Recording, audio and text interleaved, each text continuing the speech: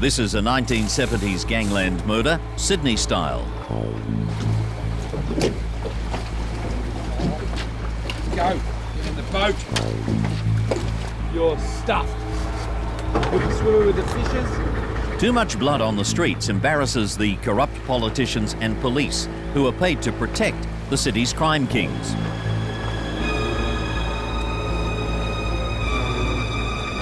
Get up! Get up! Get up! No! Get up! Your family!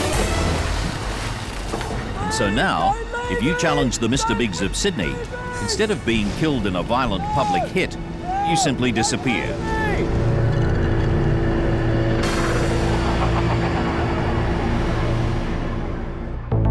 Australia's most notorious criminal families.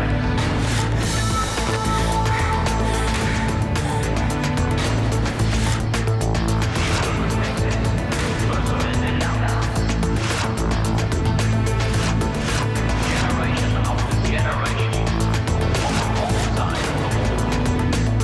Crime Investigation Australia. Families of crime.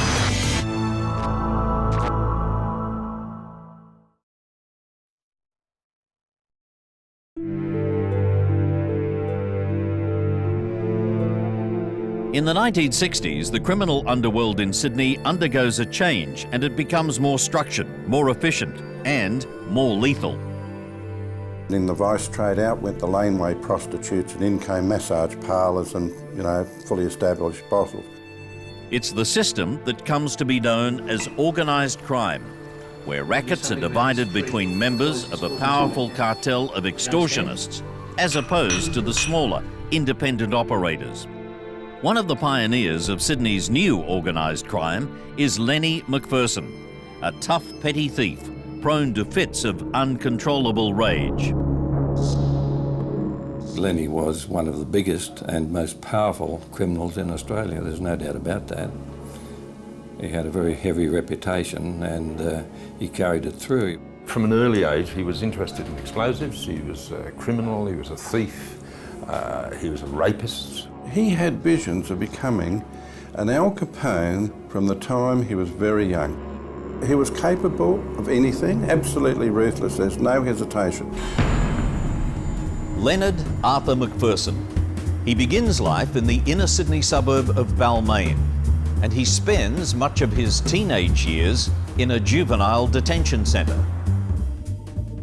In his very early days, in the 1940s, he's in his 20s, he got a job at the Balmain Mort's dock, and that was to avoid going into military service. Apart from the job at Mort's dock, he never took a job, never took a serious job. He set out to be a criminal and he had great success at that.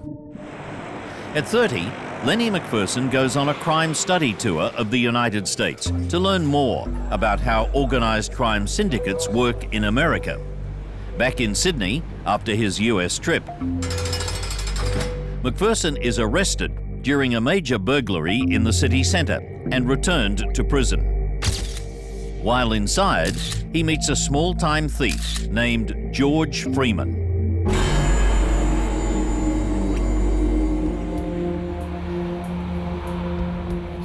George Freeman also comes from inner Western Sydney. Like McPherson, he's a minor crook who passes through juvenile detention before ending up in prison. Where was I to learn anything?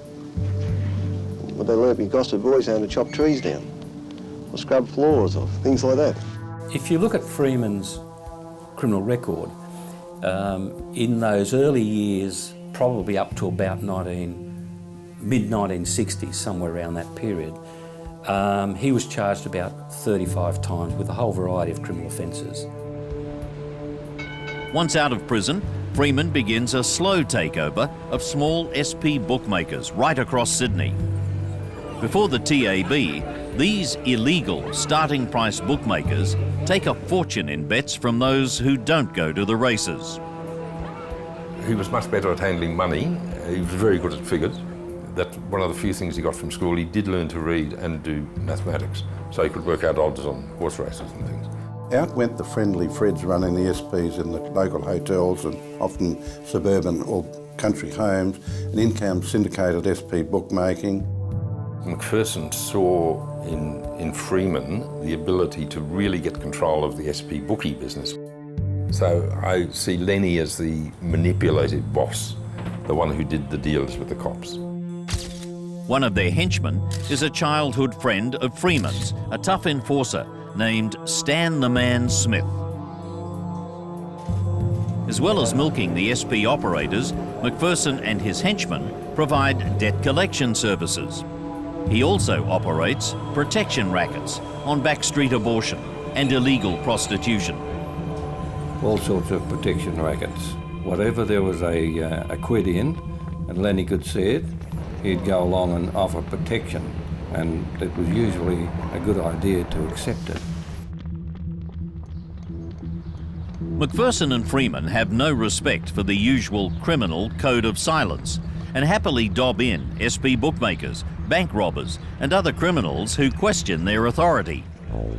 Lenny discovered early in the piece that the way to the greatest freedom of his enterprise, if I could put it that way, was to be a fizgeek, and this is to rat on criminals and their activities to the police.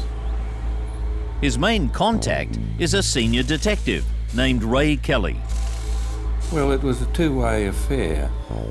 They used and exploited Lenny so he could inform them on what was happening in the underworld and to do some things that they might have wanted done in the underworld. And he in turn made use of them by having them protect him and his businesses. Yes. Information was the currency of police, so that if a particular cop wanted an informant to keep him provided with information, he would say to someone else, look, leave him alone, he's a police informant, he's very important to us. Rather than go and shoot the opposition, Lenny's philosophy was he'd rather get him arrested and put in jail, and that's what he did.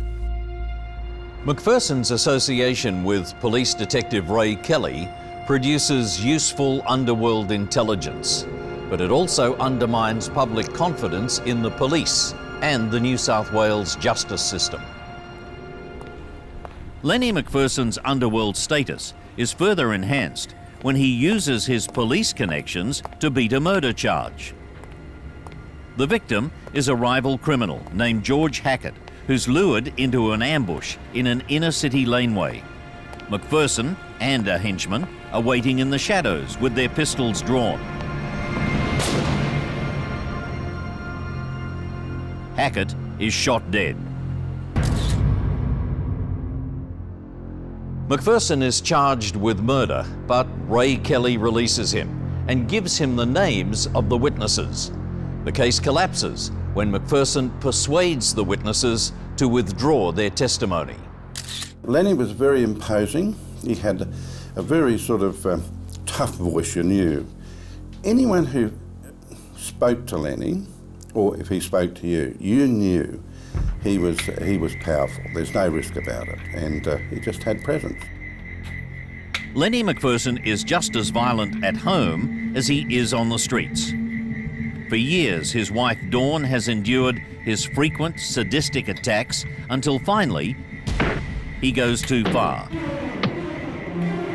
And he went screaming after her into the kitchen and picked up the pot of peas and pulled his gun out and emptied the gun through the bottom of the saucepan. Hot peas and hot lead ricocheted around the kitchen. She understandably started screaming, and he still had the gun in his hand and he started hitting her, and then his pistol ripped her. Dawn is about to lay civil charges for attempted murder when she's visited by Detective Ray Kelly. Ray Kelly intervened on McPherson's behalf, and a settlement of a significant amount of money, I don't know how much, and Dawn went away and remarried and left that awful life behind her. McPherson records a weekly underworld news report for police using an old tape recorder.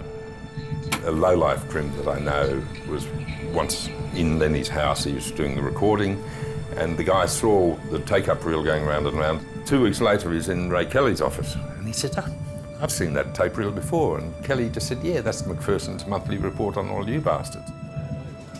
The tight links between McPherson and senior detectives undermines the public's trust in the entire New South Wales police force and the justice system.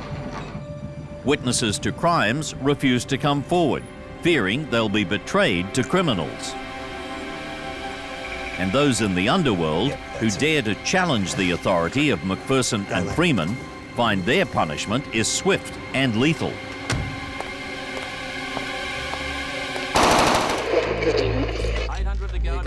By the 1960s, Sydney crime kings Lenny McPherson and George Freeman are making a fortune extorting payments from illegal SP gambling operators. Oh, well, the turnover. McPherson is also using his police connections to control the abortion and prostitution rackets. His main muscle man is the violent thug, Stan the Man Smith.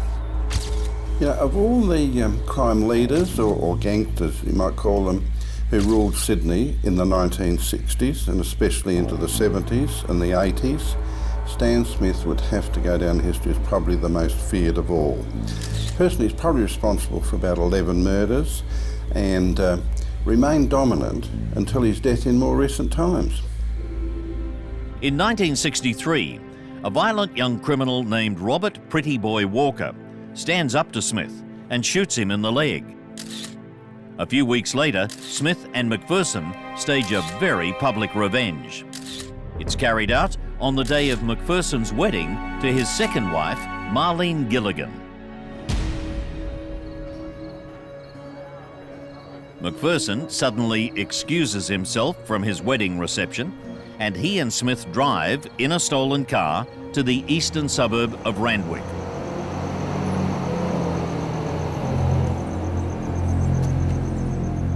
Where is this little prick?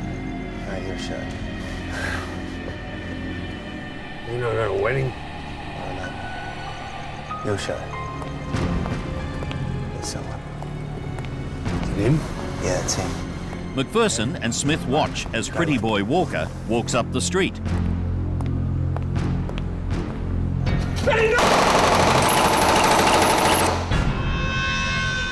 It was the first time a submachine gun had been used in a gangland killing. 9mm bullets, boom, boom, boom, boom, and Pretty Boy Walker's dead. Now, what we do know is that Stan the Man Smith was driving the car, and Lenny McPherson was going boom, boom, boom with a submachine gun. Come on, Len, let's go, mate. The assassins speed away, and McPherson is soon back at his wedding. Nice. Didn't see that coming. Goes out and kills the man, then comes back to the wedding reception as though nothing had happened. I mean, it's very bizarre. And of course, what a perfect alibi for a murder. Sorry, I was getting married. Ray Kelly took over the investigation of that, and McPherson was never asked a question. Not officially or documented, never asked a question. That was the same time as which Freeman then really started in earnest in organising the SP rackets and race rigging, which used to run for more than a decade. Soon after he's cleared in the Pretty Boy inquest, Lenny McPherson kills again. A rival standover man is hit by 10 bullets. Detective Kelly investigates, and no charges are laid. While McPherson benefits from his underworld reputation of having police in his pocket, he deals ruthlessly with anyone who accuses him of being a police informer. When the satirical magazine Oz names him as a fizzgig, which means a snitch, McPherson pays a sinister visit to express his displeasure. When a criminal named Jackie Steele circulates the Oz article around the underworld, McPherson kills him. Shotguns, rifles and pistols are used to blast Steele full of 50 pellets and bullets. And as usual, there are no witnesses and no one's charged. McPherson repays his protector, Ray Kelly, by leading the detective to an elusive Melbourne jail escapee and murderer, Ronald Ryan, who's hiding in Sydney. Kelly's arrest of Ryan makes headlines, and the old detective retires a hero. Thy will be done. Ryan is immortalised as the last person to be hanged in Australia.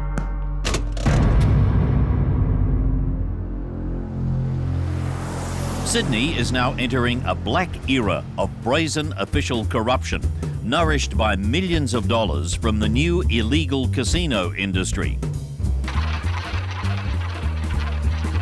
McPherson moves in for his cut. After the election of the Askin state government in 1965, these illegal casinos become a river of gold for politicians and police. No more bets. Premier Askin, later Sir Robert Askin, has been a gambler all his life, even operating as a small SP bookmaker in the army during World War II. Place your bets. He sees no harm in turning a blind eye to illegal casinos, especially as the state is already awash with multiple forms of betting. Once McPherson, Freeman and Smith were declared to be the big three, the decision was made that we can really upgrade our casinos and make them into proper businesses where there would be protection provided.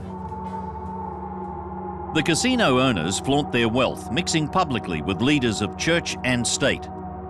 They drive Rolls Royces and they race expensive thoroughbreds. The location of the casinos is openly discussed, and the media asks, if we can find them, why can't the police? Winning number 16 red. Yes, right. The answer is obvious. To survive in this sort of illegal industry and the broader gambling industry, you have to have everyone on side. But not necessarily the politicians. See, the average politician doesn't have a lot of power if he's not the minister. I mean, you only had to own one minister, or one or two ministers, or somebody at the top to do that. The police quietly argue that the big illegal casinos help them watch the spending of suspected criminals. And thanks to McPherson's information, detectives can also follow criminals at the smaller illegal ethnic card clubs in the suburbs. Freeman and McPherson recruited a fellow named Frank Hakim, who was known as the Lebanese Godfather and who was connected out at Redford. And his responsibility was more about working with McPherson than Freeman. At one stage, over 100 or more ethnic gambling places in all the suburbs of Sydney, Lenny controlled them. McPherson's power is about to grow even greater. He will even be able to gain official access to New South Wales prisons to intimidate rival criminals in their jail cells. And he'll stage a fearless and bloody execution right in front of police in the middle of a crowded Sydney nightclub. By the mid-1960s, New South Wales is awash in corruption as criminal Lenny McPherson maintains a squalid partnership with senior police. His bloody reign as king of the Sydney underworld has been marked by at least 4 public assassinations. McPherson's influence is now so strong that, incredibly, he's permitted to make unsupervised visits to prisoners inside Sydney's biggest jails. Heard you were making plans. His purpose is to intimidate criminals who've been conspiring against him whilst in prison. As far as I'm concerned, you're guilty. Playing the part of judge and jury, McPherson holds a series of mock courtroom trials and sentences his enemies to death. When you get out of here, you make yourself scarce. Bloody scarce. Got it, Lenny. Got it. One of those condemned in these bizarre kangaroo courts is the notorious criminal Ducky O'Connor. A lot of them had delusions of grandeur, and Ducky was one of those who thought that Lenny got too powerful and we're going to take over. And Chicka Reeves was another one of those. You know what they do to a lame horse? They put it down. And they called Ducky in, and Lenny said, "You're charged with conspiring with Chicka Reeves to knock me." And they called witnesses. Of course, nobody's going to speak against Lenny. And they found him guilty. And so the decision was made in a jail cell that Ducky was going to die. Ducky O'Connor is freed from jail and his death sentence is carried out at Sydney's Latin Quarter nightclub. None of the witnesses will talk, but club owner Sammy Lee tells journalist Tony Reeves exactly how Ducky died. At 3:30 in the morning, in the Latin Quarter, in May 1969, the dancing girls have finished for the night. And O'Connor comes in, starts gun screaming and yelling, and there were two coppers there. Pussy bastard! I'm gonna kill you! I won't go! You killed my glass! You bastard! Get off me, coppers! Get off me! You're dead, Ducky! They got up and pushed him into the middle and sat on his hands, so he couldn't move. And McPherson pulls a gun out and crawls under the table and reaches up and goes bang. Get off me, you bludgeon! Calm down. Stop it! Get stuck! Shot him in the head. And of course that's not the evidence that was given to the coroner. He was shot by Lenny at a table in the nightclub, crowded at the time, and attended by some of the society people of Sydney. Get off me, you bludgeon! But nobody saw anything, even though there were two police sitting on a table alongside. Jesus, Lenny. Significantly, Lenny got away with it, and that symbolised, in the public mind and particularly in the Underworld, viewpoint, that Lenny was somewhat untouchable. How you doing, boys?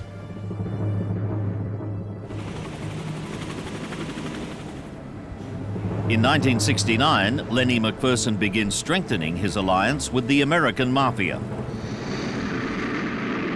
He sends George Freeman and Stan Smith to the United States to meet with mobster Joseph Dan Tester.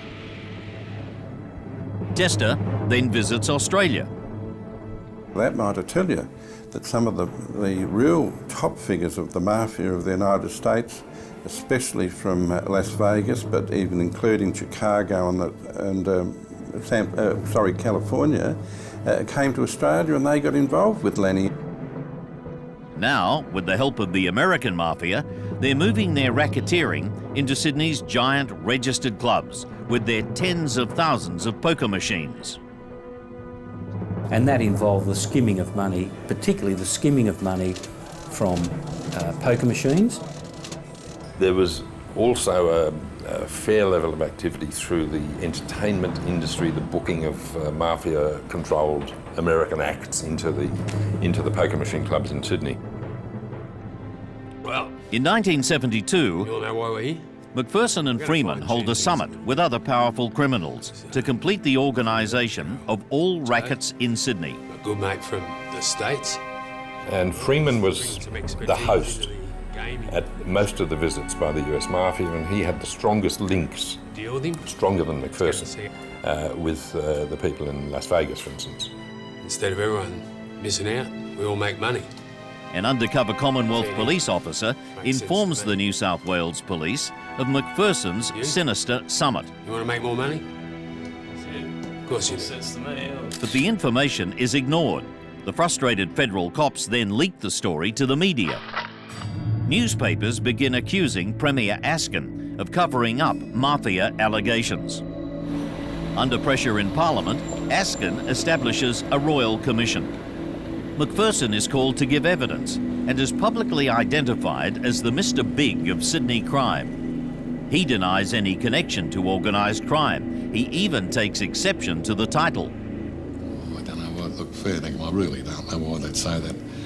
Mr. Big, Mr. Big. Now, don't you know Mr. Big enough? And then they say Mr. Little, a Mr. Big of little statue. All these things have over the years, and you just don't know what can you do?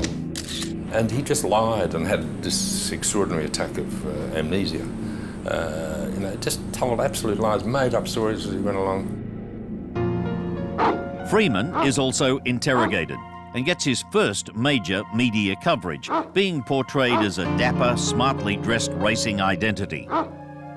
We all know Mr. Freeman was, well into the SP betting and all that kind of activity that was fairly rampant in those days. All my crimes are association. People knowing me, me knowing them. And if you want me to stop talking to people, I'm not going to do that. I'm going to talk to whoever I like. And I can't see why I can't do that. The Commission's most sensational revelation is McPherson's links to the mafia. McPherson's attempt to take over the big Sydney poker machine clubs has been foiled. The Moffat Commission, I think, was a very important milestone in Sydney's response to organised crime. It certainly broke down a number of practices, identified a number of people. Freeman has been exposed for his racetrack swindles, and Lenny McPherson has had his criminal activities laid bare. The publicity causes him to be shunned by his relatives. When he's not invited to his mother's 70th birthday party, he knocks on her door holding a white rabbit. And he says, "Hello, Mum, happy birthday. Did you have a nice party?" "Yes," she says, "all the family was there." And he interrupted her and said, "Well, not quite all the family. I wasn't invited." And she said, "Oh, well, Len, you know what it's like with the criminal stuff and all that." And with that, he wrenched the head off the rabbit and threw it on her front doormat. McPherson has no hesitation in trying to intimidate journalists who expose his crimes. Kevin Perkins is one of many to feel the force of the big man's displeasure. Lenny came charging into my office, bellowing and shouting and screaming and abuse and saying that he was going to knock my block off, etc. And he was a very frightening sight, Lenny. He was a big, ugly man and very noisy and loud. And it was about 12 o'clock, and the editor and the sub-editors and the other reporters around the place all decided that it was an excellent time to go to lunch.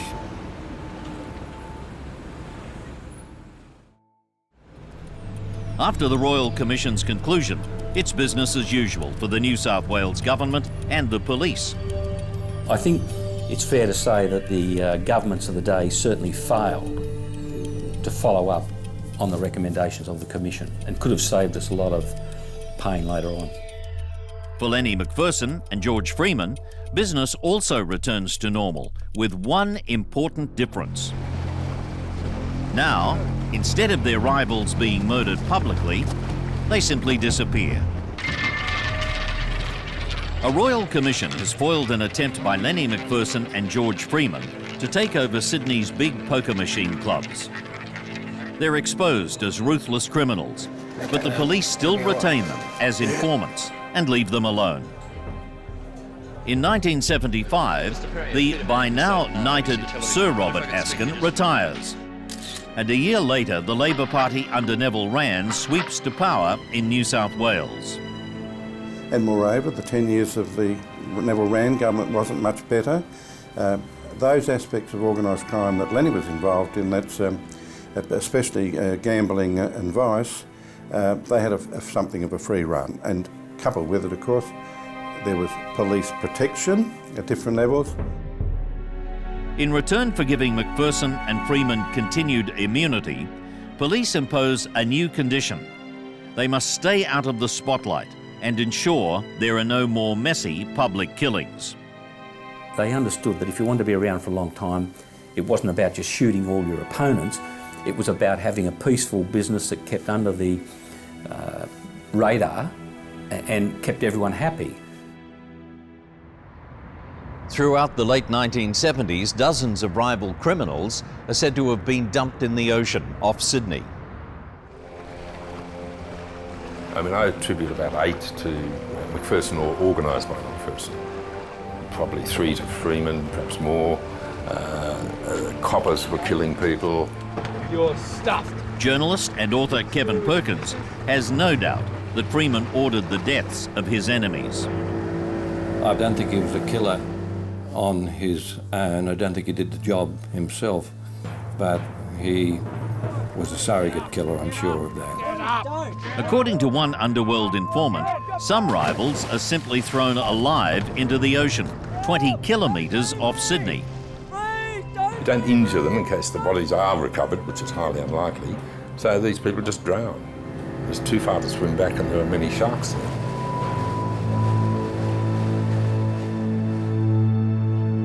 Freeman's empire grows stronger, and his success as a tipster cements powerful friendships with punters in the legal and the political establishment. There's public outcry when he's photographed at the races, sitting with the New South Wales Chief Magistrate, Murray Farquhar. The police on duty at Randwick on that day took his photo, and I actually was the one who got hold of that picture, and we used it in the Sunday Telegraph, and caused a lot of trouble for him as a result, because he was thrown out of the member stand and never allowed there again. The police who actually did that job and took the photo were treated very harshly. They were just called up, each one on the phone, and transferred to other duties in other places without any explanation. And they were all good, honest cops. Freeman continues his lifelong scam of dobbing in other criminals to win protection for his own operations. One of his main contacts in racing's administration is the tough and fiercely honest new chief steward, John Schreck, who's been given the job of rooting out corruption in the sport in New South Wales. I will never say here, and I will take to my grave, a couple of things that George Freeman did to assist me in the control of racing in this town. And there were a couple of things going on that could have blown an autumn carnival sky high. It could have been destroyed. If I thought it would help Sydney racing during my time, I'd speak to Al Capone. And I make no apologies for the conversations that I had with George Freeman. Hello? He was to the forefront in setting up what became, always referred to later as race fixing. He befriended jockeys and then ultimately paid quite a stream of jockeys, actually, to fix races, to the extent that George became famous or infamous at being able to give people, even magistrates, tips. Other notorious figures, particularly Bob Trimboli from Griffith, he got involved to the extent that on some very memorable police phone taps, he boasted of having all jockeys in one race on his payroll except one, and there were 14 jockeys in that race. So he paid off 13. McPherson also takes advantage of Freeman's inside information. I was betting at the tab. I bet on daily doubles, all on the tab. Look, I don't care if somebody gives me a tip and I know it's going to win. Have I done something wrong because I don't tell anybody else? Were you a big punter? I was a big winner, not a big punter. And you put money, huge amounts on through the TAB, which is like a laundry for dirty money that you've accumulated for your other crimes, drugs and whatever. He had his henchman deliver money to me, and I went out and picked some money up off him one day at his house. I was thinking, gee, if I'm putting money on for George Freeman, there'll be good tips. I can put some of my own on and make a good profit. But tips weren't all that sensational. Freeman's most sensational betting plunge occurs when a horse he'd owned, called Mr. Digby, stages an amazing form reversal. There was a race at Randwick, I think he came 9th or something, well back in the field. 2 days later, there was a similar race at Canterbury. On this occasion, he ran brilliantly and finished up winning by about 8 lengths, I think. And about $500,000 was ripped from the bookie's ring. I think one of the people who referred to the Mr. Digby race says he's never seen 7 jockeys desperately looking for a way not to win. George Freeman got married to Georgina the next day and proudly boasted that his win on Mr. Digby had more than paid for the lavish celebrations. But for all their power, the two Mr. Bigs of Sydney are about to discover they are not untouchable. Another political storm is about to break over them, as Stan Smith delivers a sinister threat to a leading politician. And George Freeman will narrowly survive a bloody attack outside his home. Successful year. Lenny McPherson and George Freeman have survived a royal commission, and throughout the 1970s, they consolidate their power. I've got family! They reject outward displays of violence. Now, their rivals just disappear. But there's growing media exposure of their operations and a new, more determined opponent in state parliament. In 1979, opposition leader John Dowd launches a vigorous anti-corruption tirade in Parliament. Ladies and gentlemen, place your bets. After spending a secret night out at Sydney's illegal casinos. No more bets. There were hundreds there, hundreds of people with big money, you know, free liquor, all of the accoutrements of an illegal casino, and we were dealing with a multi-million-dollar industry. Dowd implies in state parliament that corruption has seeped through the entire government. And ask a series of questions of particular ministers, great holy men, like is payroll tax being paid in respect of premises, etc.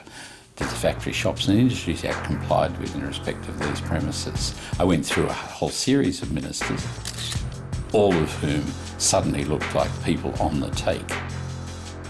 Dowd's attack forces an embarrassed Rand government to order police action, and an elite squad under the direction of Inspector Merv Beck is established. Known as Beck's Raiders, they close down the illegal casinos and they seriously disrupt Freeman's SP operations. Freeman appears on ABC TV and plays down his involvement in any illegal gambling. SP's a very minor thing. You asked me a specific question. About being a big SP? Yeah, and I just told you I wasn't. So, what, your network wasn't as big as the CIA describes it? No, it definitely wasn't. We were all my shops. How big was your SP operation? I wasn't an SP, I was a punter. But you admit to being an SP.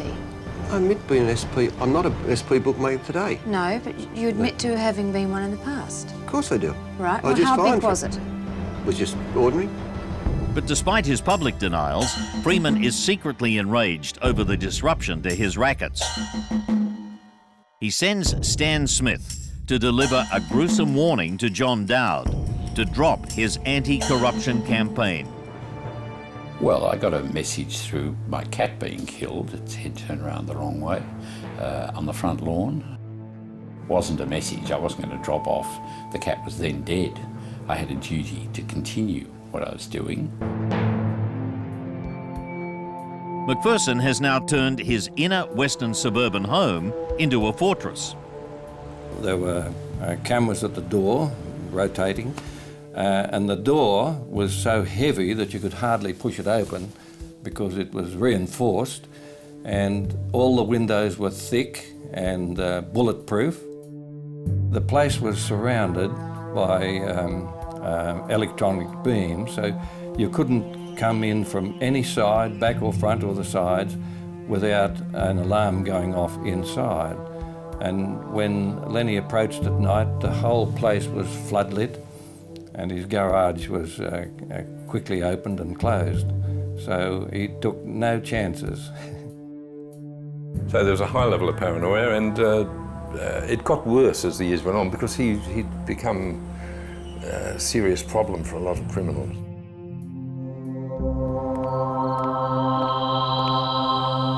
In 1979, George Freeman is returning home when he's shot by a gunman who's waiting in his driveway. You mongrel! One of the bullets enters his throat and exits through his eye. I went in there and come out there. A pretty lucky miss. Do you think they meant to kill you? I think they meant to kill me. Well, I'll show you the clothes I shot in. See what you think you saw. No one's ever seen these.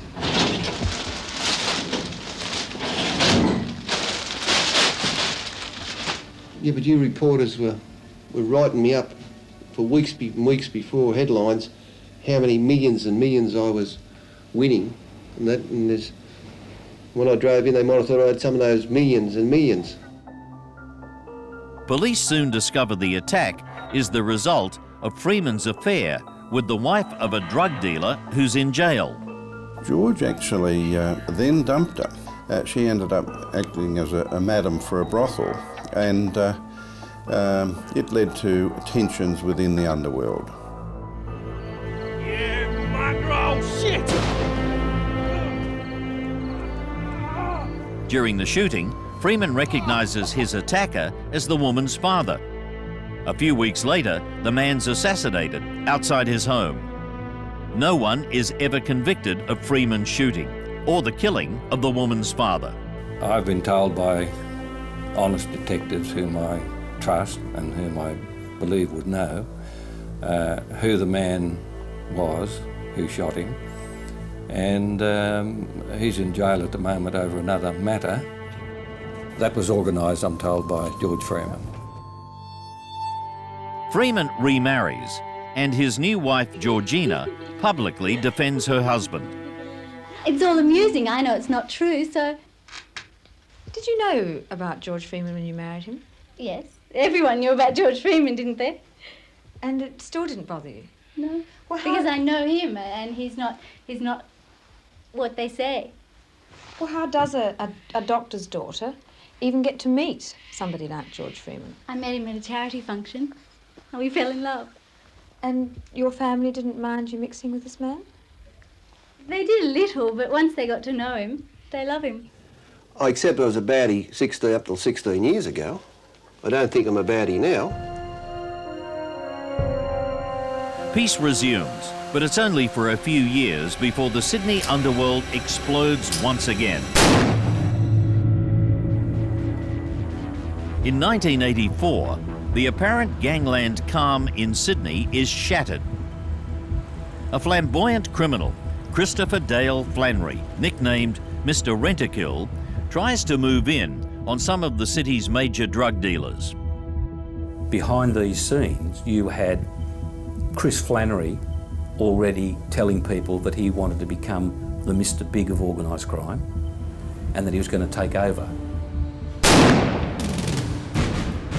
Chris Flannery is alleged to have assassinated 3 major drug dealers in separate hits on Sydney streets.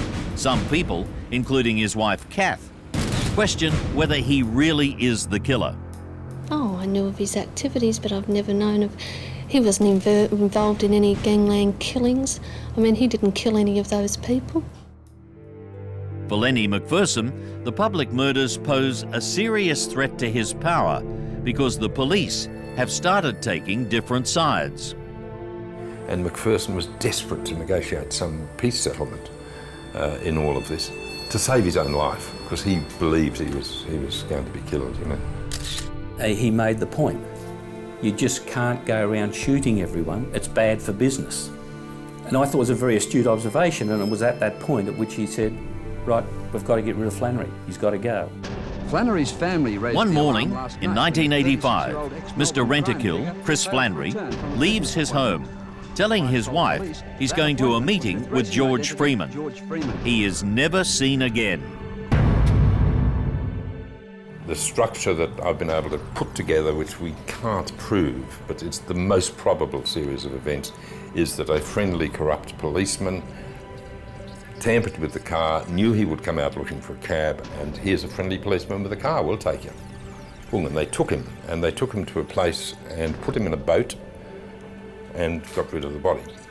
I don't think there's any doubt whatever that Lenny McPherson with George Freeman approved of that, and indeed I think you'll find that Lenny, George and their third key figure with them, Stan Smith, organised that, and there's been no finding of a body. The information I got very early at the time was that his body too was dumped at sea. Flannery's wife protests loudly to the media that Freeman has killed her husband. My husband's dead. I don't know whether they're going to murder me. They seem to be killing all the people they like and they're getting away with it. Freeman gives an equally robust public defence. To say you had nothing to do with his death? I had nothing. Is he dead? Well, I don't know. Is he dead? Police seem to think he might be. And that? Well, I don't know that. I certainly hope, for the good of the community and everyone else, and myself, and I certainly hope he's not coming back. Suffering long-term pain from his shooting, Freeman becomes addicted to prescribed medication. And he was taking heaps. He was getting pethidine prescribed to him or given to him by a few doctors. None of them knew the others were doing it. And he injected himself with pethidine and also took Valium with it, which was a seriously bad mixture. George Freeman dies in 1991 of heart failure due to an asthma attack. On the night he died, he injected pethidine. A capsule was found on the floor near his bed and had an asthma attack. Now, one thing pethidine in large amounts can do is inhibit the breathing. Lived a pretty clean life all the time I knew him. He's never been to jail after we both went to jail. Neither of us have been back to jail since. George Freeman is survived by his second wife, Georgina, and 5 children. They include 2 high-profile sons, David and Adam Freeman, who own a promotions company. They're reported to be investors in a nightclub with a kingpin of the King's Cross nightclub scene, John Ibrahim. The same John Ibrahim who once worked for George Freeman as an errand boy. After Christopher Flannery disappears, the public warfare ends. Lenny McPherson spends much of his time on the Gold Coast. But in 1991, he's arrested for arranging the bashing of a Sydney businessman. The NCA claimed that McPherson wanted an unidentified man bashed and was willing to pay $20,000 for the job. The attack is McPherson's heavy-handed way of helping a relative who's lost a major supplier of their liquor importing business. I'm not happy about it all, but still, what can I do? The old criminal still believes violence and intimidation can solve everything. Why me? It's a one-horse race. I'm the only one they want. But times have changed. After a lifetime of getting away with murder, Lenny McPherson is finally arrested and he's sentenced to 4 years in prison. Not really frightened of going to jail, but I think I'll die there. I think I'll lose my memory there, and that's what I'm frightened of. His fears are well-founded. In August 1996, one of Australia's most prolific killers suffers a heart attack and drops dead in jail. His fortune estimated at more than $10 million.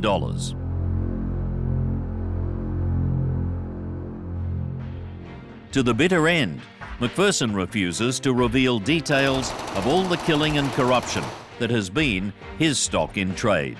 There's a couple of young good cops went to see him thinking he's talking himself into dying. He was. Every time he talked, he'd say, I'm going to die here. You know?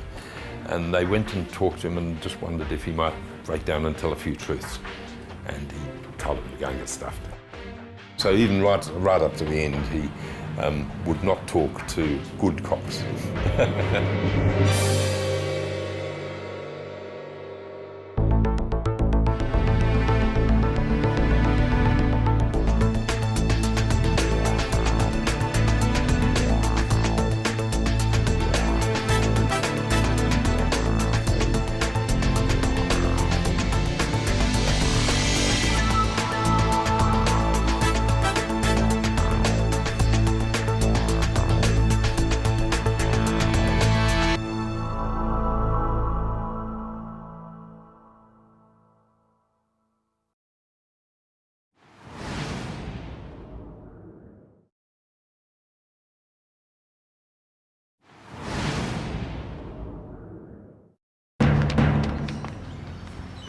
Who's in the back? There you guys. All right, seatbelts.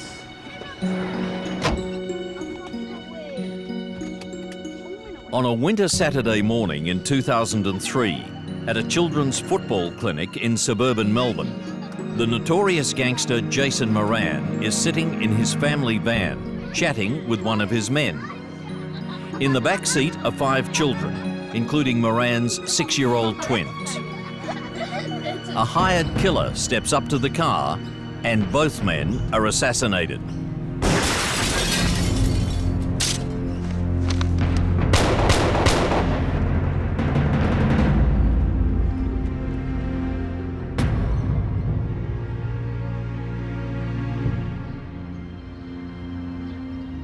The killings are the latest and most brazen in a string of 17 gangland murders over the previous 5 years. They've been carried out on the orders of one of Australia's mass murderers, a pudgy, spoilt suburban upstart with a perpetual smile, a coward who buys his courage by paying others to ambush and kill his enemies. His name, Carl Williams.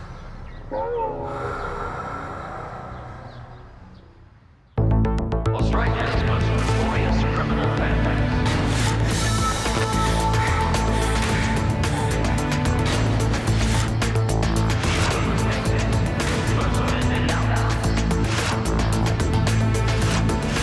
Generation after generation, on the whole side of the wall. Crime Investigation Australia, families of crime.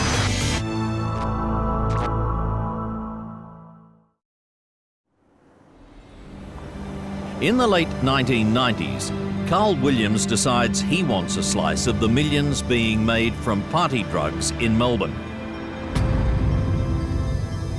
His challenge soon leads to open warfare with the ruthless Moran family who control the trade, and Carl becomes one of Australia's worst mass murderers.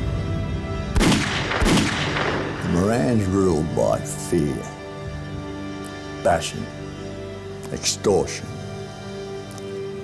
all that sort of thing, bluff. Lewis had the boys, taught the boys from an early age. Jason, his father Lewis, and his half-brother Mark are regarded in Melbourne as criminal royalty. They operate a vast illegal drugs empire and are estimated to have amassed a $100 million fortune. If they owe you money and they don't pay, you bash them. If they don't pay, you bash them again until you get paid, or you put them down as a lost cause. You cripple them, you maim them. You get your money at all costs. They felt unassailable in the mid-90s because they had a massive slice of the party drug scene.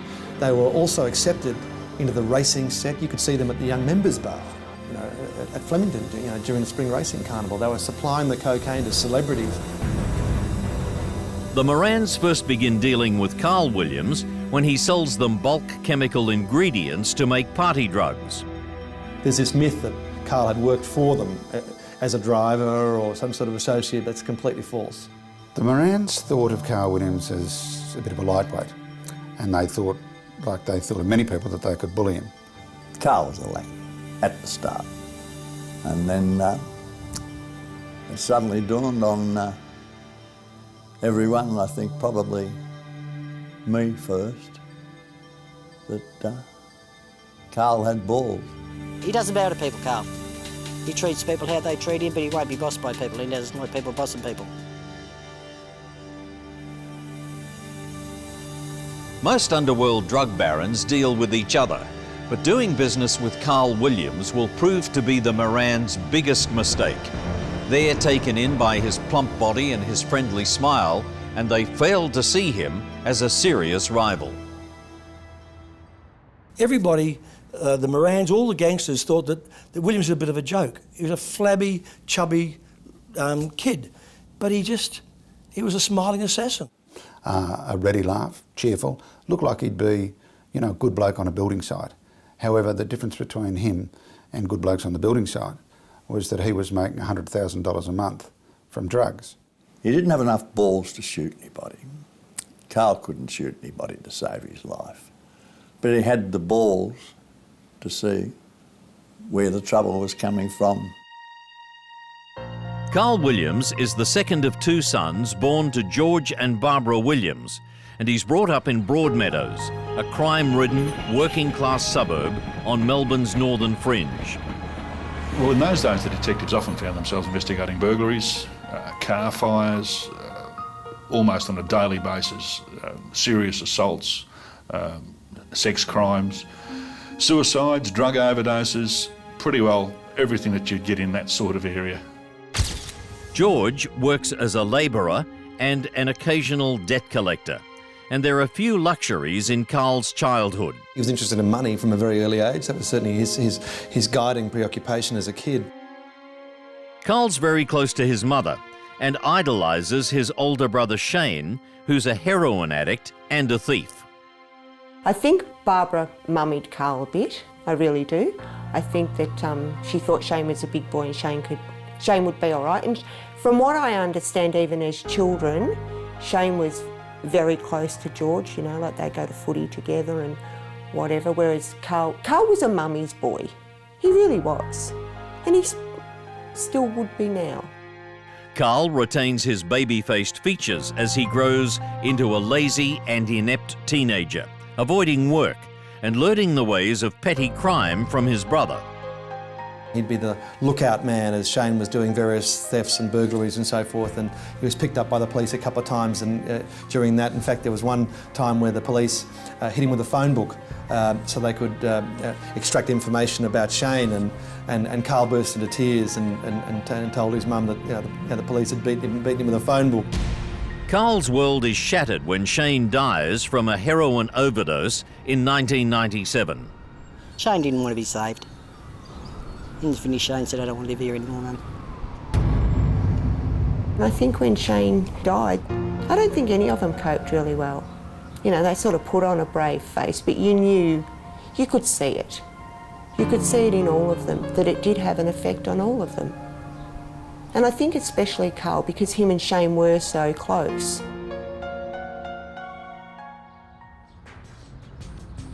But even though heroin has killed his beloved brother, Carl decides to set up a major drug-dealing operation. He even enlists the help of his father, George, and it's not long before they're doing business with the Morans. Well, for every amount of drugs made, bought from overseas, etc., one person can't sell them on his own. He sells, it goes down the chain. Carl begins developing his own cheap recipe for party drugs and convinces a friend to test some. And it sent him into this sort of spasm and epileptic fits and all this kind of stuff, and Carl went, a bit too strong, that one. Go back to the drawing board. So they finally got it right. Around this time, Carl begins a serious relationship with Roberta Masica, the woman who'd become his wife. Roberta Williams is colourful, loud, boisterous. She can be good fun. She's got a volatile temper. She had a shocking upbringing. She was the victim of violence both from her mother and stepfather. She was out of home by 11. She was a ward of the state. They're soon in a serious relationship, and it's not long before she's pregnant. He recognised that she was having a hard time and I guess provided a shoulder to cry on and ear to listen to her problems. Roberta will say she didn't know much about what Carl was doing. Police disagree. We're just an everyday suburban family who get up every morning, take our children to school and cook dinner of a night. Obviously there were bugs in Carl and Roberta's house, and the police who listened to it said it was like listening to the Jerry Springer show about 24 hours a day. Carl's new party drug generates huge profits, and he and Roberta spend lavishly, living the high life. The Morans try to intimidate him. They even have their men give him a pistol whipping. Things get worse when fire destroys a drug lab that the Morans are operating with Carl, and valuable chemicals disappear. This set up a suspicion. The Morans believed that Carl had been involved in this whole thing, and he would blithely say, no, mate, no, I'm not involved in that, no way. But apparently he was.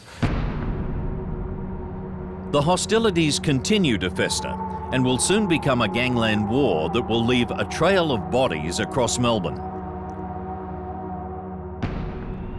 They were having a dispute over several issues. One was that Carl was undercutting them on the price of drugs. 2, there was a dispute over the ownership of a pill press. 3, they weren't happy that he'd married Roberta, who'd previously been married to a good friend of theirs. And 4, there was a dispute over a debt.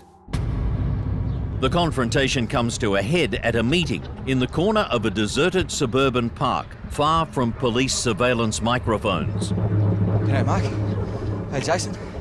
The Morans argue furiously with Carl over money and drugs. No, you got it all wrong. thousands of dollars. Pill press, shoot him and get it over and done with. Come on. I'm not killing him. No, Jason! All right. The Morans walk away laughing and suggest he gets the bullet removed from his stomach and sent back to them. The Morans will soon be getting bullets returned, and with interest, and they'll be brand new. Carl is later treated in hospital and the bullets removed. At the time that he was shot, we weren't aware that it was the Moran or a couple of the Moran families that actually did that. But the Morans have underestimated Carl Williams. Instead of being intimidated, he unleashes a wave of revenge shootings. The first victim will be Mark Moran. No, Jason! Carl Williams has been shot by Jason Moran as a warning not to interfere with the Moran drug business. But he's not intimidated. And he's soon back, busily making party pills with his father George, when police suddenly stumble upon their drug lab. Police from Broadmeadows were doing a fairly straightforward, average crime investigation, and they went to a housing commission property in Broadmeadows. On their arrival, I can recall one of them actually saying he heard what he thought was a washing machine coming from an upstairs room. And when they went in, there was the pill press working. And when they went upstairs, they found both George and Carl Williams hiding. They were both covered in powder. The whole premises was covered in powder. There was bags of drugs and piles of pills laying around all over the place. So it was a full-on amphetamines manufacturing facility.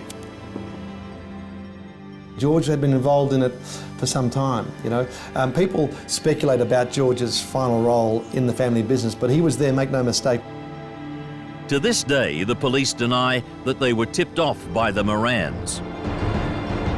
If there was any indication whatsoever to me that there was a man armed with a 9mm semi-automatic pistol with a considerable amount of drugs and a pill press in a flat in Fur-Close, Broadmeadows, I wouldn't have sent 3 detectives around there armed with a warrant regarding a fraud matter. They were there on a completely unrelated inquiry.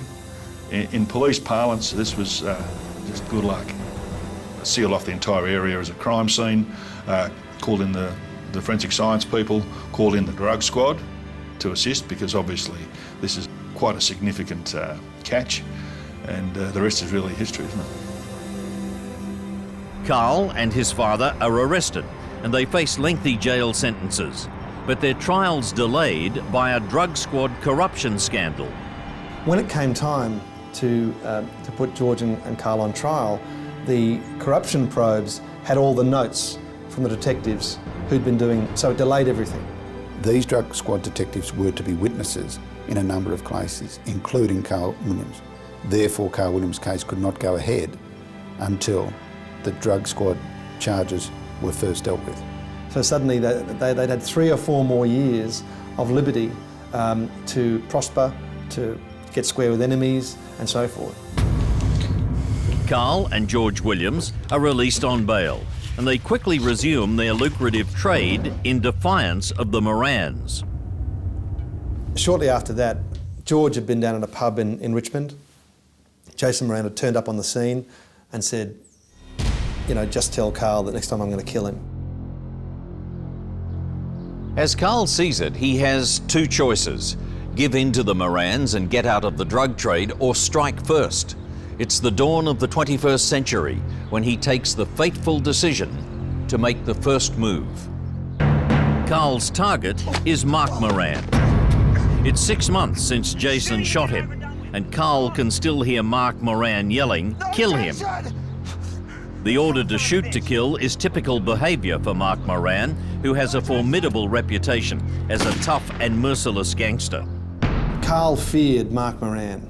He was smarter than Jason, he was more ruthless, and he did feel that eventually Mark might get him. So it was decided, I believe, to make a preemptive strike on Mark, and also to show the Morans that Carl would not take this lying down, that he would take out their most brilliant strategist, their leading businessman, if you like, in the drug world, and there's nothing they could do about it. Mark Moran lives with his family in a luxury home in the Melbourne suburb of Aberfeldy. Nice two-storey house, he'd done well, he had his kids there. He didn't think there was any threats to his life whatsoever. He thought that life was great, you know. He dealt with Carl Williams, life was good, nothing would happen. In June 2000, Mark is assassinated outside his home. And on this particular night, the phone rang and he decided to go out. His wife said, don't go, but he went outside. Now, stupidly, instead of, say, parking his car near security lights or closed circuit cameras, he parked it outside in the street.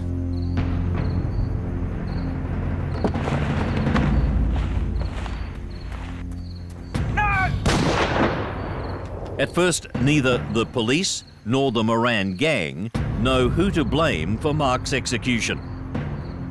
Everyone suspects it's an Underworld payback because Mark is known to have murdered several mafia leaders. The Morans had a council of war that night. A group of 7 people got together and they started going through their enemies, and they did a list of the enemies who could have killed Mark. Carl was on that list, but he was the last name. And when Mark got shot, it was one of total bewilderment. In hindsight, I suppose, it wasn't very hard to work out that who was behind it all, because there was a clue here, a clue there, a phone call there, an explanation there, etc., etc. But I don't think anybody in the camp knew how financially flush Carl had become by then. And Carl's always denied that, but you know, whoever did it, Mark was dead, and there was no doubt that it was the Williams crew that was responsible. After extensive Underworld inquiries, the Morans decide that Carl is behind Mark's murder, and war is declared. And Jason immediately swore vengeance. He was in jail at the time and came out of jail for his brother's funeral. On the day of Mark Moran's funeral, shots are fired outside Carl and Roberta's home. Carl Williams and Jason Moran are now laying elaborate plans to kill each other.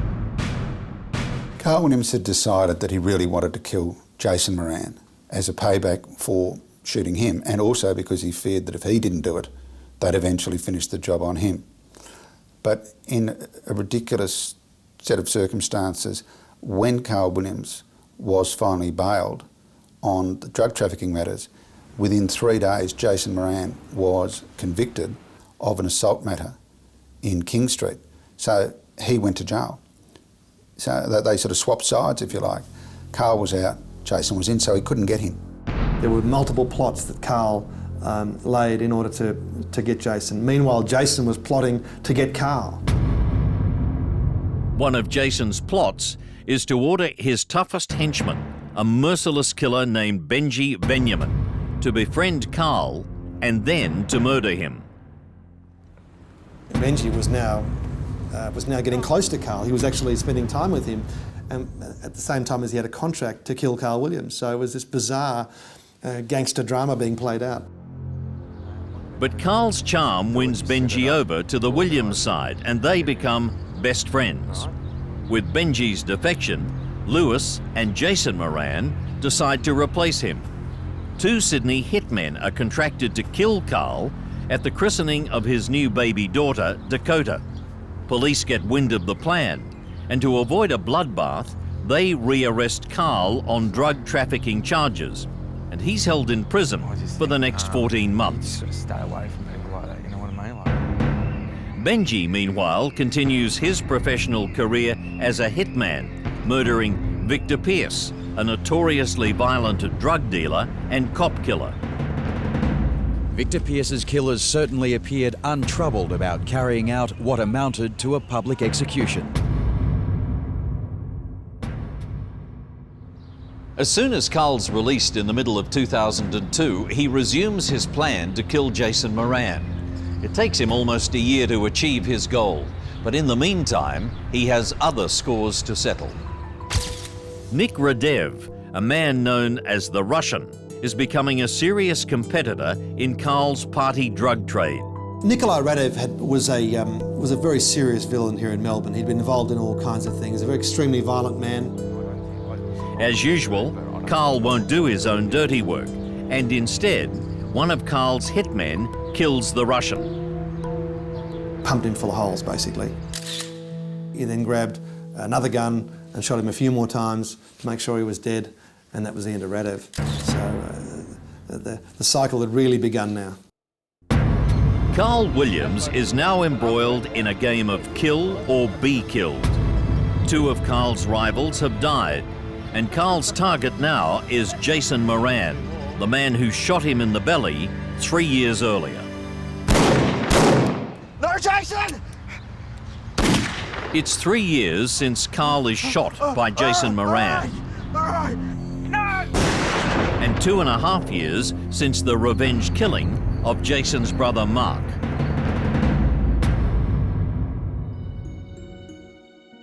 Jason knows that Carl has put a contract out on his life, and he's living in fear. Jason was on guard at this stage. He was travelling all the time with a gun. He was changing cars. He wasn't staying at home very much. He was elusive and hard to get. But information came that every Saturday morning, Jason would take his kids down to the Auskick clinic. They tracked him to the Cross Keys Oval. They realised he would go there every Saturday. And on this particular Saturday, the runner and a fellow named the driver were waiting. Jason feels quite safe at the children's football game. He's sitting in the driver's seat of a family minivan with 5 youngsters in the back and his henchman, Pat Barbaro, sitting beside him. Suddenly, a man appears at the driver's side window and fires a shotgun at Jason's head. He then pulls out a pistol and shoots Barbaro before running off. Carl has a night out on the town with Roberta to celebrate Jason's death. Roberta says she really didn't know what Carl was doing. When Jason was killed, she was picked up on a telephone intercept saying that she couldn't wait to party that night. So she actively hated the Morans. By this time, Carl's party drug business is booming, and his main interest now is staying alive.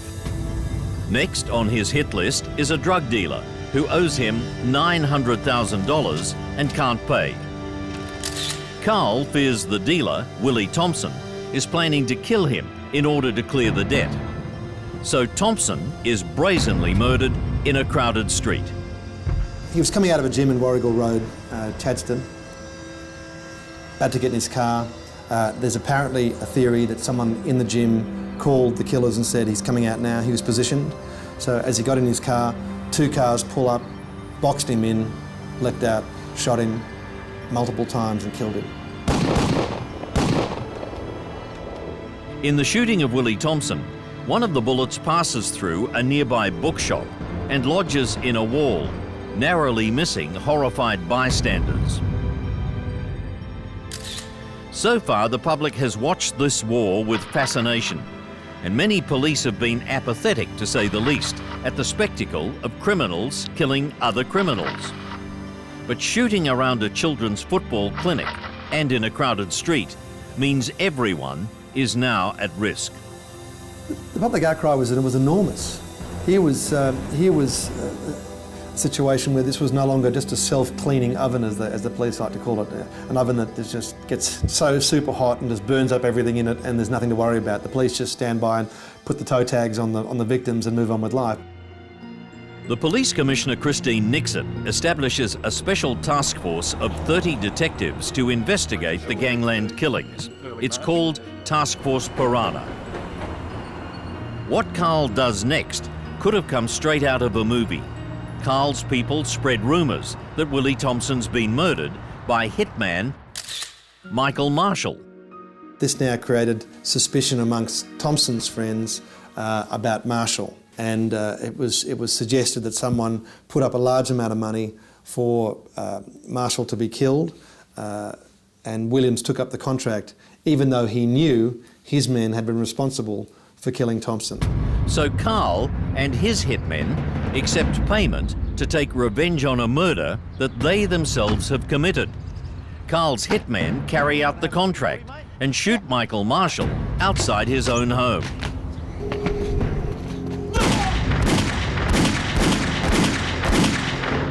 And shoots him with a .45, kills him right in front of his son, for nothing. To really cover up what Williams had apparently done in killing Willie Thompson, that was all. Just a bit of housekeeping. Carl is now convinced that a man named Mark Malia, a loyal lieutenant of the dead gangster Nick the Russian Radev, is planning revenge. And so Carl again hires hitmen. He orders them to torture Malia to get him to reveal where the Russian has stored his drugs and cash. They lured him to a house in Layla and took him into a garage there and tied him to a chair, tortured him with a soldering iron, with cigarettes, with baseball bats, and you name it. And he didn't reveal, apparently, where the drugs were or anything, and he died. Malia's body is incinerated and it's dumped in a wheelie bin. So again, it was one of those grisly moments that just shocked everyone and shocked the nice people of Melbourne to think this was going on in their suburbs. But Carl doesn't care. He's about to order more cowardly murders, and more blood will flow on suburban streets. With police pressure intensifying, the gangland war is now causing disruption to other criminal businesses, and the ruthless old guard of Melbourne's underworld is about to get involved. With people being murdered on the crowded streets of Melbourne, police are desperate to put a stop to the bloodbath.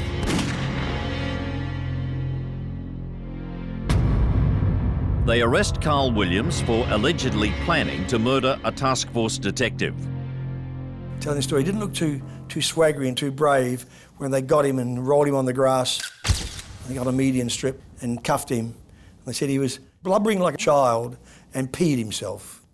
The police evidence in the case against Carl is flimsy, and he's released on bail. Carl Williams would leave court like he was on a game show. I mean, he would swagger. He would swagger. They'd be out there. And I'd like to get on with my life, that's all. Can I ask you, where to from here? Where to from here? Something to eat and something to drink, that's all. Carl now thinks that he's the king of Melbourne, and he stages a lavish $200,000 party at the giant Crown Casino to celebrate his daughter's christening. Like some Godfather sort of function, with the bassinet being filled with, showered with money. There's $100 notes filling the bassinet of this baby. It was like some grotesquerie out of a Hollywood movie. And I think they started living that sort of life. By that stage, he'd become a public figure. And by that stage, any amount of reporters had his number. And he thoroughly enjoyed the notoriety. We had the ridiculous situation at one stage where Carl Williams was holding the press conferences and the police were saying no comment. It's all police corruption, which is corruption from everywhere in the police force. I never ever made a threat to kill anybody, and I've never ever killed it. I've never had nothing to do with no violence. I've never been caught with no guns. I've never owned anything like that. Are you saying you're a clean skin? Yeah, I'm telling you, I don't get involved in anything. How do you make your money? I don't have. What do you mean? This isn't about how do I make. No, I'm asking you a question. How do you survive? I do not sell drugs. This is Victorian police corruption. Hang on. What? Mr. Williams, they haven't come looking for Darren Hinch. They haven't come looking for Darren Hinch. They're looking for Carl Williams. My things will be sorted out during court, and that's when they'll be sorted out. Okay. Thanks very much, Darren. They haven't come looking for Darren Hinch. I spoke several times on the phone to him. I've had other phone calls. One fight we had on the phone, he hung up on me and then called back and said the line had dropped out. It was quite funny. Carl Williams' next target is the leader of the old guard of Melbourne's underworld, who are known as the Carlton Crew. the Carlton crew was said to be criminals of an Italian origin. That's not exactly true. Basically, they were the people who made their start out of illegal gambling, SP bookmaking, two-up, which tended to be around Carlton. Carl gets word that the Carlton crew leader, Graham the Monster Kinnebra, is meeting with the Morans. To Carl, it looks like a conspiracy, and so Benji Benjamin and one other lie in wait outside Kinnebra's suburban home in Kew. So he drove back to his house in this December evening in 2003, parked his car, got out, and there'd been two men sitting in a Ford Falcon across the street, and they came out and opened fire on him.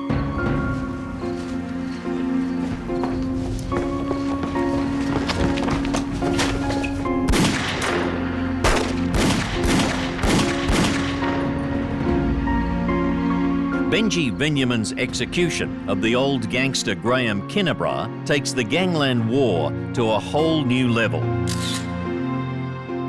No one's ever been charged over that, although Carl Williams was considered a person of interest in perhaps organising that. These people, Carl Williams' team, wanted to be known as the toughest team in town. They wanted to be known as the mob that no one would mess with. And killing Graham Kinnebra was a massive step. With Kinnebra's murder, the Moran patriarch Lewis has now lost two sons and his best friend. Real tears. Real tears. Tears for the loss of his money, tears for the loss of his mate, tears for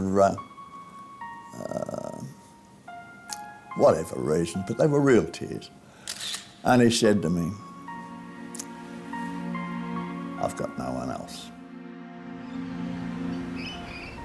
Throughout the war, Roberta remains close to Carl, helping him with his drug dealing and even serving a short prison term. She's done time for drug offences. She always invokes her children and how she wants to go clean, go straight for the sake of her children, where she, Carl, Vietnamman, the Morans, none of them gave a damn about anybody else's children. I mean, they made a fortune, lived the luxury lifestyle by making and selling drugs to other people's kids. Carl Williams and Benji Benjamin decide, for their own safety, to move into a luxury penthouse in the centre of Melbourne. Roberta, who's had enough of Carl's philandering, moves into her own apartment in the same building. But they still see each other frequently, and Roberta has also formed a close friendship with Benji. She's apparently unaware that Benji's string of murders means, like Carl, he has enemies all over town and is living on borrowed time. And when the police went to him at one stage and tried to get him to cooperate, they said, "You know you're going to die if you keep going this way." He said, "Yes, I know. And I've already told my parents not to cooperate with you when I'm killed." Benji suspects the killing of Graham Kinnebra has probably made him another powerful enemy, the Carlton crew wheeler dealer, Mick Gatto. Graham was like a father figure to Gatto, and that became intensely personal.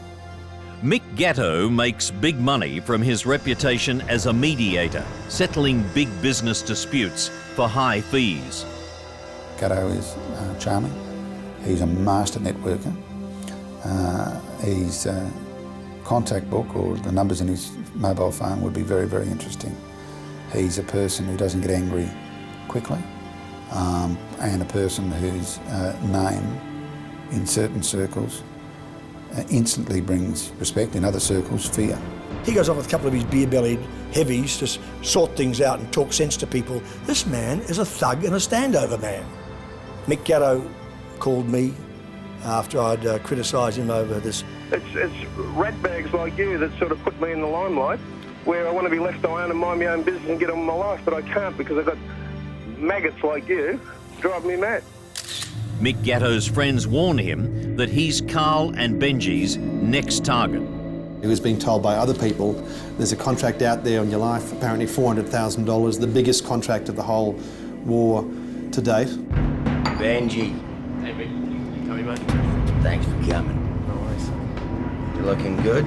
In April 2004, Mick Gatto invites Benji to a meeting at his hangout. It's a restaurant in Carlton. After Gatto meets Benji, the two walk to the back of the restaurant for a more private talk. I have to sort out this Carl Williams business. Oh, Jesus, Mick, don't start with that What, shit. his puppet now, are you? I'm not his puppet, it's just good business, mate. He's no good! You haven't even sat down with Will him. be consequences. Stop running with him. Stop running.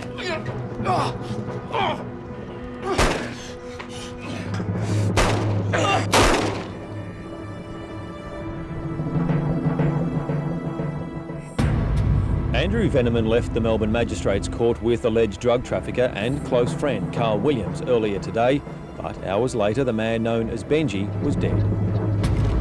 Carl hears the news of Benji's death, and he and Roberta rush to the scene, where they're besieged by the media. Carl, have you got anything to say about the shooting? I don't know nothing about it. This is harassment. Get out of here. Why are you running, mate? You've got nothing to say. You've got nothing to do with it. Don't run away. God, listen, you're like fucking vultures. Get out of here. Someone's just been shot. You were seen coming out of the Magistrates Court today with Andrew Veneman. And now it's believed that he's been shot. What have you got to say about that?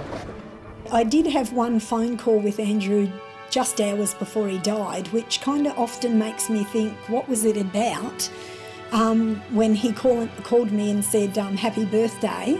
And we would always say, I love you to each other, or it was just a friend thing, all of us said it. And Andrew goes, no, I really love you.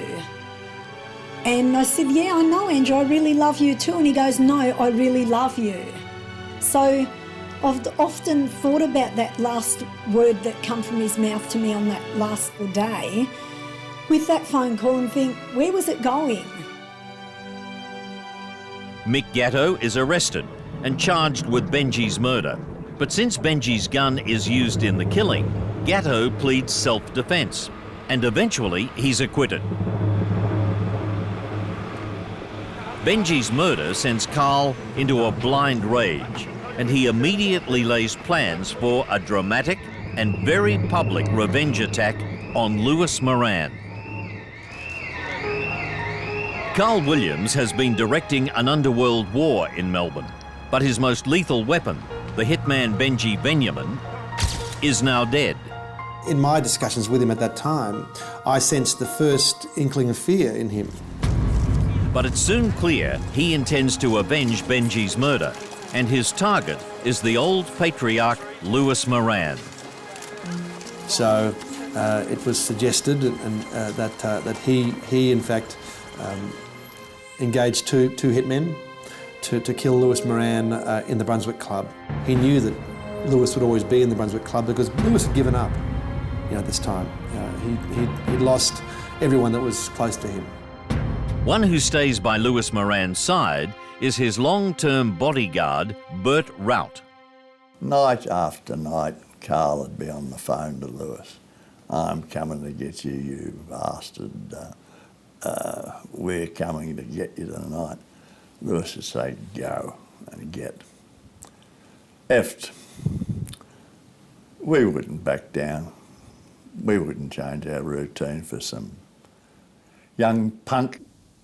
Lewis Moran tried to put a contract out on Carl, but was only offering about $50,000 when Carl was offering $100,000 and others in that area were offering up to $300,000. We had a terrible argument at the Brunswick Club. I said, Lewis, are you effing mad? Are you out of your mind? It's just a matter of time before Carl's men strike. We were both walking dead men.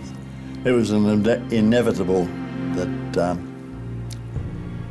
someone would have a crack at us. The first I knew, I heard the clump, clump, clump of running feet towards us. Shit!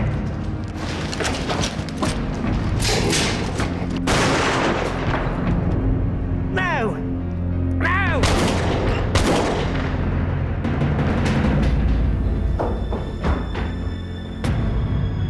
As Gangland executions go, this was very public. Moran was killed instantly. His friend is critical. It's like a bloody freight train. Like a freight train. hitting me. And it didn't hurt. There was no pain at all. None at all. But the thoughts that go through your mind, I couldn't understand why my arm was swinging in all directions and around and around. It was hanging on by some tendons and muscles and skin. It's almost surreal what's happening here. It is beyond comprehension. Lewis Moran's audacious public execution stirs a fresh wave of outrage. It was senseless, and I think the police then really felt they'd lost control, that there was no way, no one was helping them, people were being shot left, right and centre. There was no end to this, it seemed. No, not in the slightest do I miss Lewis, and you can take this, put this on your film. Not in the slightest do I miss Lewis. Not for one moment. And that I can swear on my grandchildren's life. Not for one moment do I miss Lewis. I miss Patty. I miss Mark. I regret some of the other victims in this feud, this dispute, which in 100 years' time will be a blip in a history book, a line in a history book, a blip on a computer. I don't miss Lewis, not for one moment.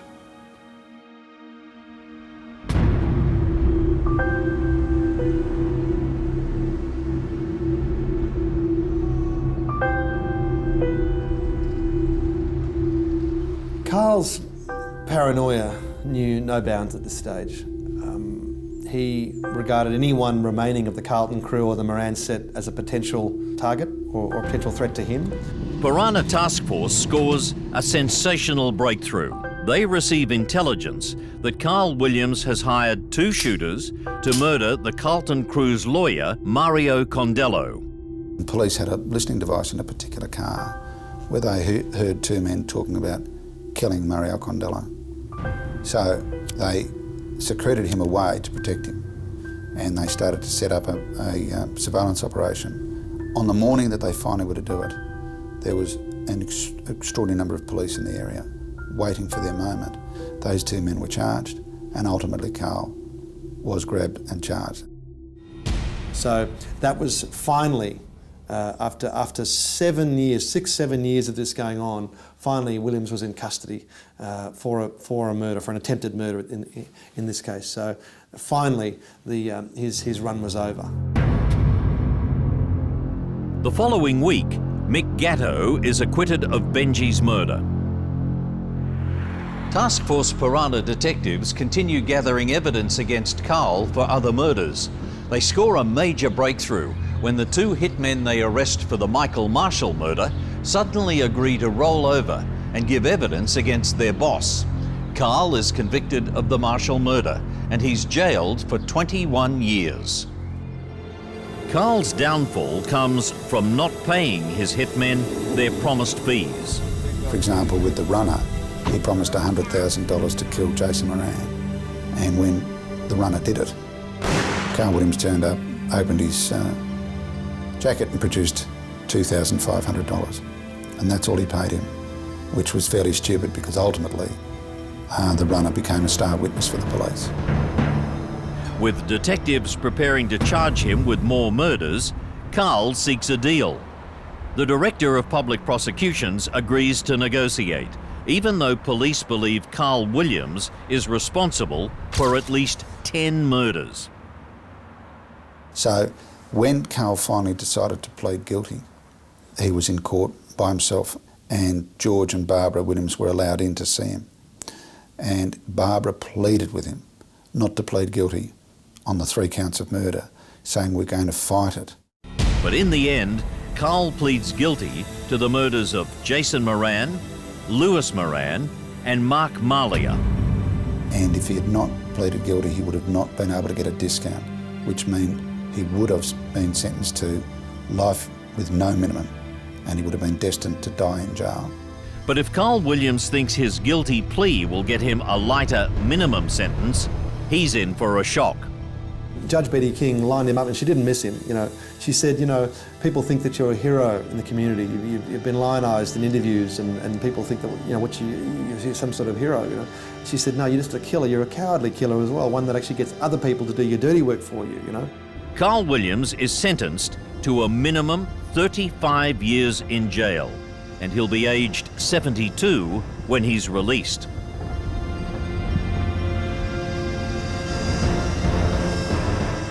And the pennies are already dropped with Carl, that what he did was a total waste of other people's lives and his life. And he's quite a sad and sorry person who would do anything to get his sentence changed. He regrets that his last 10 years of his life's been a waste. He said that a couple of weeks ago. He said, I wish I could turn the clock back, Mum. 6 months later, Justice King sentences Carl's father, George, to 4.5 years for drug trafficking. A year later, Carl's mother, Barbara, kills herself. Barbara was shattered when Carl was put inside, and while everybody else carried on about him being a gangster and all this sort of glamorising, Barbara was broken-hearted. And in 2008, she took her own life. She lived basically as a recluse. She had the shutters down on her house. Her neighbours didn't often see her. And broken-hearted, she just said to somebody, I just want to go to sleep and never wake up. And she took some champagne and some sleeping pills and took her own life. My first reaction was Dakota, because I knew how much Barbara loved Dakota, and I knew how much Dakota loved Barbara. And I suppose I looked at it and thought, well, that's Dakota's stability in her life. I remember when it came on the TV and I looked up to the sky and I said to Shane, oh well, your mum's with you now. And that's sort of how I looked at it. Carl's in jail, George is getting older, Dakota's going to have nobody. And that's the way I look at it. I feel sorry for all the children involved in all of this. I really do, I feel sorry for the whole lot of them. They didn't ask for it, you know, and they're all of the families that all of this is involved have all been devastated by drugs and by greed, for no good reason. Because in the end they've got nothing to show for it. Doesn't make them any happier, and half of them are dead. So how is that any good? You know, you may think you have a short life of being able to wear all this bling and all these gold chains and have all the hookers you want and all the beer you want and all the parties you want, but you end up dead. So there, he lost his brother to drugs, he'd lost his liberty to drugs, he'd lost his mother because of the gangland war over drugs. So what was all this for? It just doesn't seem to make any sense. It was an irrational thing driven by fear, you know? In fact, the public view was, well, who cares, they're only killing their own. My view is, if they're only killing their own now, how long before they're killing you or killing someone else? Or is that good? Is that the sort of society we want to live in? It's not the society I want to live in. I don't want to live in a society where people get gunned down because they're standing at the bar of the Brunswick Club. Carl Williams says, I won the war. That's not true. Piranha Task Force won the war. I'll be 100 when Carl gets out of jail. And I hope to Christ I can be standing there outside the jail and blow his head right off. And I hope he's got a television when he sees this.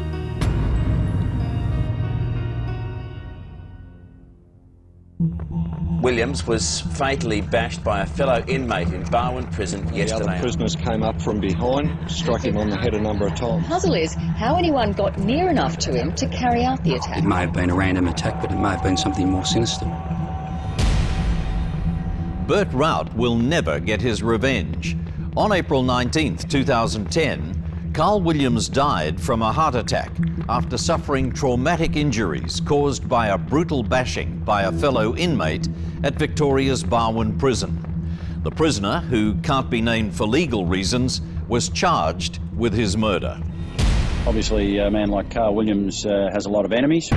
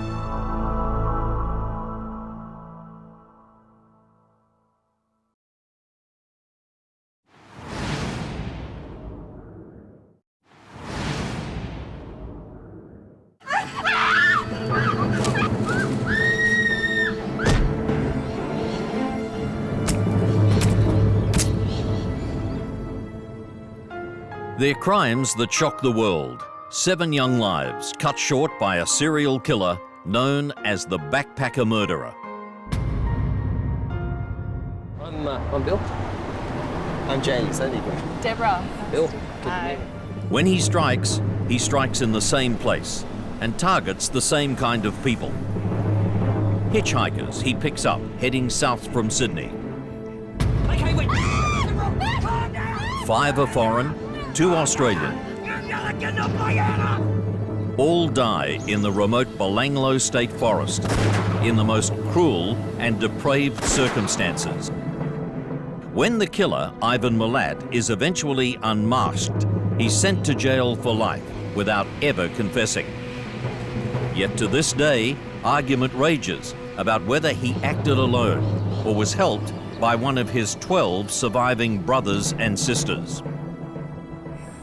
What we're about to reveal are some of the bizarre secrets of the Milat family, including new information that Ivan Milat did confess guilt to his mother before she died, and that he'd had a sexual relationship with a sister who's been linked to the murders. Ivan was deceitful, super deceitful. He didn't have a burning light in his soul. It would have gone out. Australia's most notorious criminal bandits.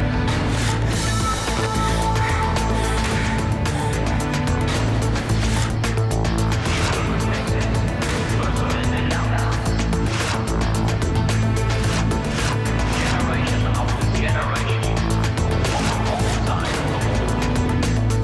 Crime Investigation Australia, families of crime.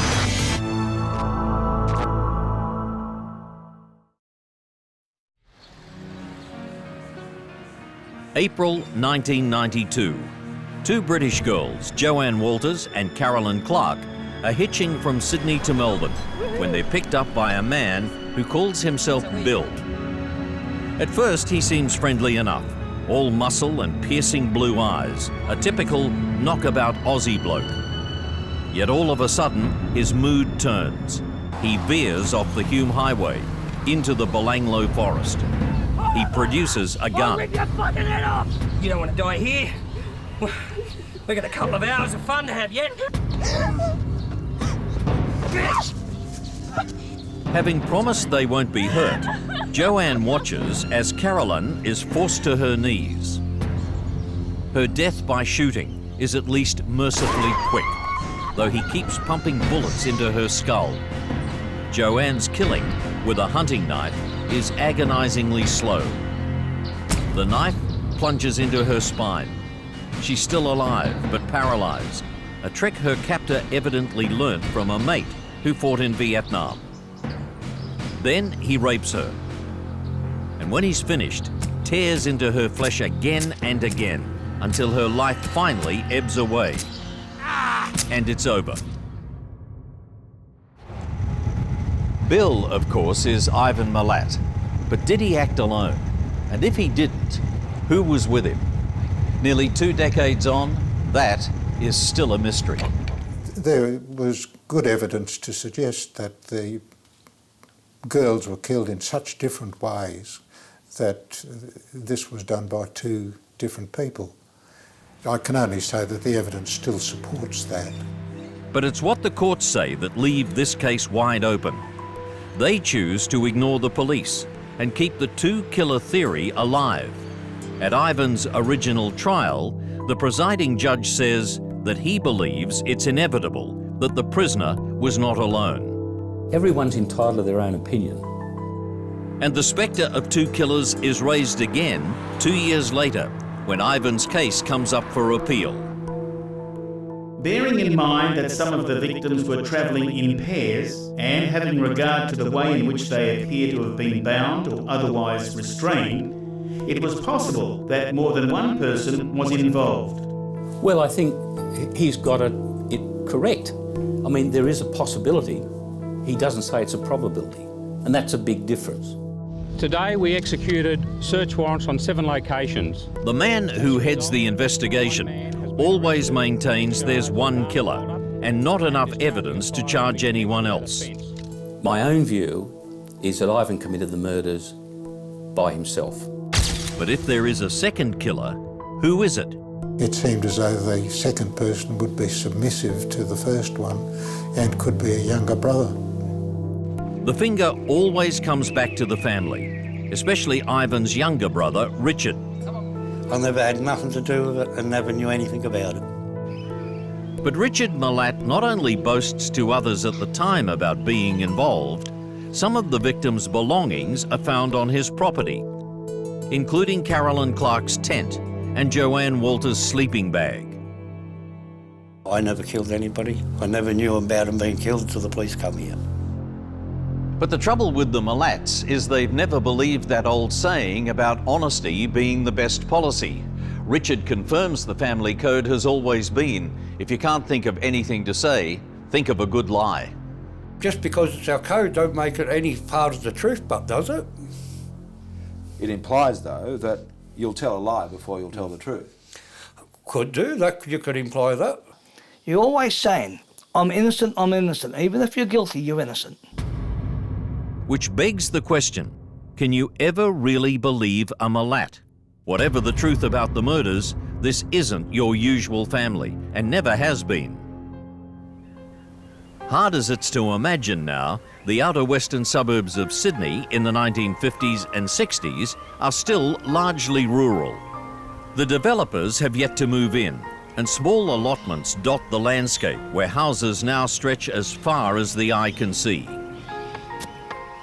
On one, a Croatian immigrant by the name of Stephen Milat ekes out a living, growing tomatoes with the help of his older children. He's a hard man from a hard part of the world who isn't what you'd call an ideal father. But you bloody see what you done? You cost me money. Can you stop coming here? I don't know if Dad showed any love or the right kind of guidance. He was too busy doing his own agenda, which was working hard. I was thinking, how many times did Dad ever take us out? And I can't remember, but it'd only be 3 or 4 times. I remember going to Manly once. I can never remember going to a picture show with Dad or anywhere at all. With wife Margaret, a devout Roman Catholic who obeys the church on contraception, there will eventually be 14 children, 10 boys and 4 girls. I want you to wake up in the morning tomorrow and go in the market and sell this bloody tomato. Yes, 5 and go and sell this bloody tomato in the market. Get up your bum and go and sell it. If Dad is tough and remote, Mum is the opposite. Shirley, you want some more soup? Yeah, a little bit. Yeah. The glue that binds the family together, Margaret still evokes strong emotions in her children 9 years after her death. She was very good to the kids. We're always well dressed, super lioness defending of her family. Even right up until she passed on, she defended me. She never deserted me.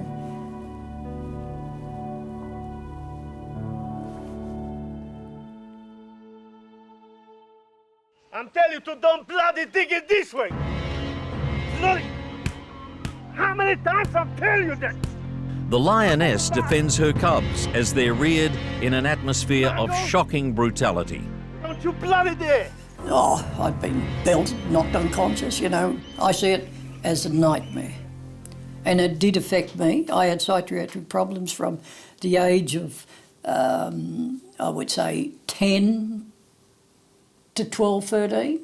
I couldn't live at home. I couldn't stand all that fighting and, sort of, it was violent. It was violent.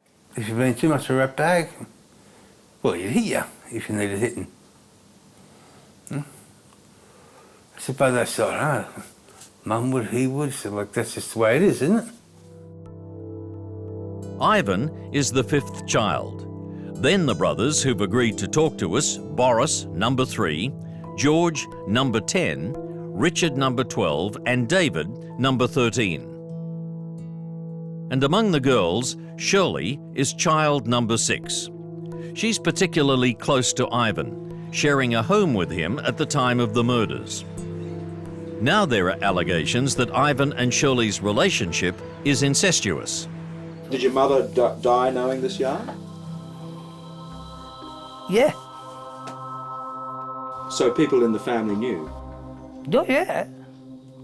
You'd be surprised what people knew. My go, Richard. Let me have a turn. Hey, Richard, get off that boat. The experts tell us that every family is dysfunctional in its own way, though on any test, the Milats are in a league of their own.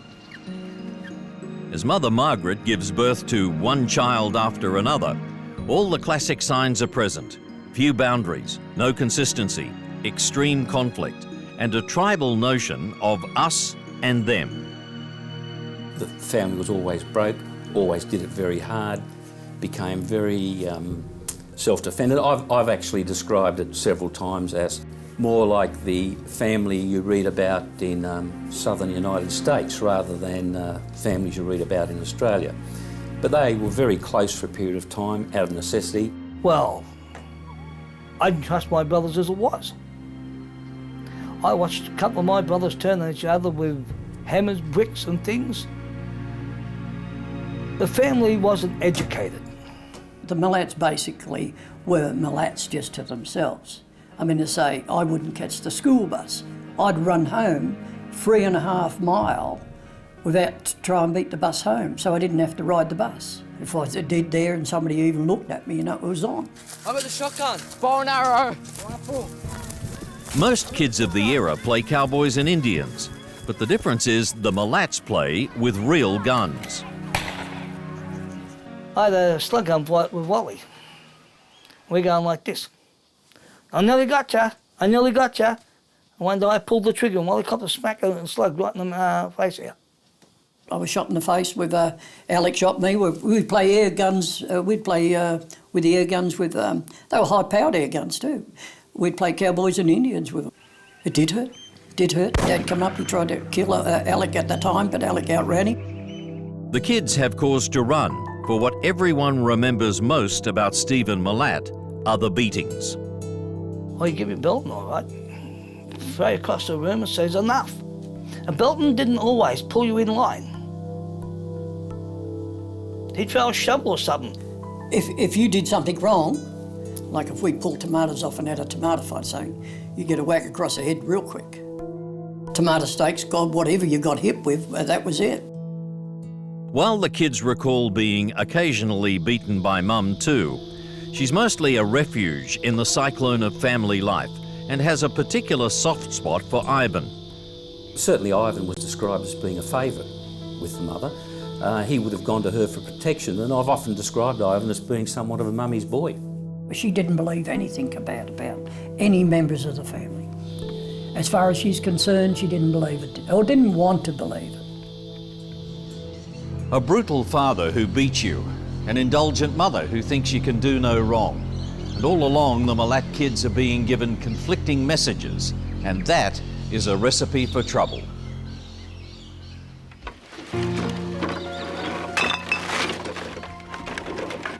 Many of the Milat brothers do turn to drink, and don't need a shrink to explain Ivan's tendency to go psycho.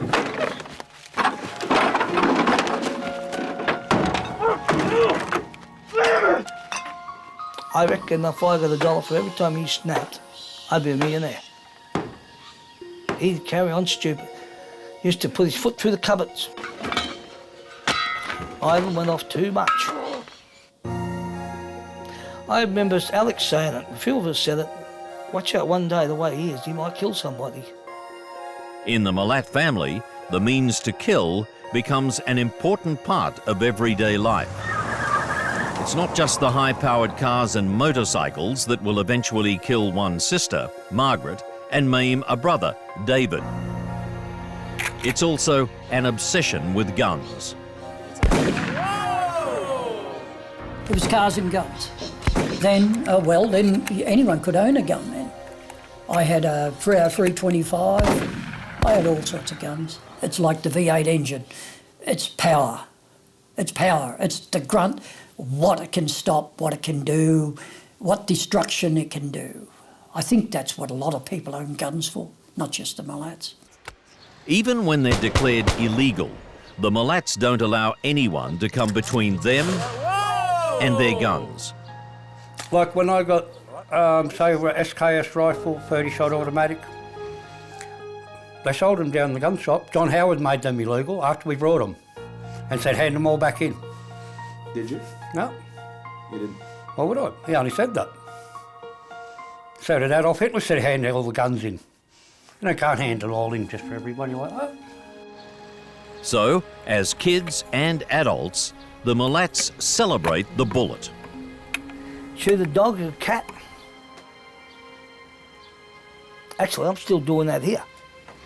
Because it's a pest. You've got to keep your own animals at bay. But even as they fire away themselves, the brothers begin to notice something different about Ivan.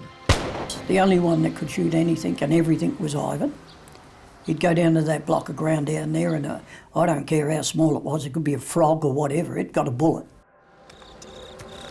And as he becomes an adult, when it comes to sex, nothing gets in Ivan's way.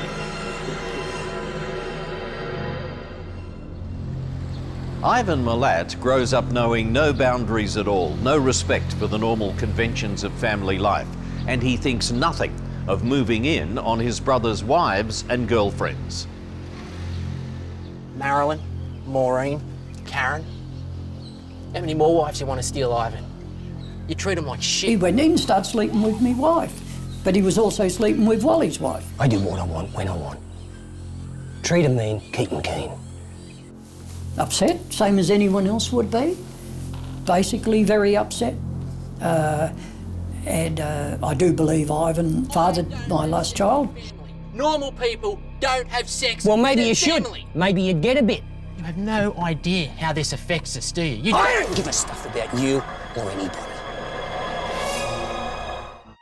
Neither of Ivan Milat's parents is ever in trouble with the law, but it's a gene they don't pass on to most of their 10 sons. We're just a big family getting in trouble. Animals let loose. It's like pretty close. There's still like at times when I guess times you want to blow their heads off or kill them, but it's just the way it is for families, isn't it? They were a pain in the neck, to be quite honest with you, around the place. They were forever in trouble and forever causing trouble. Bill Newell, the local cop, remembers arresting Ivan Milat for his first offence as an adult, the robbery of a local club in 1962. Took the lock off the front door and jemmied the safe off the wall, took it away and took it out the back of Rossmore somewhere or other and chopped it to pieces with an axe and helped themselves to what money was inside there. At first, the smash and grabs and break and enters are all a bit of a lark. But then things get a lot more serious as armed hold-ups become part of the Milat criminal repertoire. Well, I did a lot of stupid things, got into fights, picked up objects, because we're right out of control. Well, somebody's going to end up in jail for a long time here, because they're out of control too often. Big power surges. For me, I was a young fella. I was only 15. I busted for armed robbery, so just seemed that was a normal thing. Back then, a lot of armed robberies, a lot of people's brothers busted for armed robbery. Here we go again. Yeah, I wonder what we'll find this time. Look at this place. What a dump. When the police come calling, the hardest part is getting past Mum. If they wanted to grab you or hit you or something like that, yeah, she'd step in. There you can see. But if they were just being cool, wanting to talk, yeah, she was okay. Not you lot again. Miss Milat, we're here to see one of your sons. Which one? Ivan. He's not here, okay? He's not here. Just go away.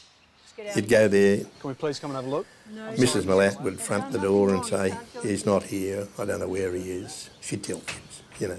And we went past her and we went into the bedroom and Ivan's hiding under a bed in the far corner of the room and pulled him out from under the bed and I said to him, what are you doing there? He said, I'm looking for my shoes. Well, I remember getting booked there one time and Mum says, where are you going? So they've got to go and pay a police fine down in Granville. Mum screamed out through the house, George is going to the police station at Granville, who's got to fine to pay? and everybody come out. So what's this? I turned into a mailman. The family eventually moves from the acreage at Moorebank to this house in Sydney's Outer West, and from one police jurisdiction to the next. When we heard that they were going, we went up to the shop and bought a sympathy card and posted it across to the detectives at Lidcombe, telling them to expect the worst. And our loss was their gain.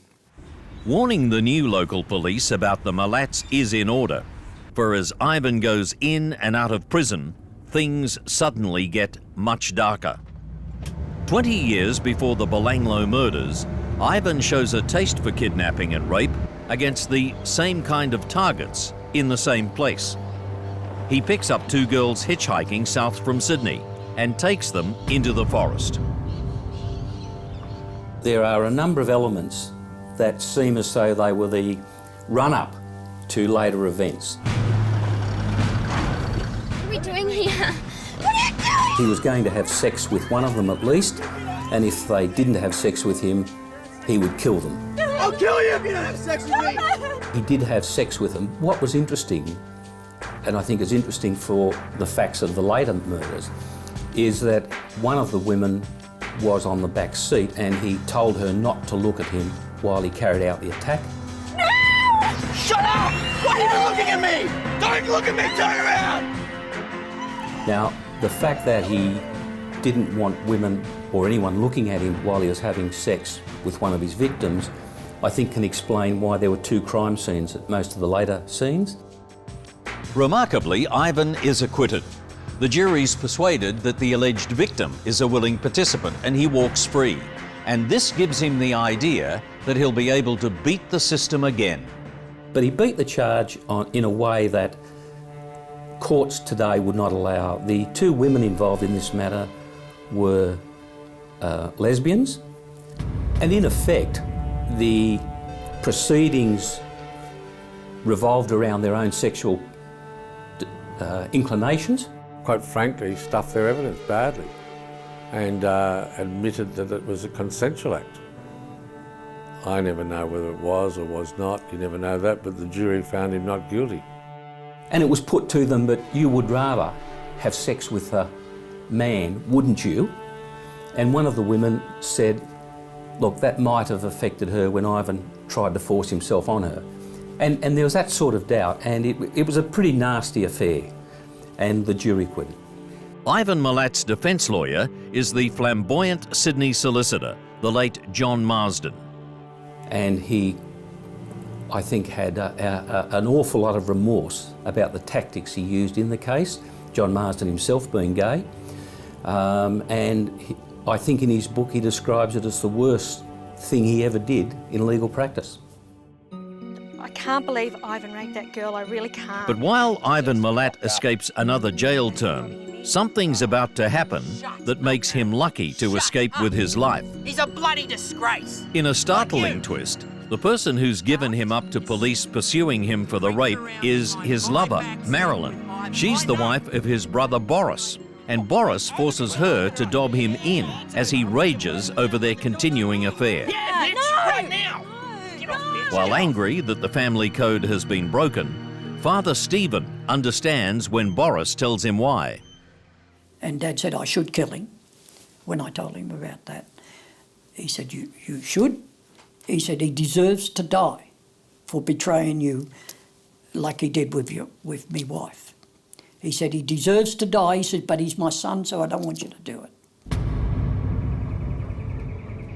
At first, Boris complies with his father's wishes, but the hatred welling in him finally spills over.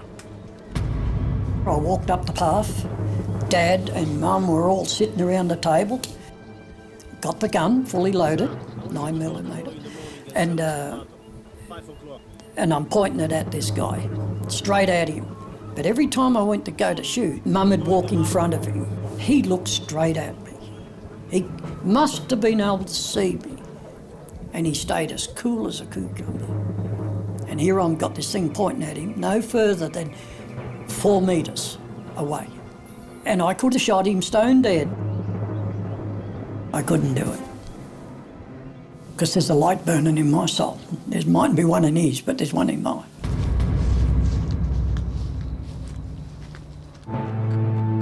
In the late 1980s, Ivan is laying tar for the Department of Main Roads when hitchhikers begin to go missing travelling south from Sydney. We know now that he killed 7 people between 1989 and 1992.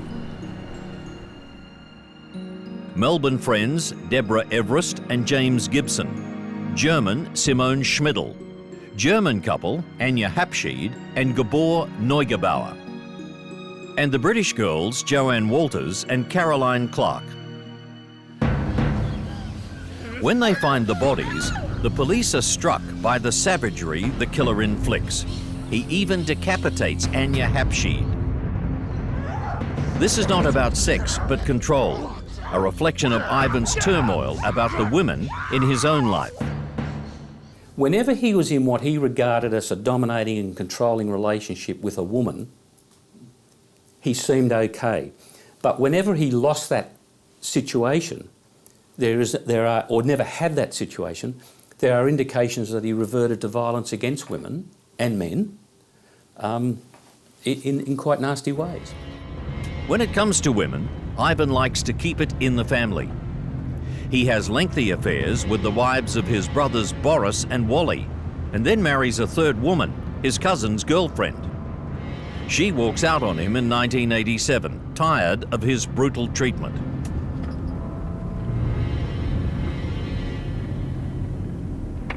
My view of Ivan was that he was never a person who you would describe as had a romantic relationship or a loving relationship, but rather it was one of control and him being in control. There was one occasion I can recall where we were told how his wife had disagreed with him in front of a friend. Ivan dragged his wife into a bedroom, pulled a gun out, put it to her head and said, "If you ever do that again, that is, embarrass me in front of friends, I'll shoot you." Before Ivan's wife finally leaves, she's again exposed to Ivan's unique brand of charm. Ivan and his wife were driving along and he just said to his wife, with no prompting at all, "Oh, you see those hitchhikers?"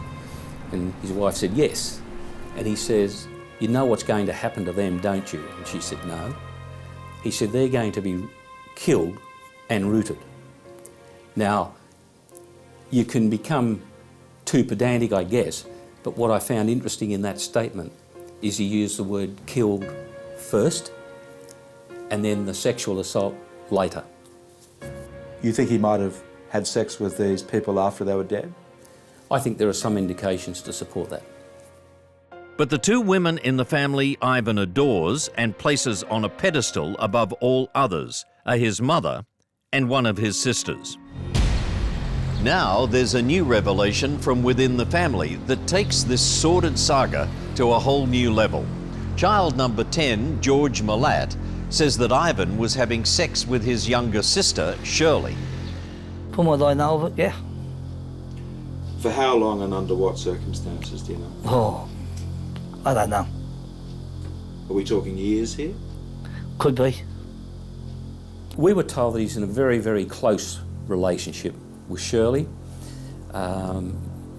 We understood that there had been some incest in the family, precisely with whom and at what points we were never clear on. And I believe brothers were mucking around with Shirley. Okay, so you've confirmed that Ivan was mucking around, as you say, with Shirley. Yeah. You said brothers. Yeah. One or more than one? Other? There's more than one. No, that wouldn't have morally been capable. That would have been immoral. Shirley had other people in her life. So you don't believe that? No, not one for 1 second. Yeah, what's possible? Everything's possible. Why would you think that was possible? Because for most people, They're 2 people. a brother and sister having sex would be terrible. Would it? If you think about them 2 guys over there, is that any nicer? Even if they're strangers, 2 blokes, is that any nicer? 2 blokes doing it? Yeah, to me, what's the difference, one or the other? If you're doing it with your sister or your mate up the road. Richard Milat insists He's never had sex with Shirley. I didn't. I know that. I know that is a fact. I never. You're not one of them? No, I'm not one. Boris is a dick. I'm going to punch him in the face, I swear to God. It's just your brother. But to the experts, George's revelation comes as no surprise. No need to get rolled. I think incest in families of this nature is more the rule than the exception. You're well aware of the hillbilly story of the girl, a virgin being a girl that can run faster than her brothers. We can't get Shirley's side of the story because she dies after a long illness in 2003. But what makes this more than just gossip is that some suspect she was Ivan's accomplice, present at some or all of the killings. More than 30 years after he successfully defends Ivan Milat against rape charges, lawyer John Marsden makes a sensational claim shortly before his own death. I don't think Ivan did it alone, and I've said, and I'm on public record, that if any of his family were involved, his sister, who's now deceased, had a very close relationship with him. At the end of the day, yes, I think he had someone with him, but were never his brothers, never his brothers. Shirley does live with Ivan for a time, and if incest is occurring, it may well have put him in a position of control. It would give a special relationship and a tendency perhaps to act together. His sister was living in the same house as him, where all the gear was. His sister, there were books in the house on serial murders. You know, you can't, when a person is committing such horrific murders, share the deepest of life with them in the same house and not have some inkling something's going on. But the police never take John Marsden's claim seriously. He was dying of cancer. He wasn't far off dying. He was heavily sedated for the treatment of cancer, and I suspect heavily sedated by some other influences. You mean other drugs? Other drugs. And I think to take his comments in those circumstances, one would have to be very careful. And the family says Shirley specifically denied any involvement or knowledge of the killings before she died. People used to think that they were living together. So she must have known? You must have known, you must have known.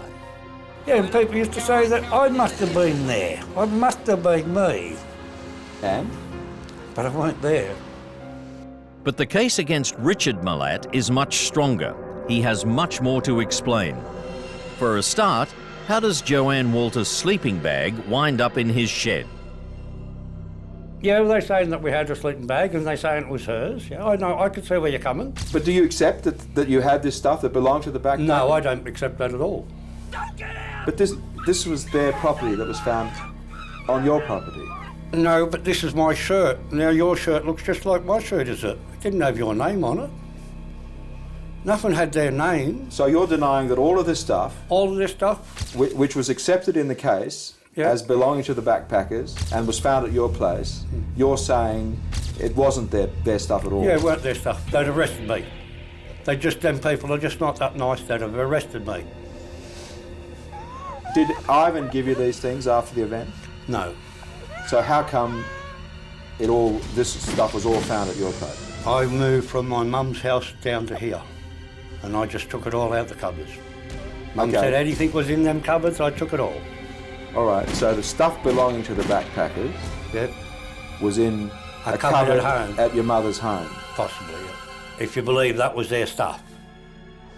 And then there's what Richard tells his workmates. Stabbing a woman is like cutting a loaf of bread. Yeah. Did you say that? Naturally. To know something like that, you'd have to have done it, wouldn't you? So you've stabbed a woman? Never. Never stabbed anybody. For Ivan, time is running out. A call to police from the other side of the world will seal his fate. And it comes from the one person who got away. By late 1993, the net is closing in on Ivan Milat. Oh my God, what's that? Oh, God, what is that? A year earlier, two bushwalkers stumbled across the bodies of Joanne Walters and Caroline Clark, who vanished 5 months before. And then the forest gradually yields the remains of Ivan's other victims. The Melbourne Friends, Deborah Everest and James Gibson. The German, Simone Schmidl. And the German couple, Gabor Neugebauer and Anja Hapschied. A police task force, headed by Clive Small, sets up a special hotline. There was a flood of information, as you'd appreciate, occurs in these cases. The Milat family was named in several of those pieces of information, but not in ways that would put them as number one on the priority list. But if the police don't put two and two together at the time, some of the family does. I thought about things like this. Would you be surprised if your brothers were in it? After all your life of being in trouble, well, nothing surprised me anymore. As soon as they started to find the remains of these poor people, that's when I clicked in. I did nothing about it. It clicked in. You knew it was Ivan? I knew it was Ivan. Do you think anyone else in the family knew what he was doing? Some of them did. George Milat says he didn't, but even if he did, doubts whether he'd have broken the Milat Code of Silence. And if I'd have dobbed him in and found that it was me, where would I have stood in the family? As the investigation progresses, there are several key breakthroughs. Police establish that the same gun, a Ruger rifle, is used to kill both Caroline Clark and Gabor Neugebauer. Batch numbers on ammunition boxes found near Gabor's body lead police to a gun shop that sold them to a man using the name Ivan. And then police learn of Ivan Milat's trial for abduction and rape more than 20 years before. Once we found out about that, and we looked at the facts of the 71 instance and the circumstances of the later murders and saw a number of similarities, it certainly heightened our interest in both the Milat family and in Ivan. But it takes human evidence to seal Ivan's fate. It's a call to the police hotline from the United Kingdom from the one who got away. Right, this is a hold-up. This is a hold-up. Relax. 3.5 years before, hitchhiker Paul Onions has the same terrifying experience as the others when he's picked up by the man calling himself Bill. But unlike them, he escapes. I heard him shout, "Stop else I'll shoot, stop else I'll shoot." And then I just heard the gun go off. And that was like, it was like a massive jolt to your system, like you knew it was for real then, like, you know, oh God, really panicking then. The local police treat it as an attempted robbery, but the penny drops for Paul back home when he hears about the discovery of the bodies. So that's when I decided to speak to somebody then. I just got in touch with the embassy and the Australian embassy, and they just gave me a telephone number in Sydney. The task force flies him back to Australia and shows him 13 pictures of men with moustaches. Twice he picks number 4, Ivan Milat. I went through all the pictures, and that was the one that gave me initial reaction. It made me uneasy when I looked at it, and then when I looked closer I said to him, that's the person who I think I met that day. Ivan, I don't think even at the time he was arrested, believed for one moment we were going to get the evidence to charge him and then later convict him. And I think there was a sense in which Ivan actually was enjoying this arrest. These police have come to arrest me for something I did, but they'll never prove it, so I'm still in control of the situation. But the evidentiary smoking gun, parts of a Ruger rifle, are found hidden in a wall cavity in Ivan's house. Ballistic tests prove beyond doubt it fired the bullets that killed Caroline Clark. Also in the house, victims' possessions and a kidnapper's tools of trade. Ivan had literally an Aladdin's cave of property belonging to the victims, of ropes and tape and that had been found around the victims' arms and legs and so on, had been used to bind them. I just can't get the idea that Ivan's is set up or framed for this job when, I say there's more stuff found around there than what you'd find in a hardware store.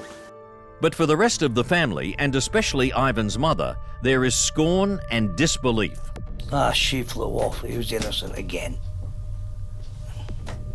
None of us were ever guilty. I think all mothers will protect their sons. It's just that a lot of them will give up under a certain pressure. Mum didn't give up even when the bodies were turning up.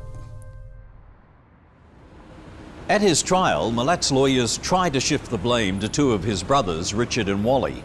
They deny any involvement, but Richard has said things to other people that leave him wide open to suspicion. You allegedly said, quote, "There's more bodies out there, they haven't found the two Germans yet." No, I wouldn't have said that. Well, I might have said that too. You did? I might have said that. How could you have known that unless you were there or Ivan had told you? This is how I can say it. When you go up the bush today, do you think there's anybody dumped in the bush today who was dead? Only normal. They were all missing. You found a couple of bodies and now you haven't found the two Germans. What would you say? You read the paper every afternoon.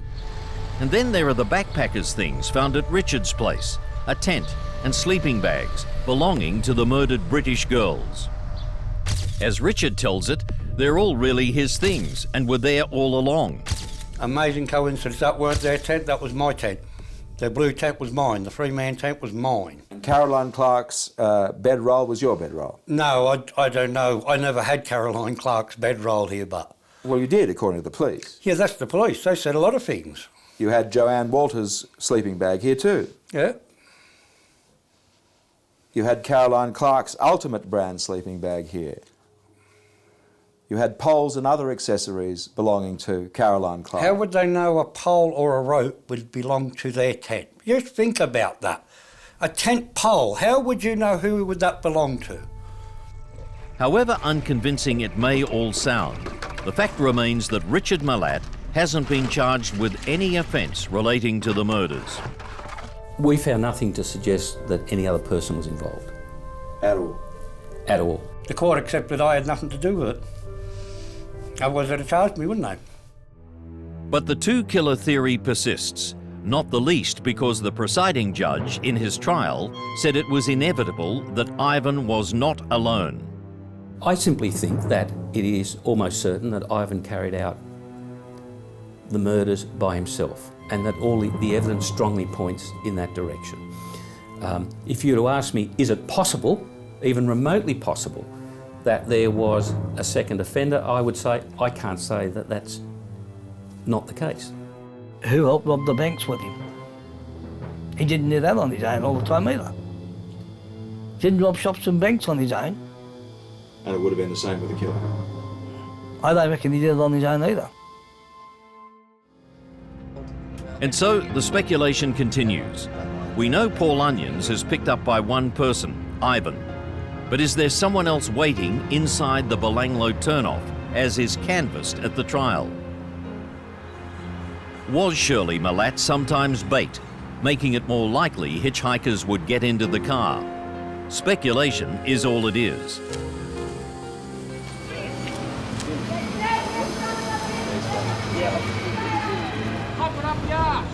Ivan still believes that he's in control of the situation. He regularly talks about another appeal. I mean, he's had quite a few attempted appeals, but they've all been dismissed. And this, I think, goes to his belief that he's still in control and that one day the gates are going to open and he'll walk out. Ivan is fortified by the support he still gets from most of the family, their unwavering belief in his innocence. No, I don't believe all of it. And what will it take for you to believe it? For him to say it? I believe, from what I've been told, he's committed up to 29 of them. And what he did is just work of an animal. But Goulburn's most notorious inmate is in for a shock, a loss of control where it'll hurt most. To this day, Ivan Milat has never publicly admitted his guilt, but brother George says he did, to the one person who meant more than anyone else to him, his mother. As George tells it, their mother, Margaret Milat, is nearing the end of her life in 2001 and wants to know the truth. Finally, in a visiting room at Supermax, she gets it. Next time she goes down and she comes back, and I was having some lunch with Mum across the table, and I looked at her and I says, Mum, did he tell you something you didn't want to hear? He admitted he was guilty. That's how they feel.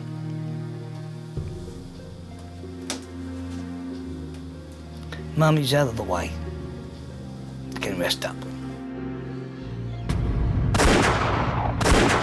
But he definitely told your mum that he did it, did he? I asked her.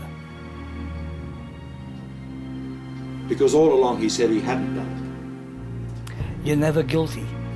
You're never guilty no matter what you've done. Prove it. How do you know it's me? She said she was disgusted and disappointed. She wasn't really over surprised. Why was that, do you think? Constantly in trouble too much. In the family, George's disclosure has been greeted with dismay. There's acknowledgement that Ivan and his mother were especially close. She would have told Georgie. She had a close relationship with Georgie. But total disbelief that Ivan would ever confess. I don't believe Ivan would say that. And if he did say it, he wouldn't say it to Mum. So he wouldn't have been telling my mum, it would only upset her really bad. So even if it was true, he wouldn't have said that at all to her. But George's account rings true, says the man who put Ivan Milat behind bars. The mother went down there, basically said, look, I'm dying, I need to know the truth, and Ivan confessed to her. Ivan always was a mummy's boy in many ways. I think that bond and the fact that this was not long before she died, would have a big impact on Ivan, and I don't think he'd be able to lie to her. What Ivan will make of this story, we can only guess. The man for whom control is everything is seeing the last of his power slip away. His mental condition in the jail is deteriorating. He certainly doesn't look as young and fit as he did when he was arrested, and he's certainly ageing. And you can see signs of his mental deterioration in the self-harm that he's done to himself over the years. Cutting off his finger, swallowing pins and needles and so on. And that self-harm comes with, I think, a deterioration and an increasing frustration. Ivan's murders have ripped the Milat family apart. They're now at war. The battle lines drawn between the majority who still think Ivan is innocent and those convinced he's guilty. I have seen more hatred in that family come towards me than I've experienced in 30 years. You know why that is, because you've broken the code. I've broken the code, and I'm a creep, and I'm all of those things. To much of the family, Boris is a traitor, still motivated by revenge for Ivan stealing his wife. And I'd say today he hates him more today than he hated him 10 years ago. Because he thinks all his troubles come from that too. But for Boris, it's about finally burying the Milat family code of lies and confronting the ugly truth. I hear Ivan till I go bloody crazy. And I hear all this denial. And they know that there's people out there that lost their lives. And the mothers and fathers sitting there and their lives might as well have been killed as well because they're dead, you know, inside.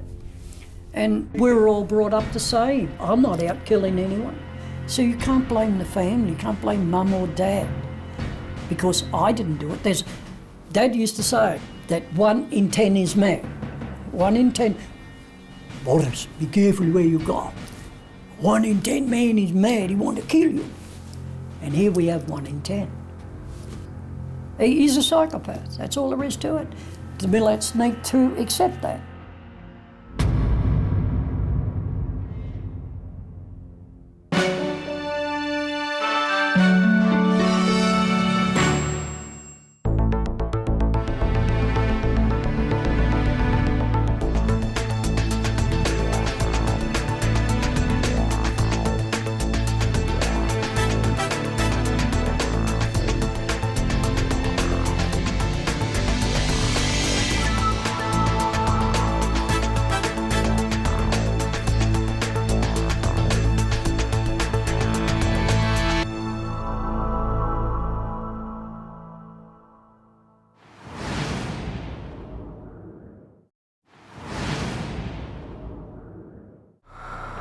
Primed by the gruesome revelations, members of the public waited with police and media, passing their sentence on. The public could see these people. I couldn't get to them, and they were absolutely poured their emotions out at this pair. Well, your mole will get it when I get in there. She has not got, to my recollection, one endearing feature about her. Hang your filthy. He was a weedy, syphilitic little rat. Undivided devotion from her to him. Got a little secret for you. And they are now infamous in this nation.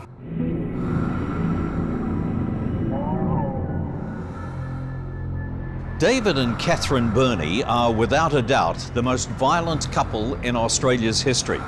Deadly predators who abduct, rape, torture and brutally murder women to satisfy their perverse sexual needs. A merciless pair who become known as the killer couple.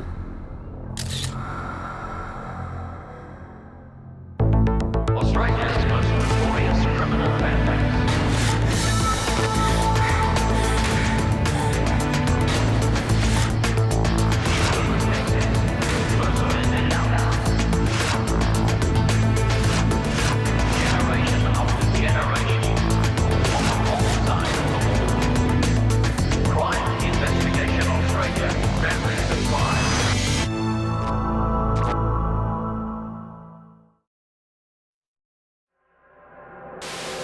The body of the fourth victim was discovered in a pine plantation north of the city. Police believe the women were forced into the graves and their throats cut before being buried.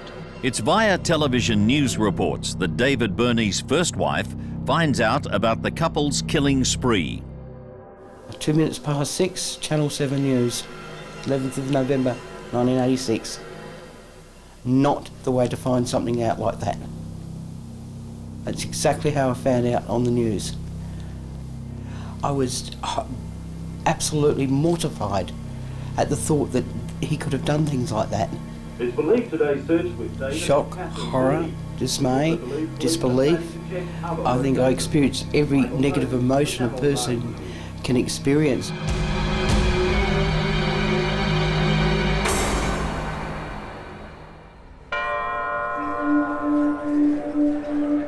David and Katherine Birnie first meet as children, growing up in Wattle Grove in the 1950s, a quiet semi-rural area of trees and open paddocks on Perth's eastern suburban fringe. David is the eldest child of Johnny and Margaret Birnie. David has 4 brothers and sisters, and it's a wild and chaotic family. Dysfunctional is probably the best word. Mum was alcoholic. Dad, contrary to what the media say, was not an alcoholic, but he worked long hours trying to provide for his family. He was a very frail man with an arched back as a genetic defect of some sort. So he was away working a lot. And the kids really weren't given much of a chance right from the word go. She was a dirty, unkempt woman, and I can say that without fear because I used to clean her unit every week and I know what I walked into. And I can well imagine the kids being raised in that environment. Just mess and dirt and filth everywhere. And that's no way to raise a child.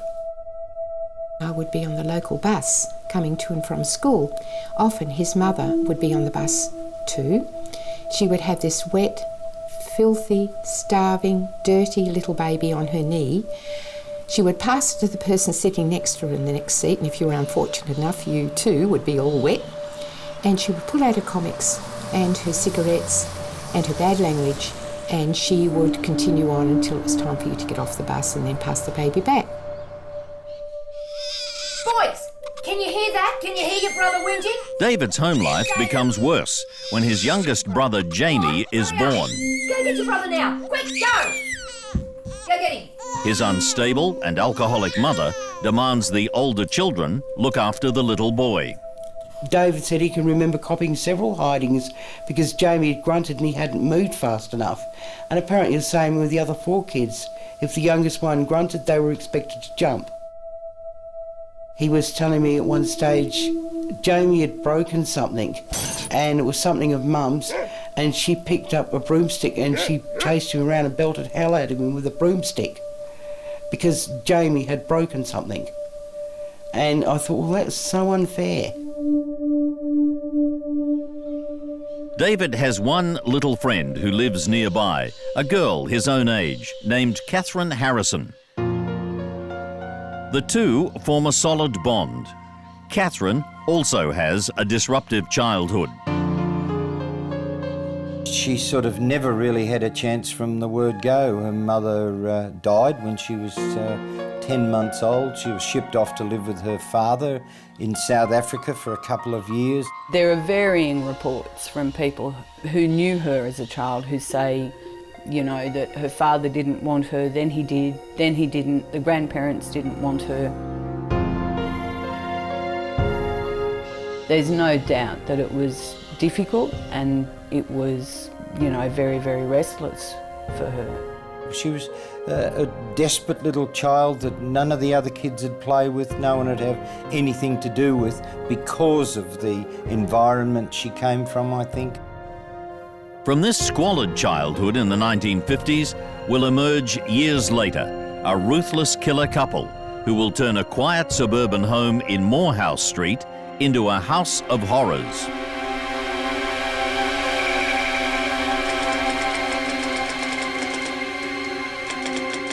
October 11, 1986.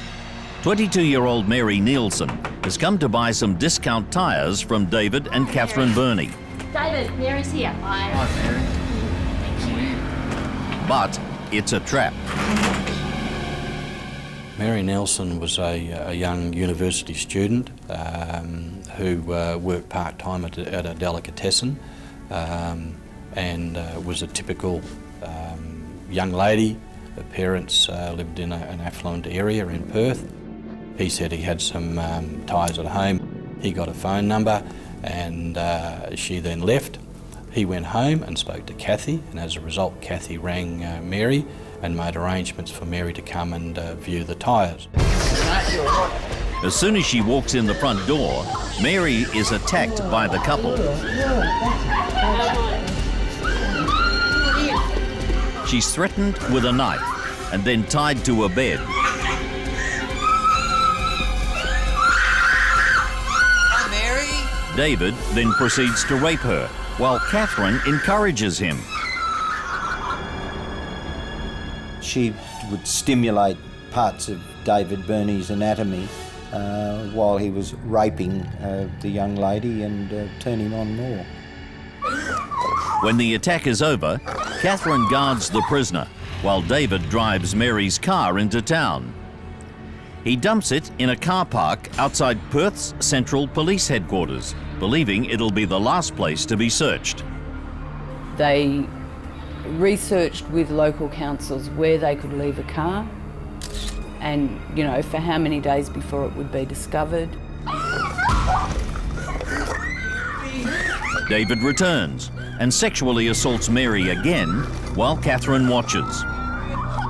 Katherine told me that she and David read a book called Perfect Murder before they ever met Mary and used that as a blueprint for what they would do.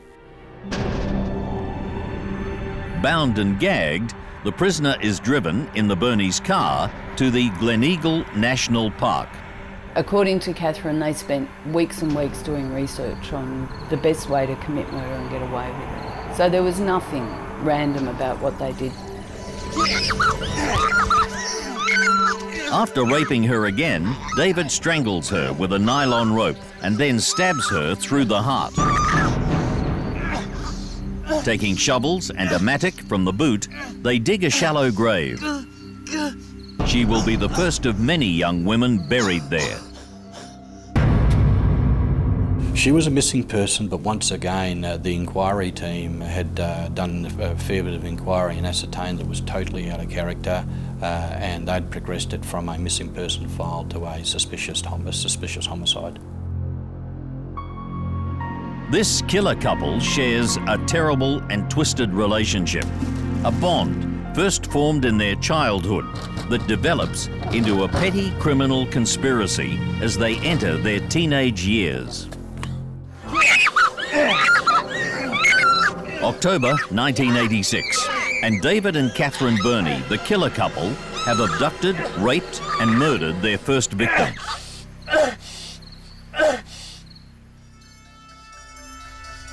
David Birnie's descent into depravity and murder has its roots in his dysfunctional childhood in the 1950s. His alcoholic mother loses her ability to cope, and eventually all the children go into some form of state care. Hurry up! Go get him! I met the mother one day on the bus and she was crying. And she said, "Oh, Arlene, they've taken my 2 little girls away." David is a thin and stunted boy with an inhibited personality. While teaching him at Sunday school, Arlene Collings notices that he has psychological problems. But this little boy had strange drawings, really strange, violent drawings. He was ripping his crayon across the paper. He was screwing up his paper. Body language was violent. The body language was angry. David begins getting into trouble with the police for petty burglary offences. He, I believe, was first institutionalised at about 8 years of age. Breaking and entering, stealing and receiving, things like that. And compared with what he was accused of in the end and convicted of, reasonably minor stuff. Although if you're on the receiving end, not that minor.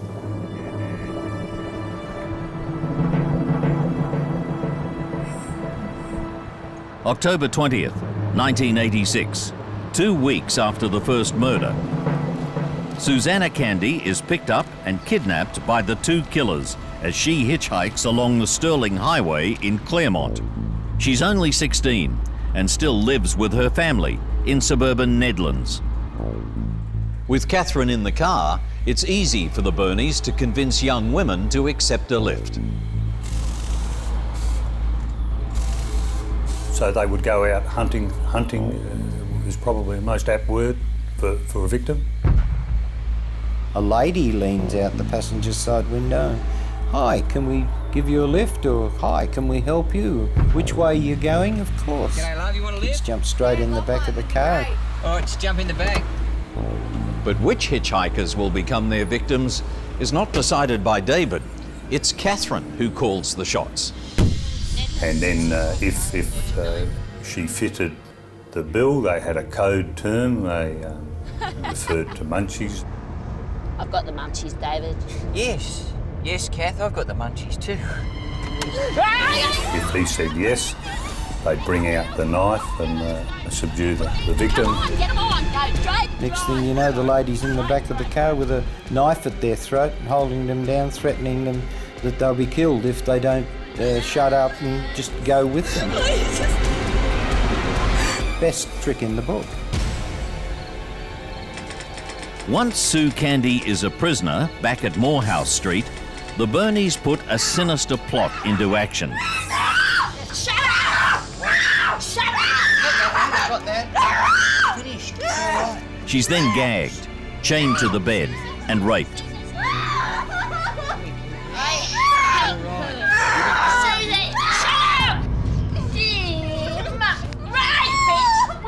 She's forced to write letters to her family, saying that she's gone to Queensland with friends. Daddy! Next morning, she's threatened with death if she doesn't make a carefully scripted phone call. The parents got a phone call from Susanna the following day to say she'd be staying with friends, and then and she'd be home afterwards. The way that the Birnies had operated, they'd sent letters. They'd had the victims write letters and send them to their families sort of a week apart or two, so not to arouse particular suspicion, or at least early in the missing phase. After David finishes raping her, Katherine climbs into bed with them. They make an attempt to strangle Sue, but she puts up a massive struggle. Sleeping pills are then forced down her throat, and once she's unconscious, a nylon cord is slipped around her neck, and together they tighten it until she dies.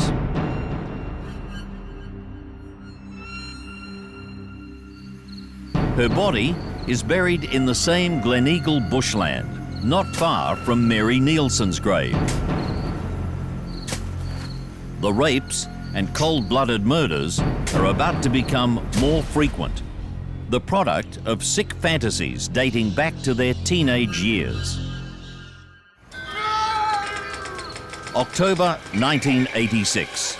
David and Katherine Birnie's home in Morehouse Street becomes the House of Horrors, where they rape and murder 2 young women within 10 days. In the mid-1960s, David Birnie is a young teenager when he meets up again with Katherine. He already has an extensive record of juvenile offences. Soon, the couple are partners in crime, committing a series of burglaries, house break-ins and car thefts. They're always caught, but at first, because of their young age, they're treated lightly by the courts. Well, she found a soulmate, someone with the same circumstances, someone that she could relate to. Without David Birnie, then Katherine Birnie's life probably would have been one of absolute and utter despair and loneliness and misery, given her upbringing. I think it was a lethal combination of Kath and David together, because every time they get together, they're in trouble. And history has shown that. They went on crime spree virtually from when they were 13 or 14 years of age. They had sex for the first time at 14. Then they went out stealing sprees. And at 15, David leaves school and begins work in the stables of Perth trainer Eric Parnham, where he hopes to become an apprentice jockey. Eric remembers meeting David's parents. The first time I went to his mother's and father's place, they had an ashtray on the table, 2 foot high, full of shit butts. And I took him because he was little, and I said, I could make you a jockey. He said, all right, so don't smoke. I said, who smokes? That's rubbish. He said, Mum and Dad. The trainer finds him accommodation at a local boarding house, but soon afterwards the landlady complains that David has tried to rape her. She said, that jockey bloke you got. And I said, yeah. He said, he's just trying to come in and get into bed with me. Oh, I said, the devil. He wasn't very big either. But she said, luckily, she had a little dog as big as a mouse. And the dog went berserk, and he took off. David Birnie leaves the stables, but he continues his relationship with Katherine. They were caught together. He'd invariably go off to jail, and the courts would take pity on her, and she'd be given a probation, and then he'd get out of jail, and off they'd go on another stealing spree. By the time that David Birnie was 20, he was in the big league. The pair of them had been caught doing his usual things, stealing cars and breaking and entering and shoplifting and multitude of other crimes. And for the first time, she went to jail for 6 months. In prison, with the help of a counsellor, she breaks her dependence on David Birnie. After her release, she takes a job as a housemaid and marries one of her employer's sons, Don McLaughlin. They married on her 21st birthday, seemed very, very happy together, and had 6 children. One of them, unfortunately, a little boy, was killed in front of Katherine, was run over in front of Katherine, which psychiatrists believe may have contributed to her terrible, terrible future. And she seemed to be perfectly happy for quite a long time. David also gets married at 21 to a girl named Kerry. Yeah, but it was no great wine and dine or anything like that. I mean, we'd only known each other a month before we got married.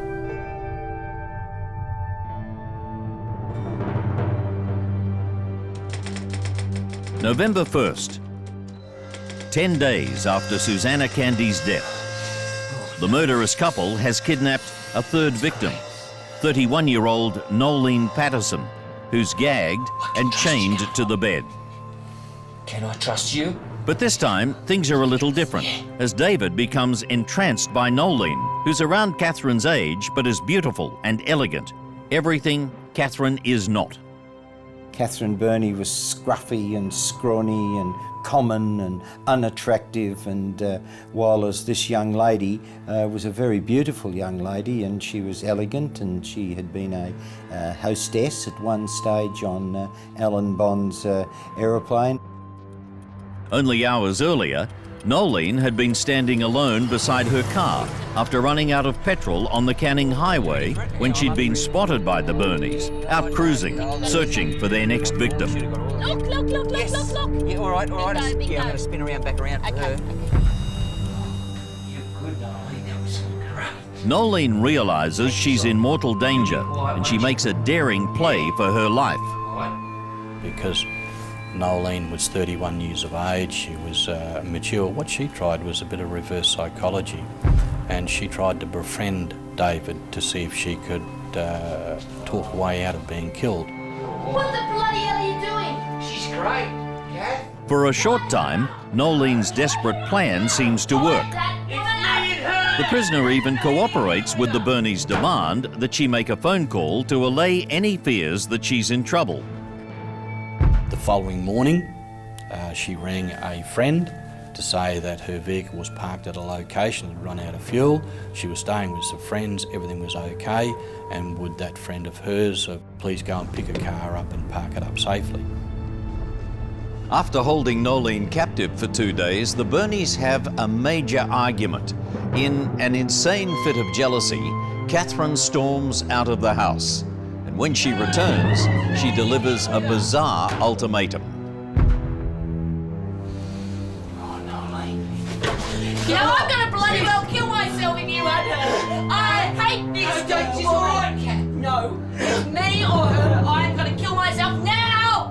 Subsequently, Kathy actually offered to kill herself if David wanted to be with Nolene. I'm sick of it. I want to know. I want her or me. No. I don't believe you. I don't believe. Why are you spending more time with her than me? It's you. It's just been a mistake. David relents, and they force heavy sleeping medication down Nolene's throat. Katherine then strangles her, and they drive the body to the Glen Eagle bushland. David said that Nolene was different from the other girls and she deserved to be put into a different place to the other girls. She was in actual fact buried with her knickers still on and, as I say, away from the other two girls. A disgusted Katherine Birnie takes pleasure in throwing sand in Nolene Patterson's face. Another girl. A few days later, the Birnies stage their next attack as they feed their rapidly growing appetite for living out their brutal sexual fantasies. Fantasies they created together only a few years earlier when they reunited after their marriages broke up. By the early 80s, David and Katherine have been living separate married lives. Katherine has 6 children with her husband, Don McLaughlin. David and his wife, Kerry, also live a happy married life for 6 years, and they have a daughter, Tanya. But things start to change after David suffers a head injury while working on a dredging barge at Bunbury. The barge moved and the guy upstairs lost his grip and the drum dropped on David's head and left quite a nasty gash in the top of his head. It wasn't a quick change, it was very slow. And he would suddenly start picking the way I did things, and he would tell me I couldn't do things properly and I should go and get lessons on how to do things, which he'd never ever said prior to the accident. He had a lot of affairs over the years, and again, all after the accident with a drum on his head. He had several different women every year. After 10 years, the marriage finally ends when he brings a 16-year-old girlfriend to live in the family home. He actually moved her in lock, stock and barrel, and moved our daughter into our bed and moved into our daughter's bedroom with her. It destroyed my self-esteem completely for a long time, and it took a long time to come back from that. When David moves his teenage girlfriend into the family home, his wife Kerry moves out with their daughter Tanya. David and Katherine meet up again, and she finds that she's still emotionally dependent. She was very, very unhappy in her marriage. And one day she said, "I've had enough." Walked out the door and never came back and went to live with David Birnie. I rang up and reported her missing about 1 o'clock that night. A couple of days later, the constable rang back and said, "Oh, no, she reported him to us, but she's not missing." No head of nothing. Didn't even know what was going on.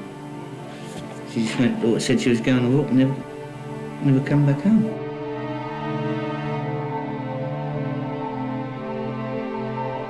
Katherine and David begin living together in Morehouse Street, Willagee, just east of Fremantle.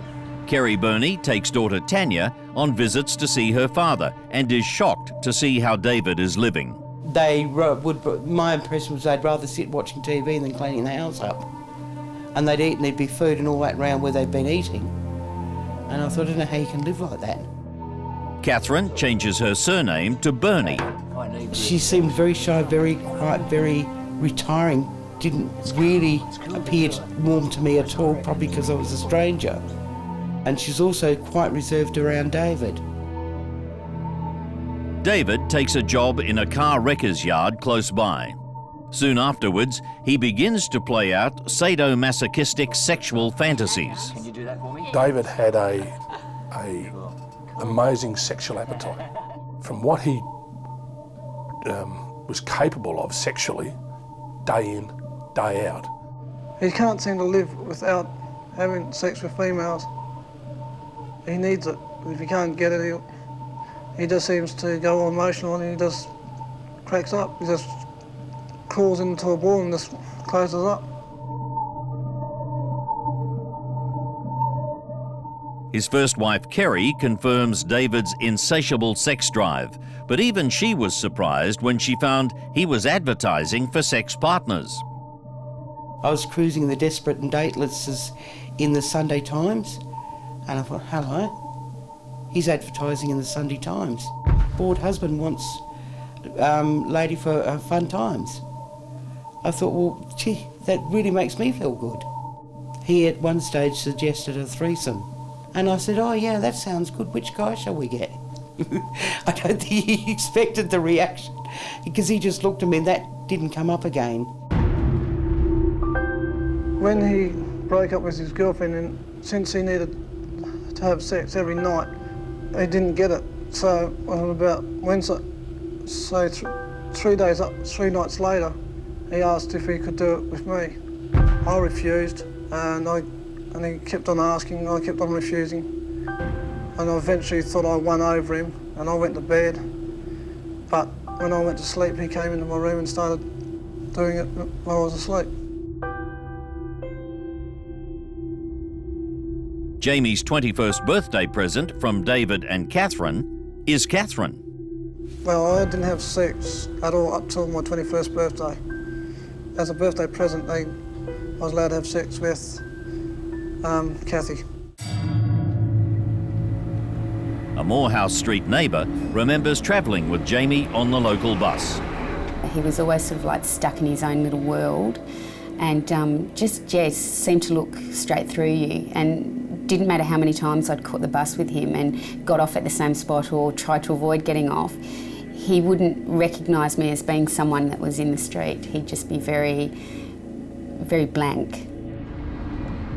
Like I said, get off at a different stop just to avoid, because I just felt he was creepy. Jamie will grow up to be a convicted sex offender, going to jail for raping an 80-year-old woman and molesting a 6-year-old girl.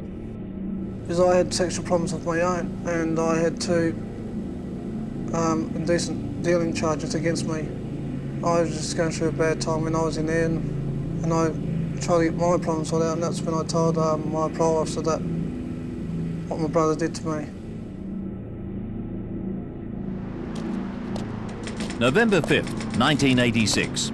4 days after Nolene's murder, 21-year-old Denise Brown is taken prisoner.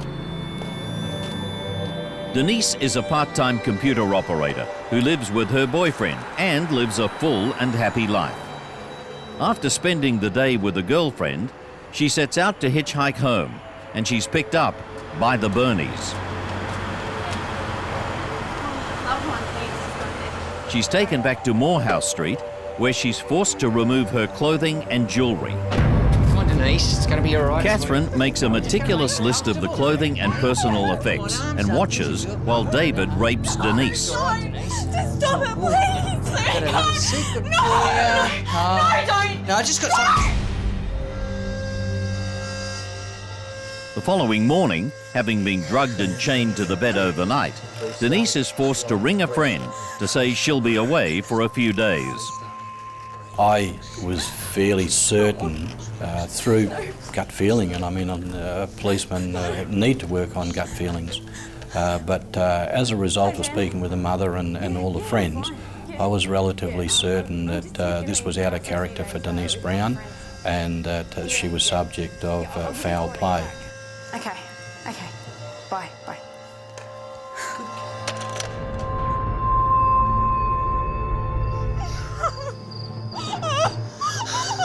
In a forest at Wanneroo, on Perth's northern outskirts, David Birnie rapes her again and then cuts her throat.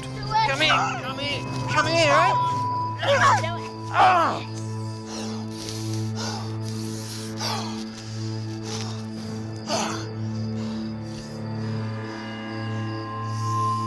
She's about to be buried when she suddenly sits up in the grave. Jeez! David had an axe in the boot of his car. He ran to the boot of the car, got the axe, and the back of the axe he actually hit her in the head on 2 occasions to kill her. The murders are now taking place only a few days apart, but it's getting harder for the Birnies to cover their tracks. The disappearances are beginning to stir suspicion in the Perth Police Department, and the 5th victim will stage a miraculous escape and finally expose the killer couple. At first, the sudden disappearances of young women in Perth in 1986 doesn't raise any serious alarms with the Western Australian Police. At least one of the families was very distressed because the police suggested she'd run away from home, you know, got mixed up with the wrong crowd, and so it was in a climate where there wasn't that media furor yet about there is a serial killer prowling the streets of Perth. It was, okay, a few women have gone missing. Then on November 10th, 1986, 5 days after Denise Brown's murder, a shocking revelation will finally expose the House of Horrors in Morehouse Street, Willagee. The breakthrough comes when a teenager named Katie staggers half naked into a Fremantle supermarket, screaming that she's been abducted and raped. So we picked her up from a shop in Willagee, and she related to this, what was then rather bizarre story unfolded about how she'd been picked up off Stirling Highway. She was hitchhiking, and she'd end up back at a house, and she was stripped naked. She tells the detectives she believed she'd be murdered, so she leaves clues that she hopes will incriminate her killers.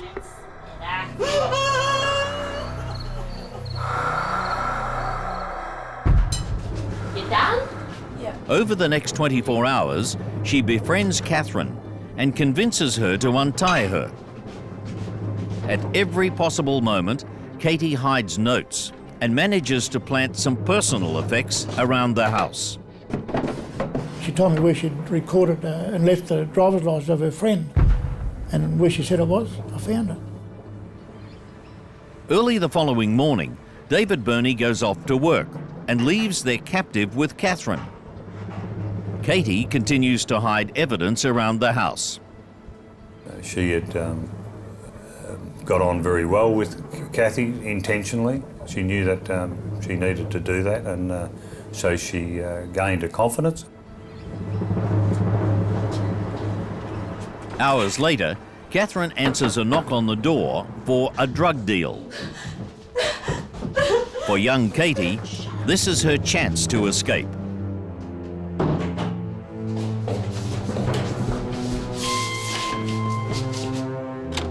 Yeah, I can. She finds an unlocked window, scrambles through it, and half naked, she runs for help to the nearby shop. The young girl broke out of this window here in the front and ran down practically, I do believe, with sort of nothing on, ran right down and up the laneway. Having told her story, the hysterical teenager leads the detectives back to Morehouse Street. So we drove past the house. She actually became quite upset when she pointed the house out. And at that point, we realised everything she said, we were satisfied that everything she said was absolutely accurate. You know, we were convinced it just wasn't a made-up story. A quick search of the unoccupied and unlocked premises quickly yields the evidence that corroborates Kate's story. She said that she was given a sleeping pill, which she spat out. That pill was in actual fact found on the floor in the bedroom. She said that she had been chained up and locks had been used, and there was numbers on the locks. We found some chains and some locks with numbers on them. Police stake out the house and they wait for the occupants to return. There she is. A short time later, a female arrived home who we ascertained to be Katherine Birnie. Just settle down. Handcuff, Rick. Handcuff. And she was told that we were making inquiries in relation to a young lady who'd been reported to us that she'd been abducted and held captive in her house and raped, and she denied any knowledge of it. The Birnies are arrested and taken in for questioning. Horrified neighbours in Morehouse Street wonder how such events could have gone unnoticed so close to their homes. Nadia Jolly was a teenager at the time. It was quite bizarre, and being a 15-year-old, and in those days it wasn't uncommon that we would be out of an evening and be walking home at midnight and walking straight past their house, and it being quite a bizarre thought pattern that you just think, why hadn't we seen something? When all this came out, we got a shock. There were people we were really shocked, all of us were very shocked. And for quite some times afterwards, whenever I had to give our address or something, as soon as I said Morehouse Street, they'd immediately, oh, that's that notorious street. What do you want me to say? Detectives are getting nowhere with either David or Katherine. Come on, David. How many is there? Vince Kadich turned to Birnie after they'd questioned he and Katherine, nothing doing, and just in a throwaway line, he said, "It's getting dark, let's get the shovel and go and dig them up." And then to his astonishment, David Birnie said, "Okay, there's 4 of them." Kathy had been informed that David had admitted to us that he had been involved in the death of 4 girls, and that he was prepared to take us up and show us where the bodies were. Where? At that stage, she wanted to speak to David. She was told that she couldn't do that, and she then agreed to accompany the boys, Bob and Chris, to the sites. I was in the back seat with her in a police vehicle, and she directed us to the first one, which was in fact the most recent victim. Then we went to the next one, which was the other side of Perth. directly the other side of Perth, south of Perth, to Glen Eagles National Park, which is a very large area of land. So tell me about we were fortunate in that they were able to direct us to each of the gravesites. The last young lady's grave that Katherine Birnie took them to, she was very, very proud of that, because this was the young lady that Katherine Birnie had killed herself, and she very proudly said, "Come on, come this way, it's over here. Ah, there it is, yes it is," and then showed them the mound and then spat on it.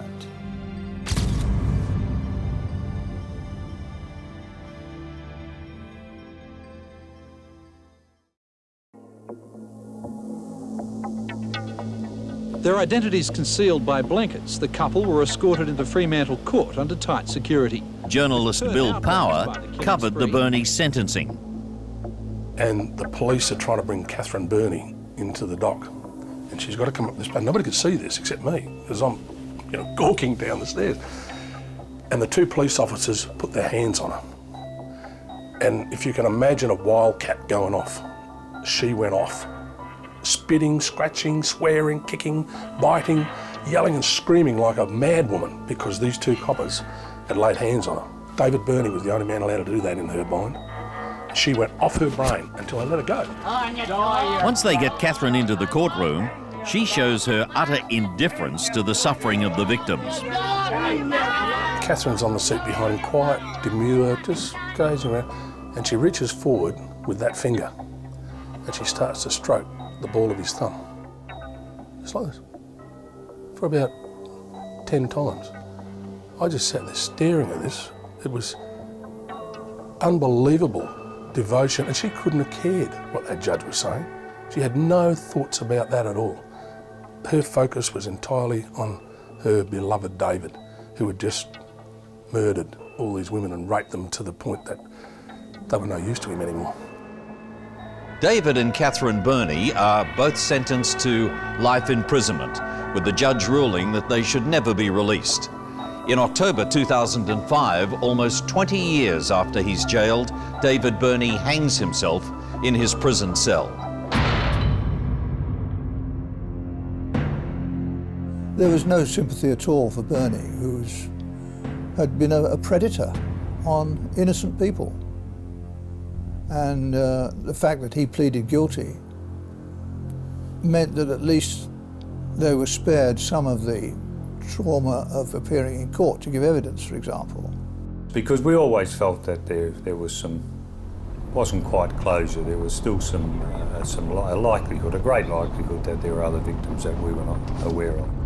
Yes, I'm very firm on the belief that certainly David was involved in the death of several other young women. That Kathy, I believe, has a knowledge of those deaths if she was not involved in them. Katherine Birnie is still behind bars in Perth's maximum security jail for women at Banijay, where she runs the prison library. So far, her bids for parole have been refused. Community education manager and author Ruth Wicks got to know the real Katherine. In her normal, when she's just being Katherine, she speaks in this very childish voice. She's very almost passive and willing to please. One day, Ruth makes the mistake of criticising Katherine. And I just said, "Katherine, don't come the helpless female with me, it gives me the shits." She turned around and grabbed me. Her face had completely, when she kind of had me up against the thing in the library, her face had completely changed. It changed in an instant from just being this passive, quiet, mousy woman to someone whose eyes were almost, they were glowing with rage or something, I don't know. She said to me, "Ruth, you don't know what power is until you've held someone's life in your hands." My base instinct then was to think, okay, now I get it. Now I see the woman who has committed murder. because I did. I saw that complete change in her, and it happened in a second. Ruth Wicks discovered that Katherine was corresponding with other infamous female killers. Well, she certainly used to write to Myra Hindley, who was one half of the partnership with Ian Brady, known as the Moors murderers in England. She told me that she was writing to Myra. She also said that she wrote to Aileen Wuornos, who was an American serial killer in Florida who was put to death a few years ago. I actually think that she enjoyed the notoriety of being able to communicate with other people who were infamous killers on the same level. Katherine also tells Wicks how she once called for help when a fellow inmate attempted suicide. She could hear the woman in the next cell to her gurgling. They were already in lockdown, it was night time. And in relating that story to me, she said, you know, only someone who has strangled somebody, basically, and is familiar with that sound of gurgling knows exactly what it is, and I was able to recognise it and tell the prison officers to alert them. But what she was intending to do in relating that to me was telling me, reliving, if you like, what it's like to strangle somebody. You can't walk around the streets at night dark by yourself, but you can't put yourself in a position that people can attack you or isolate you away from the community or from members of your family. And if we do know that, there's people like crimes of opportunity.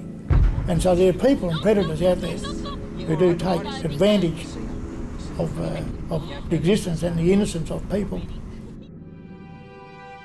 Just like the families of the murder victims, Kerry and her daughter, fathered by David Birnie, must try to move on. But David and Katherine Birnie's murderous rampage has left deep scars. Because she said to me one day, Mum, why did he kill them? Why did he feel that he needed to take ladies off the street and kill them? I said, I don't know. I honestly don't know. I remember at one stage we had a disagreement about something, and out of the blue she said to me, oh, you only think of me as the bastard child of a murderer. And it floored me because I had no idea she was thinking like that. And I know for a fact I wasn't thinking like it. I was amazed when she came out with it. In February 2010, the Western Australian Prisoners Review Board met to consider whether to recommend a bid by Katherine Birnie for parole. It was rejected by the Attorney General the following month. I'm glad that they refused parole, because when you look at the big picture of these homicides, they were committed and convicted of 4 of the most vicious killings that you'd ever want to read about, but you don't want to read about. Their behaviour, from kidnapping to the deprivation of liberty, the sexual assault and then the murder of those young girls was totally unacceptable to behaviour in society today. I say, if you are accused and convicted of murder, you should never be allowed out of prison. Your victim doesn't get parole, why should you? I would safely say that any future parole hearings, however regularly apart they are under West Australian jurisdiction, would be rejected. There would be a huge uproar in Western Australia if Katherine Birnie was ever released. I think she's beyond redemption. I think that, you know, it's kind of like that scorpion and the frog. You can't change the core nature of somebody, and I think the core nature of Katherine is bad.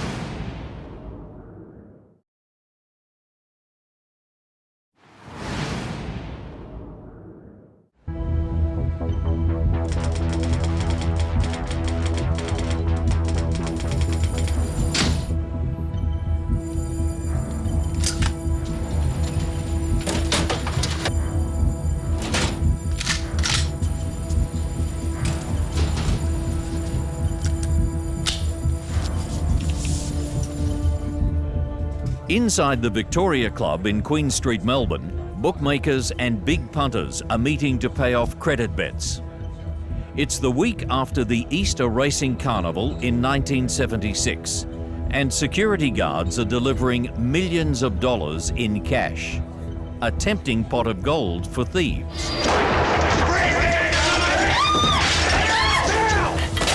Gentlemen, it's nothing being robbed. This is not a hoax. We are fully armed.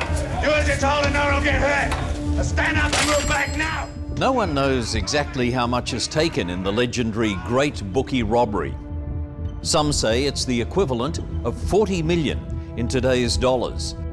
But the gang gets little chance to enjoy its loot because of two cruel and very ruthless brothers, Brian and Les Kane.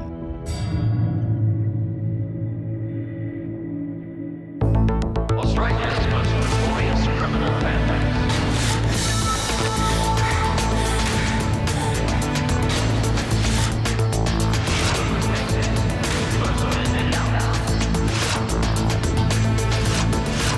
Generation after generation.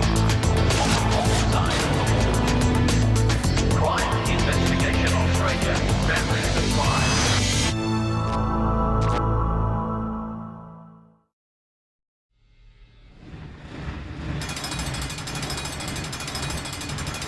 The Great Bookie robbery is Australia's largest single hold-up, and its millions in loot attract the city's crime bosses who are looking for their share. First in line for his cut is Les Kane, a member of the notorious Painters and Dockers Union, whose reign over the Melbourne Underworld is at its peak in the 1970s. The union is made up of the toughest of unskilled waterfront labourers, men who take on the filthy, stinking job of cleaning ships in dockyards. It's work that attracts men unable to find employment anywhere else, including those with criminal records. Certainly the toughest union in Australia. You didn't mess about with painters and dockers from Melbourne under any circumstances. You could finish minus an arm and a leg or maybe a head. So they were thugs, they were gunmen, they were assassins, they were murderers, they were robbers, they were, you name it, A1 criminals.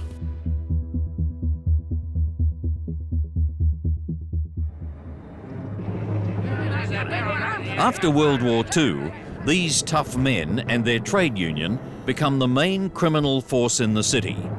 Rivers of cash flow in from armed robberies, safe breaking, money laundering, and massive tax evasion schemes.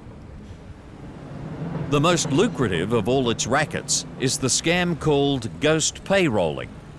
Ghosting, in waterfront language, means collecting pay packets for men who haven't worked. Hidden cameras film payday at the Australian National Line's web dock. And they were all registered painters and dockers, but most of them never turned up at the docks, but they were paid. Union delegates are on hand each payday to collect the extra wages. 4 men working, 12 pay packets, whatever. The pilfering of the cargo and other stuff that went on. So whoever controlled that, it was money for old rope. So it was worth fighting over, and they did fight over it. Whoever controlled the union controlled the rorts on the docks.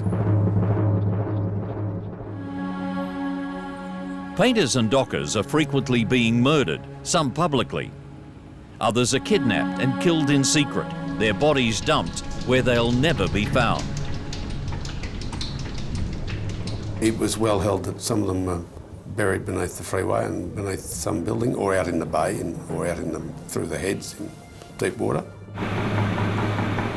or through the dim sim machine. Are you protected in any way? No. Do you have any police protection? No. Do you carry a gun? No, certainly not. One of the most notorious of these murders is that of union leader Pat Shannon, who shot dead in the Druids Hotel in South Melbourne in 1973. Renowned painters and dockers tough man Bill Longley and 2 other men are convicted of the murder. I've said it before and I'll say it again, I didn't kill Pat Shannon. Longley claims rivals have been trying to kill him, including one brazen attack after a union election. I was outside the union rooms. I got out of the car there once, and there was a car parked in front of mine, then there was a car behind that one. Well, a bloke got out of the third car and he started firing shots at me. Yeah, he let go with about 6 shots, I reckon. I just kept jumping and hoping and jumping back and forwards and hoping for the best. He must have been a bad shot. Billy Longley was called the Texan because of his bad habit carrying a 6-gun, and a huge one, about that big. I don't know what they call them, but it was a huge one. Over the years, Longley survives more than 20 attempts to kill him by rival union members. Well, my house was bombed once and shards of steel were found as far down as the kitchen, which was, 3 or 4 rooms down the passageway.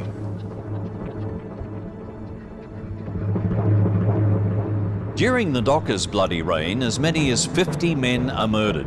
In the 1970s, their chief enforcer is a killer who will later be described by his own wife as the most violent man in Australia, Leslie Kane. Les and his brothers Brian and Ray have a violent childhood. There were 3 boys and at least 1 girl. Their father was Reg Kane, who was an old Collingwood scrap metal dealer, very tough, hard-drinking old bloke. I think he brought the boys up to fight a lot, and I think they might have learned to fight early and fight hard. Brian Kane was just a difficult man, but he was smarter and cleverer and more devious than his brothers. And he was a man to be feared. I've got to stress, he was a man to be feared. Les was to be feared because he was irrationally violent. The 3 Kane boys are accomplished boxers who hone their skills in the ring and on the streets of Collingwood and Richmond. Brian was Golden Gloves fighter. Les wasn't regarded for his weight as a very good street fighter, a very dangerous street fighter. Brian and Les become leaders of one of the union's most violent factions. They and several other of their associates were known as the Richmond Mob. And the Richmond Mob, until the time of the bookie robbery, ran Melbourne. Detective Paul Higgins, who was once jailed for corruption, had the tough job of tracking the toughest criminals on the city streets. Brian and Les and Ray always used to get thrown in the mix. But I mean, there was nothing ever that we could ever get for them to actually charge them.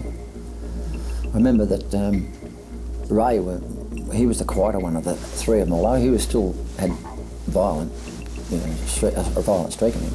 I knew Brian quite well, and Les I knew particularly well. Les and I suppose you could say we got along like a house on fire. We used to seek my company, Les.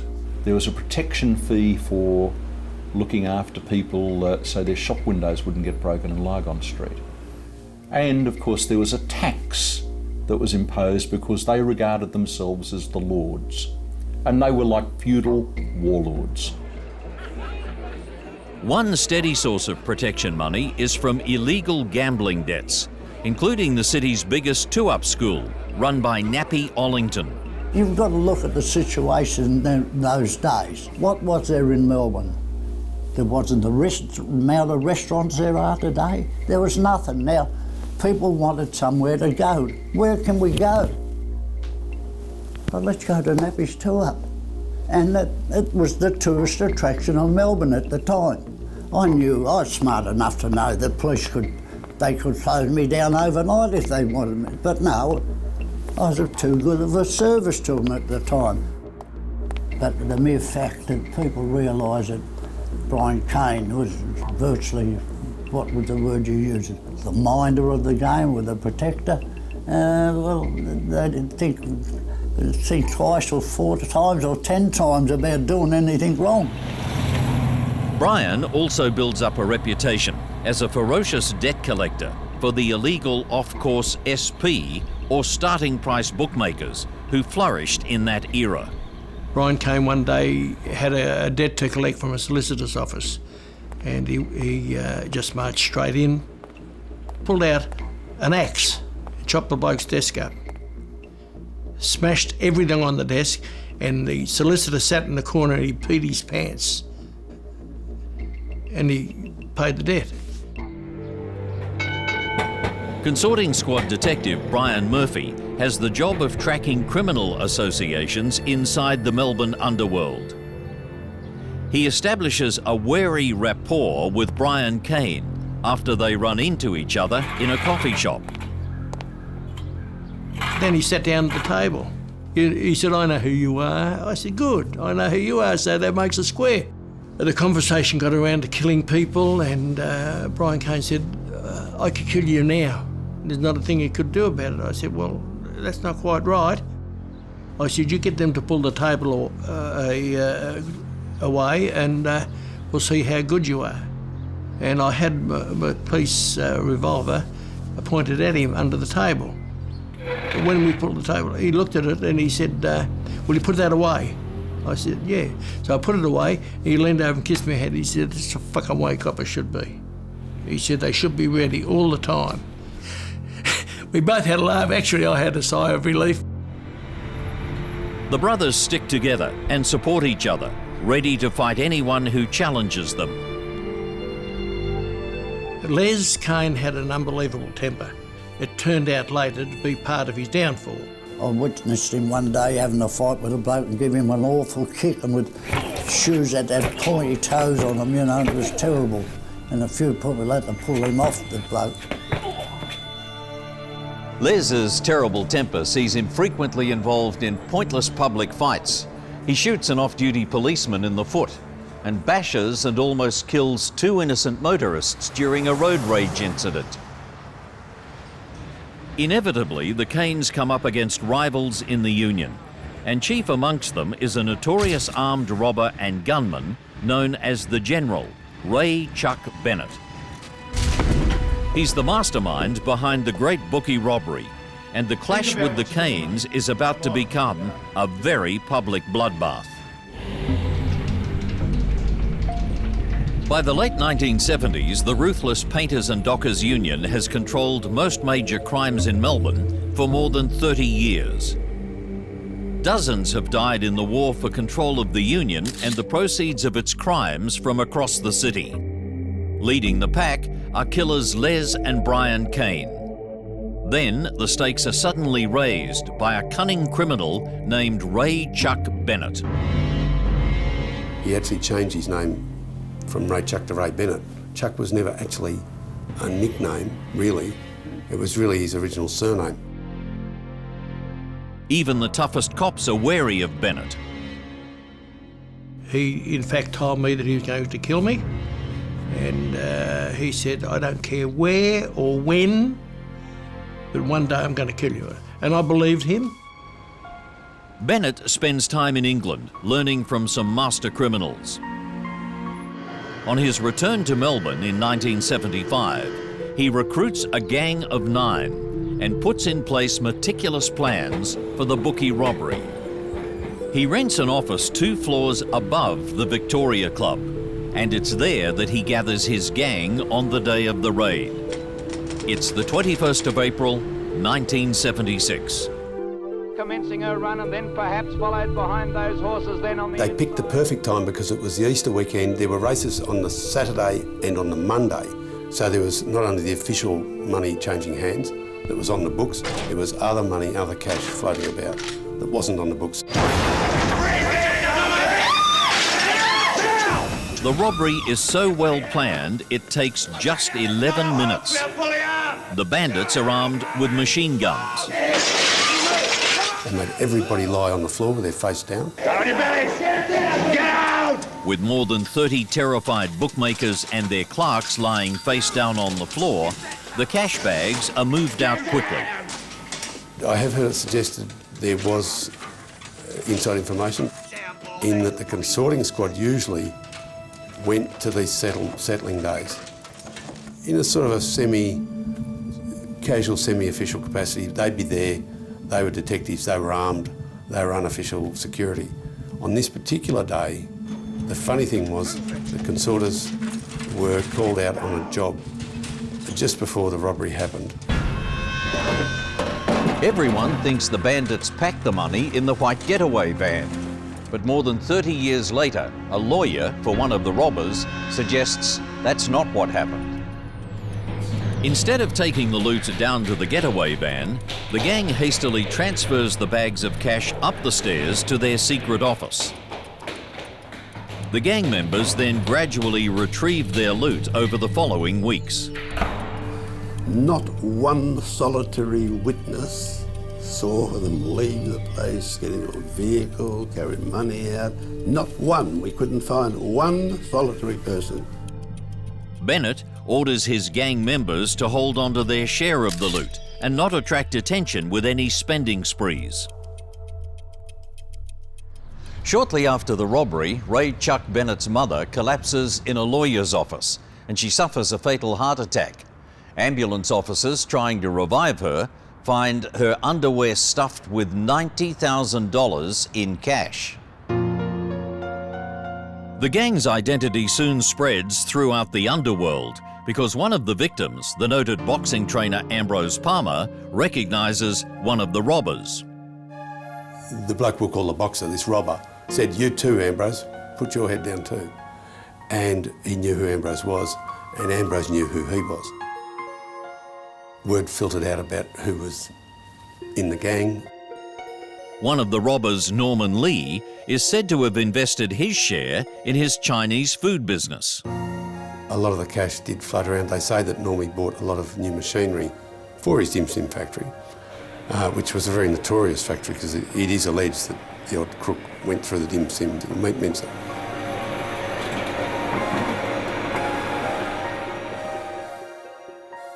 While the Kane brothers' violence ensures they're kings of the underworld, Les Kane's violent temper has destroyed his marriage. He's 25 and alone in a nightclub in Toorak Road when he catches sight of Judy Gay. She's a beautiful and vital young woman, and Les is smitten. They marry and have 2 children, first a daughter, then a son. After the Great Bookie robbery, animosity between the rival gangs reaches a new level as the Kanes try to intimidate Bennett's crew. I think they went after their share of the proceeds, and those people that were involved couldn't have given tuppence with it about the Kanes. They weren't frightened of them.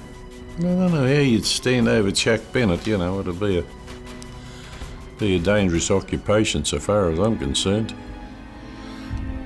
Yeah, you'd want to be prepared to die, that's the way I'd be looking at it, you know. The hostility spills over into a pub fight between Brian Kane and a bookie robbery gang member, Vinnie Mickelson, a former close friend of the Kanes.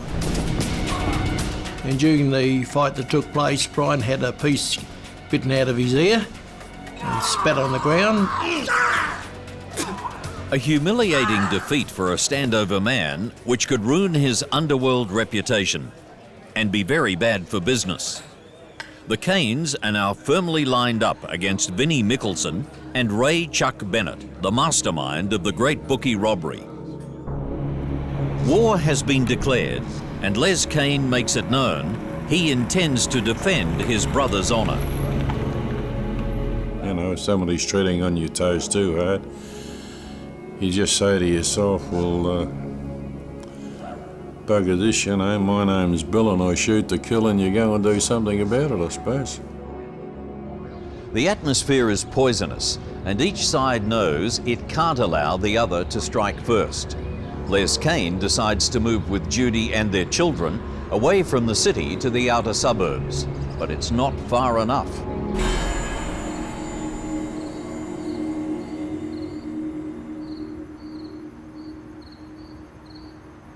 It's October 1978. Come on, get into bed and I'll tuck you in. 2.5 years since the bookie robbery. Les and Judy have been out to dinner with their small son Justin and 6-year-old daughter Martine. Tuck him in, love. Yeah, sure.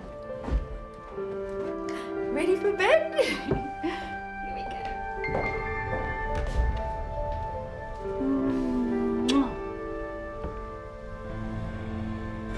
Good night. The children are put to bed in separate bedrooms.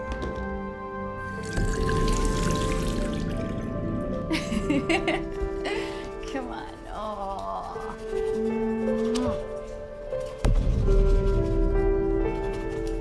Sleep well. Les is in the bathroom when Judy turns on the light in the master bedroom. Standing there are 3 heavily armed men, Ray Chuck Bennett, Vinnie Mickelson, and a man named Laurie Prendergast. Judy recognises them instantly. She's grabbed and pushed into the bedroom, where she throws herself over the little girl. It's all right, baby. Oi! Shit! It's okay, Mummy's here. My son! I want my son! My son! Come on, mate. Vinny, mate. Bring me my son! I want my son! Don't you dare hurt my son! You don't have to do this, mate. You don't have to do this. Ray Bennett appears and shoves the boy into Judy's arms. Judy is left alone with the children.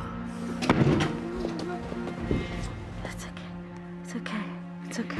Think about it. Think about what you're doing, mate. Come on, think about it. Just...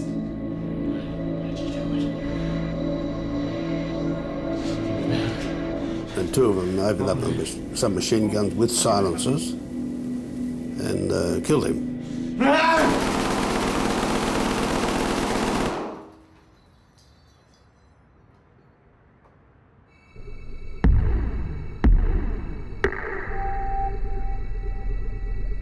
They then dragged his body to the front door, where he bled profusely on the carpet, left a massive bloodstain. They backed his car. He had a Ford Futura, backed it to the door, opened the boot, threw Les Kane's body into the boot, and drove off. Her husband's body is gone, along with his car. Neither will ever be found. There was talk that he was taken to a meat crusher up at Mernda, and that he was put through the mincer up there. There's an old saying, catch and kill your own. Well, perhaps we could add a bit more onto that and keep and bury your own. Judy Kane has been well schooled in the criminal code of silence and sets about removing all traces of her husband's execution. But the underworld knows this murder will be avenged. Unwritten laws protecting women and children have been broken. Both the murder and the brutal retribution, when it comes, change the nature of crime in Melbourne forever.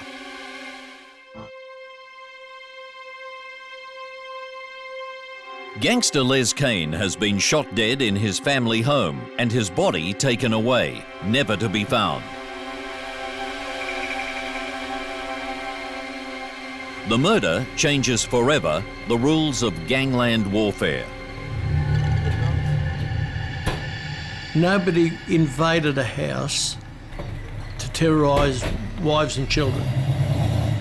But the night that Les Kane was murdered, all that went out the door. And now it was open slather for people to go into homes, home invasions. So the Les Kane shooting upped the ante in sort of barbarity. It was regarded as very bad manners by all the old-timers. Judy says nothing to her neighbours or to the police, maintaining the code of silence that she's been taught. Despite dozens of underworld murders in Melbourne in this period, no one has ever given evidence against any of the killers. But all of that is about to change. The The day after Les's murder, the head of the homicide squad, Detective Chief Inspector Paul Delanus, gets a reliable Underworld tip-off that Les Kane has been murdered. I got a couple of my detectives to go out and find Judy Kane, and they did, and they brought her into the office.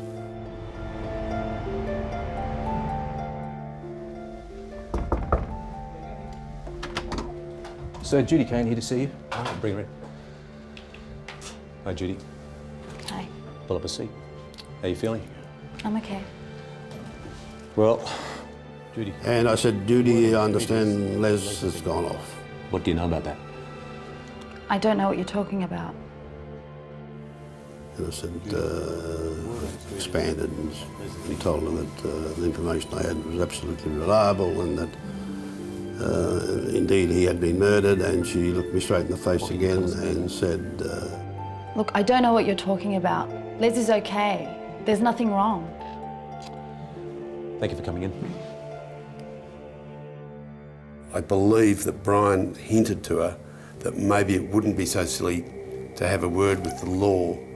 Yeah. Brian reasons that he's probably the next target, but if Les's killers are arrested, they won't be able to strike at him. And if Ray Bennett is thrown into jail, Brian might even be able to strike at him there. And I received a phone call from one of the boys to the office to say Judy wants to see you. So I went into the office and saw Judy, and she told me this true story.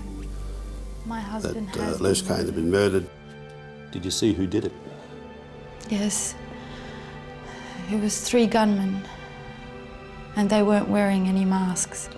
She told us who the offenders were. It was Ray Chuck, Vincent Mickelson and Laurie Prendergast. She was absolutely sure of that. She never no doubt. She knew them. We had just gotten home from a friend's place. I tucked in Martine and Jason, and Les went to the bathroom. Sleep well. Then I went into our bedroom, and there were 3 gunmen. They threw me into Martine's room and brought Jason in there as well. Come here, come here, come here, come here, come here. Oh! I heard gunshots and something being dragged along the corridor and a bit of a car being closed. Then I came outside and went to look into the bathroom. And there was blood everywhere. And there was blood all along the carpet. And then I went outside and the car was missing. She went around to see her father-in-law, Mr. Kane, Reg Kane Sr., and he said, "Are you being tailed, are you being followed?" And she said, "I don't think so, I don't think so." And what she did, she went back to the unit with her brother-in-law, and she cleaned up the entire area, the bathroom, the doorway, the whole thing. She cleaned it up, scrubbed it. From there on in, she was one brave woman.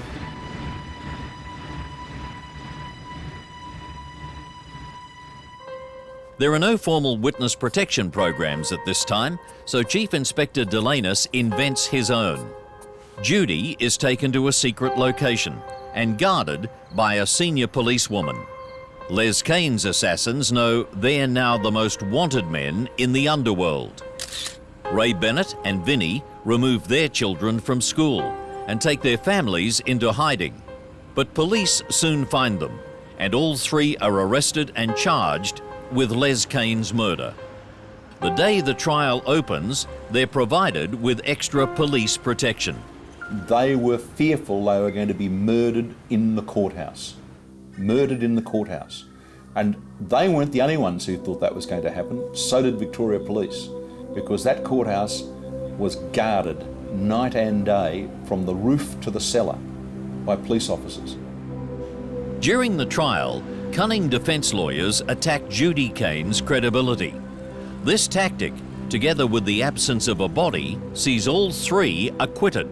These smart barristers suggested that Les Kane was here, there and everywhere. They produced witnesses to say that they had seen him here and everywhere, and that the whole thing was just a non-event, her imagination, blah, blah, blah. And the jury didn't believe her. The jury were wrong, very, very wrong. I have a lot of admiration for the woman. She was very, very brave. She had a lot of guts to come forward and make a statement, give evidence at the coroner's court. She gave evidence at the Supreme Court. She never wavered. Once she made up her mind, she was determined to give the evidence. The jury made a big mistake in not convicting these people. They released them without conviction, but indeed sentenced them to death. A barrister called Michael Kelly, who went on to become a judge, acted for Prendergast and gave the finest jury address I've ever seen in my life. I've never seen a trial like it before or since, because the three accused men all ran an alibi as their defence to the murdering of Les Kane. And the alibis were complicated and totally believable. Brian Kane is furious with the jury's decision. He vents his anger at Vinnie Mickelson's lawyer, Philip Dunn. I was having a coffee in a coffee shop in Carlton. I thought that I was just doing my job and impervious to all of this, when suddenly I had a hand go round my throat. I'm pulled off a chair and I'm told I'm going to die. And in that split second, I believed it. As soon as they're released, Mickelson and Prendergast go into hiding. Their leader, Ray Chuck Bennett, will be the first victim of the revenge attacks in one of the most brazen and shocking assassinations in Australian criminal history. Let him have it. Ray Chuck Bennett and his two henchmen, Vinnie Mickelson and Laurie Prendergast, have been tried for the murder of Les Kane. But with no trace of Les's body, and with wife Judy as the only witness, it's a difficult case to prove, and they're acquitted. Despite getting their freedom, they know that they're still hunted men. Ray Chuck Bennett, who's facing another charge of armed robbery, chooses to stay in prison instead of seeking bail. But he doesn't realise that even inside, he's in mortal danger.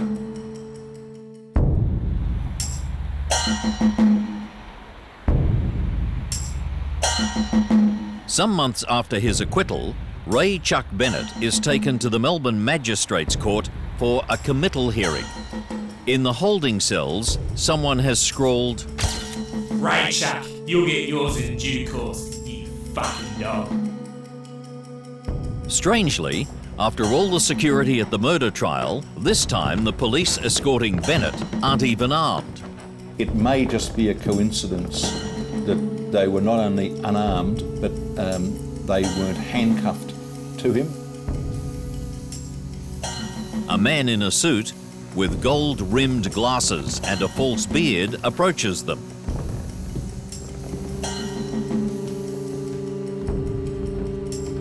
Suddenly this mild-mannered fella says, Cop this, you bastard!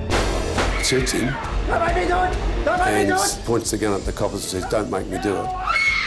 And I think he threatened somebody else that was in the room, another fellow, a witness. Ray Chuck Bennett, shot through the heart, collapses and dies soon afterwards. Slow down, slow your breathing down.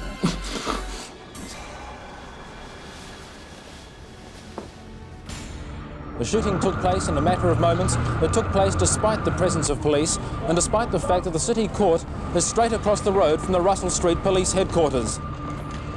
And I could hear screams. There were these shots and then there were footsteps.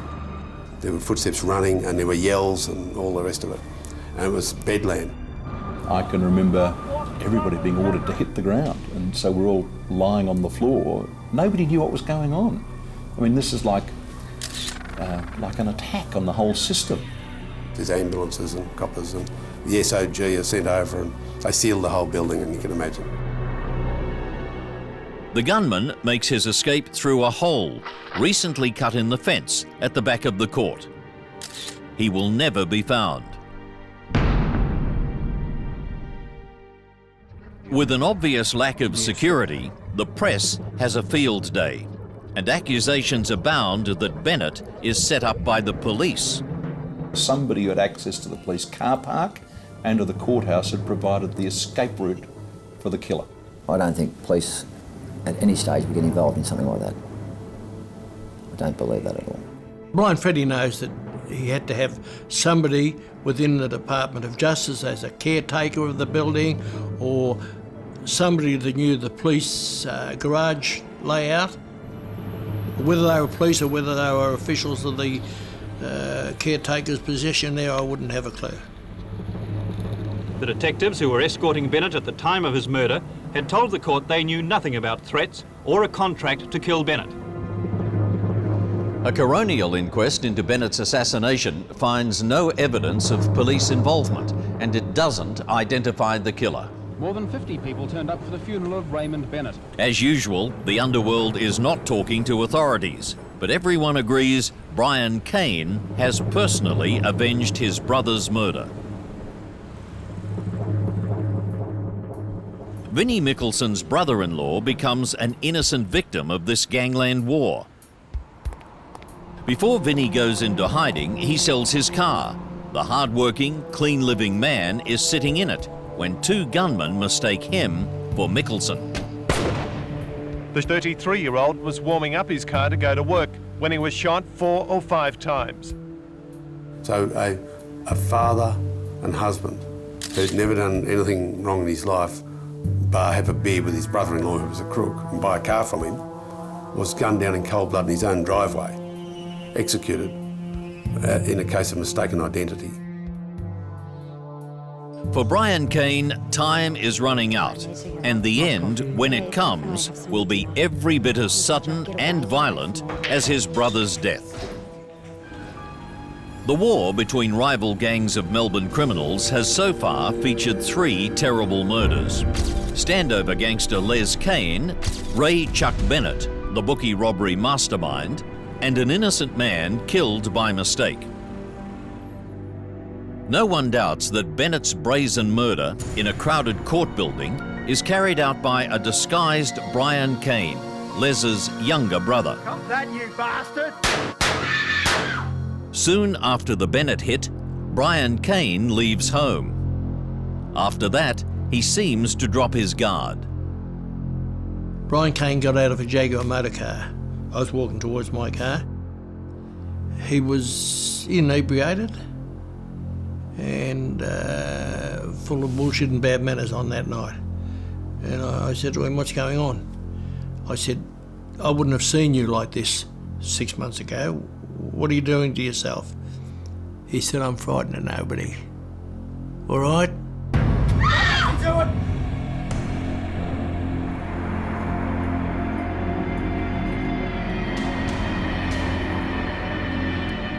Three years after Bennett's murder, Brian Kane is sitting in one of his regular haunts, the Quarry Hotel in Lygon Street. It's great, had a great time. He's with a friend, Sandra Walsh, who's carrying his gun in her handbag. I know you say I've been telling you this.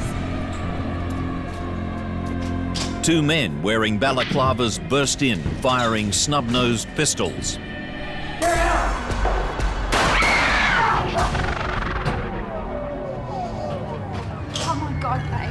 My God, you'll be right soon. Come here. He's hit in the head and chest. Somebody get the ambulance, someone. The gunmen quickly disappear, and Sandra is left cradling the dying Brian in her arms. 2 shots were fired and Kane slumped to the floor. He was rushed to hospital but died shortly afterwards. He had dropped his guard to the degree where he didn't have a gun on him. Should have had it in the front of his trousers on his lap with a serviette over it, but he didn't. He had it divorced from him in somebody else's control. You don't put a back pocket in a shroud, do you? Less than a week ago, Brian Kane told Father Brosnan that he wanted him to conduct his funeral service. He knew he would die before me and told me I was not to praise him or canonise him. There was a side to his life that I didn't know.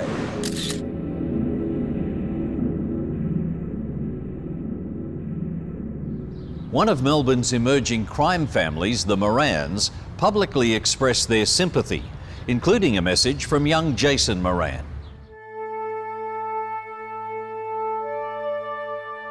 Jason Moran, as a little boy, when Brian was shot dead in 1982, put a death notice in the paper, "From your little mate."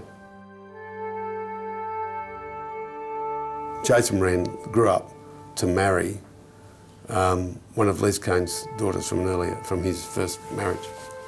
And they had kids, and those kids were of course present as little fellas when Jason was shot dead during the Gangland War.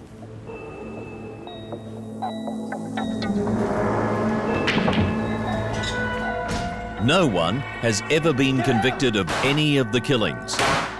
But the investigation into Brian Kane's murder continues.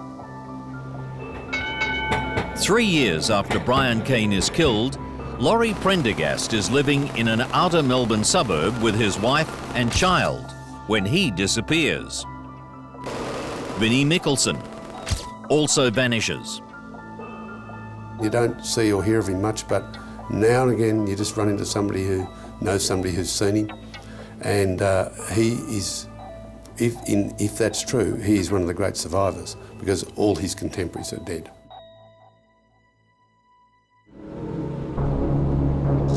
The bloody war that kills the Kane brothers and Ray Chuck Bennett has attracted a lot of media attention. The former Painters and Dockers leader Billy Longley is in jail when he agrees to an interview with the Bulletin magazine in which he exposes the union and its whole range of criminal activity. I personally regard Melbourne as the homicide capital of Australia. I mean, I know you get some pretty big outbursts of shooting in Sydney, but I don't think they rank with Melbourne so far as homicides go. In the dock war, there was 40 killed, and I heard somebody on TV saying one night, he said, "Oh, it would have been more like 60 than 40."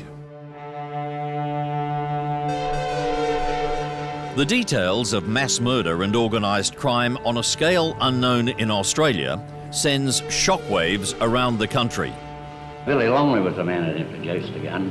The gun today, as far as the union is concerned, is completely out. The union's leader, Jack Putty-Nose Nichols, appears on 60 Minutes to deny his union is part of any criminal activity. Who am I to say what people do after dark? I'm only in charge of this. I'm in charge of it 24 hours a day, but only for union problems. It's an important issue, and the government is going to have to give it very close consideration. The Prime Minister, Malcolm Fraser, orders a full-scale royal commission to be headed by the prominent lawyer, Frank Costigan QC.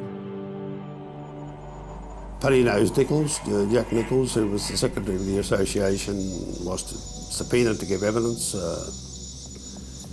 And he went out and met a few friends and sort of had a drink with them. And he went up to Albury and said goodbye to some friends. He bought a bottle of whiskey. He drove down the highway and he went around. He pulled up the car. He drank the bottle of whiskey. Bang, he put the gun to his head and shot himself. So he didn't have to go. The coroner found by his own hand, and only now, Longley says, he's sorry. Costigan spends 4 years digging into the union, and his final report is devastating. They treat the law with contempt and are scornful of its punishments. They treat law enforcement agencies as their enemies. They're motivated by greed and are not controlled by any consideration for their victims. Violence is the means by which they control the members of the group. They don't hesitate to kill. But you had to be armed in my day. I mean, that's just the way it was. As I said to you before, it was a case of kill or be killed. And if you wanted to stay alive on occasions, you know, there were some places you wouldn't dream of going unless you're armed. Some pubs and beer, you know, There's a tradition in Melbourne of barrels, you know. You'd have a turn to help someone and you'd go there and crikey, there'd be some pretty dangerous blokes at some of those turns. It wouldn't be much use taking your handbag with you, you know. You'd want something a little bit stronger than that. Among the scams Costigan exposes is the union's role in massive tax fraud, known as bottom of the harbour schemes, worth more than $1 billion. Less than a decade later, the union membership has dropped to less than 1,000 members, and it's deregistered. Costigan's report leads directly to the establishment of the National Crime Authority to fight organised crime in Australia. The Kane family survives the deaths of Les and Brian. Their brother Ray Muscles Kane moves to Western Australia, and Les's wife Judy makes a new, quieter life for herself and her children. The Kanes were one of the great crime families of Melbourne. They were tough blokes rather than money makers. They sort of predated the rise of the drug barons. Soon as they sort of went under, then the crime market was flooded with drugs, drug pushers, big money guys. Guns became a dime a dozen because there was money to pay for them. But the Kanes really belonged to a fiercer and more simple time of really inner suburban gangsters. And you know, they wanted to be the toughest bloke in the pub. When the painters and dockers had the dock war, as we now call it, a lot of people, dozens of men went missing, as they used to call it, on the missing list. But you never found out about it. People didn't talk about it. And there were no bodies left lying around. So generally it was all sort of kept in-house. A lot of things changed to bring kind of the end to that old-fashioned lawlessness, but in its own way then opened the door for the new breed to come. The lessons that you learn through the Kane era, that money speaks all languages, and greed and ego, the downfall of most criminals. And with the downfall of the Kanes.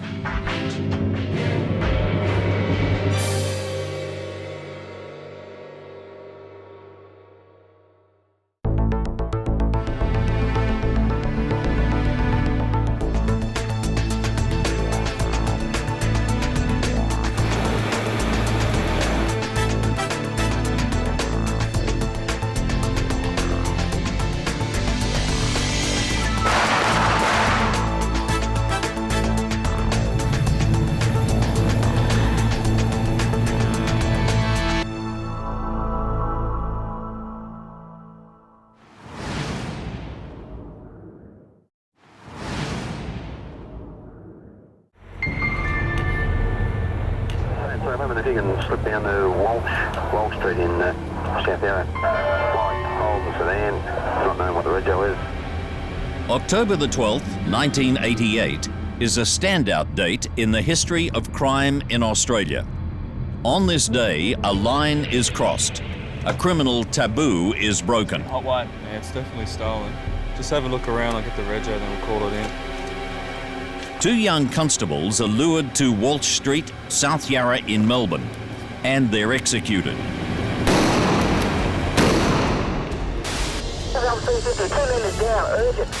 Senior Constable Tynan was hit in the head and Constable Eyre lasted in the back as he looked on from outside.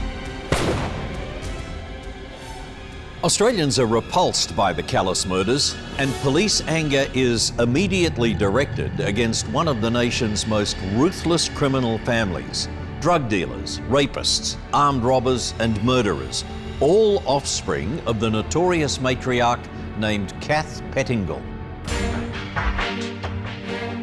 But I didn't think I was notorious. I didn't think that I was this matriarch. I didn't think I was anything like that. I didn't think I was as bad as they made out. Australia's most notorious criminal families.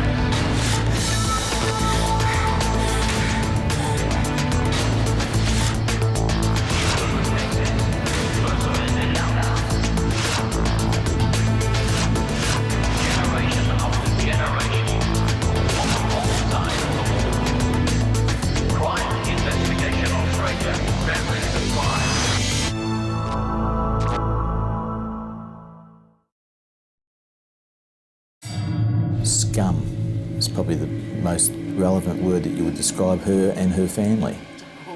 Can I tell you, the moment I first met Kath, I could not speak. My mouth was dry and I was petrified because I was in the presence of Kath Pettingill, and it was frightening. Born in the Melbourne slums in the Great Depression in 1935, Kath is an unusual child who has fantasies about death and evil.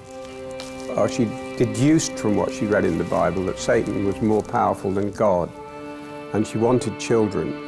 And so rather than pray to God that she would have children, and this was when she was still quite young, I think probably about 11 or 12, she prayed to Satan that she would have 10 children.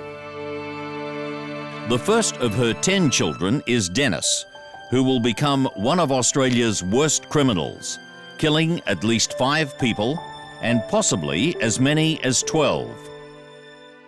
At the time of his birth, Kath is just 16 and incapable of caring for the baby, so Dennis and her next child, Peter, born about a year later, go to live with Kath's mother. The boys have a brutal upbringing with their grandmother and her boyfriend. They were bad drunkards and they used to drink red wine every night. And every second night I'd get belted with a pot stick or something, or Dennis would be belted, you know. And it was a really horrible existence. The 2 boys are led to believe that Kath is their big sister, who's left home with a small-time criminal named Billy. Billy was violent and bashed her, but she didn't mind that. She had a boyfriend who was very loving and bought her chocolates and flowers, and she had to get rid of him because he was too kind to her.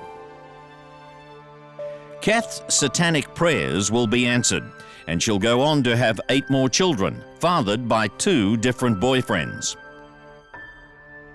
Of her 10 children, 5 will become notorious criminals. Dennis, rapist, drug dealer, and ruthless killer.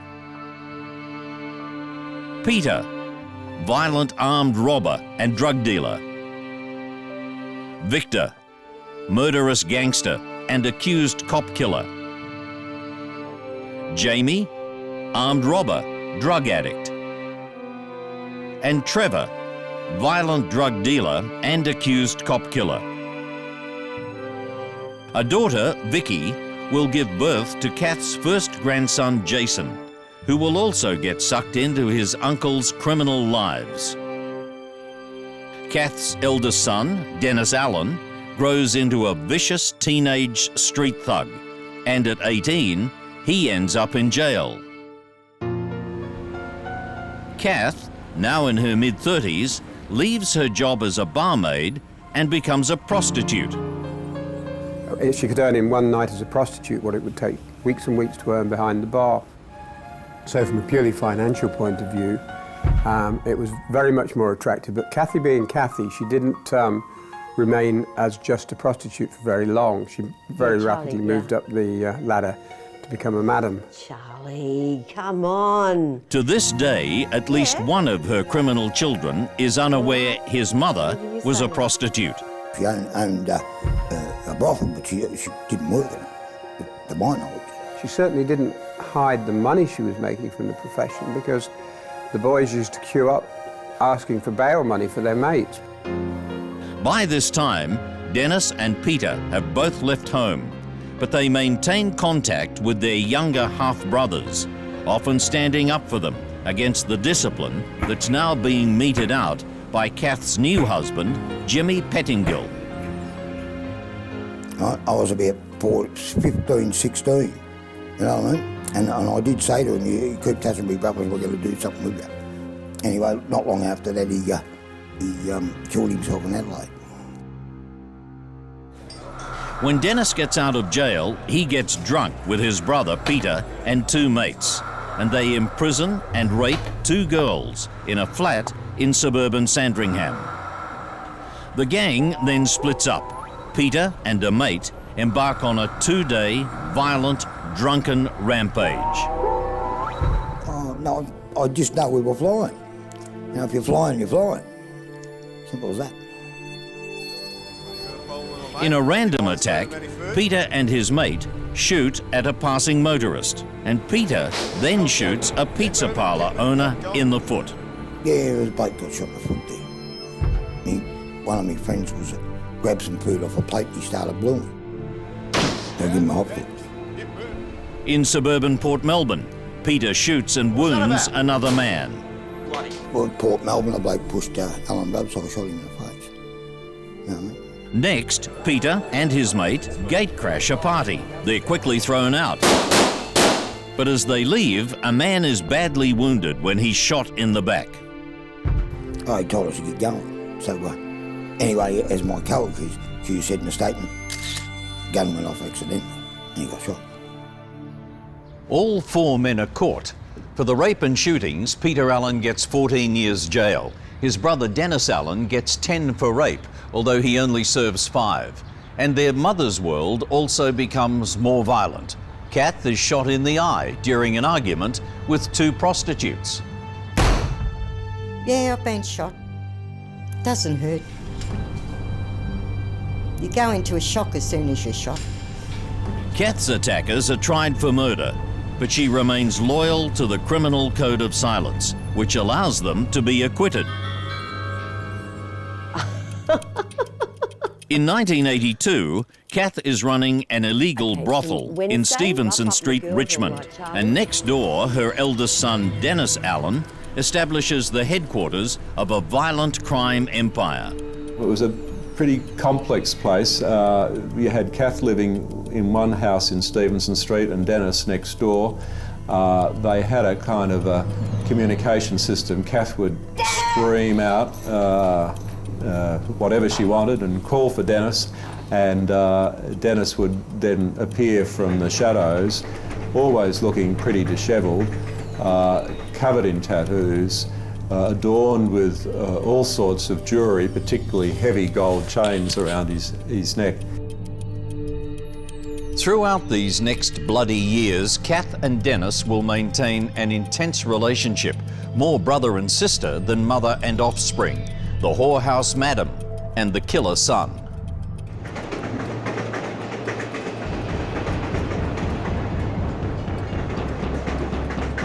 I wouldn't think that Kath Pettingill knew everything on a day-to-day basis, but she'd certainly become aware of it, and where she could, she would assist, and whether that was concealing things or making sure police were confused or distracted from what they're doing, she would certainly play that role. Together, they begin to buy up houses in Stevenson Street and adjoining streets, and gradually build a solid compound that helps them avoid police raids. Across the back of that was the railway line, the main railway line into the city, and of course he had access. They'd go and hide things up on the railway line in the ballast between the sleepers and that type of thing. So they exploited their environment. There was actually a hole cut out between the 2 premises through the wall, and the drug dealing would occur in the brothel, but the drugs would be handed in from the next door premises. They were the #1 crims in Richmond, and Richmond was well known because of that family. And they were in full swing. You know, they owned 40 properties, they were untouchable. Dennis surrounds himself with henchmen he refers to as soldiers. And he also entices a few local identities into his entourage. And he put some white powder, took it off his penknife in a plastic bag, put the white powder in my drink. And half an hour later, my nose dried up, I felt I had a burst of energy. So I thought, if I take twice as much, I'll feel twice as good. And it wasn't long after that, probably a month, 6 weeks later, he injected in my arm. But he made sure that Kath was there to keep an eye on, you know, what comes in and what goes out. You know, they'd have like a fishbowl full of foils. Kath used to mark the foils with a green texture colour or a red one. Green is for go, speed, up. Red is for stop, slow, heroin. Dennis fortified the premises. They would have grills and iron gates and that type of thing on their premises, on their windows. He'd have safes, he'd have hidey holes everywhere.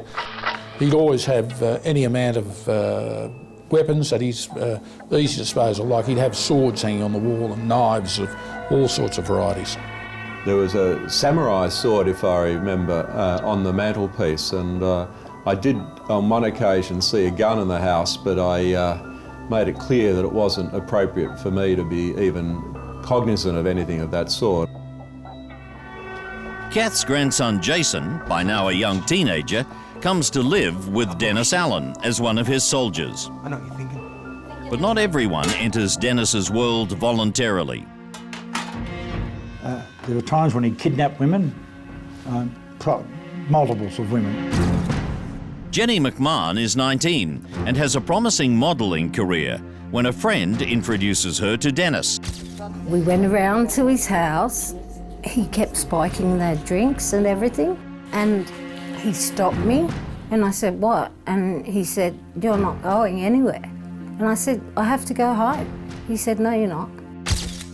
He likes what he sees and decides to keep her captive. Well, that night, he actually, raped me, sodomised me, and also he bashed me. What's that look for, bitch? Look, Dennis, I didn't do nothing. Bullshit. I know what you're thinking. I'm not thinking anything. Who told you you could talk? He was the first one to put a needle in my arm, and I was, oh my God, what is this? You don't talk until I tell you to talk. Oh, speed, he was pumping it into me. You don't move until I tell you you can move. You don't do bloody anything until I tell you. Do you understand? He wanted people all the time around him to cover him, to do this, and he had his minders and everything. When Dennis goes out, he appoints Kath's teenage grandson Jason to guard Jenny. This bitch moves. What they do here? No worries. I'll make sure the bitch don't move. Like he had a gun on me and a knife on me. If Dennis went out, he was the boss of me. I'm watching you. One day, the door was open, unlocked, and I ran for it, and I got to the road in Richmond, and there was 3 guns at my head. I pulled the taxi over and he saw the guns and he wasn't going to stop, and got big trouble for that. Chained up and my head in a bucket of water. I am so lucky because every other girl he went out with is dead. I'm the survivor. And I can't believe it. Come on, you bitch! Come on! I see you! Come on! Come on! Take that! Kath Pettingill's eldest son, Dennis Allen, has set up a criminal empire next to her brothel in the inner Melbourne suburb of Richmond. You can't get me, you bastard! By now, he's staying awake for up to 14 days, living in a perpetual state of speed-fueled rage. Jenny McMahon, who's his prisoner, and who later gives birth to his child, remembers the madness. He made me stay up 13 days and 13 nights, and I was going crazy because One night, a police helicopter is hovering over the street when Dennis begins firing at it. It was like a bloody big game with the police. They'd come round the next morning after Dennis was asleep and say, "Will you tell him you stop shooting at us?" He was a very clever criminal as far as concealing weapons. He'd conceal them over the fence with a string on them from next door. He was aware of the law of possession, and if it wasn't on your property, you weren't in possession. Now, giving an idea of her, Kath Pettingill's thinking, young Jason Ryan, who was only a kid in those days, on one occasion when we searched the premises, we found a pen pistol under his pillow. And again, this was part of their ploy. If you hide it in the child's room, well, who's going to be charged? I'm not living in that room, I'm not in possession of the firearm, therefore I can't be convicted of it. And we said to her, well, who's going to wear this? Kath, he's only a lad, only a boy. He's old enough. That was the answer. He's old enough.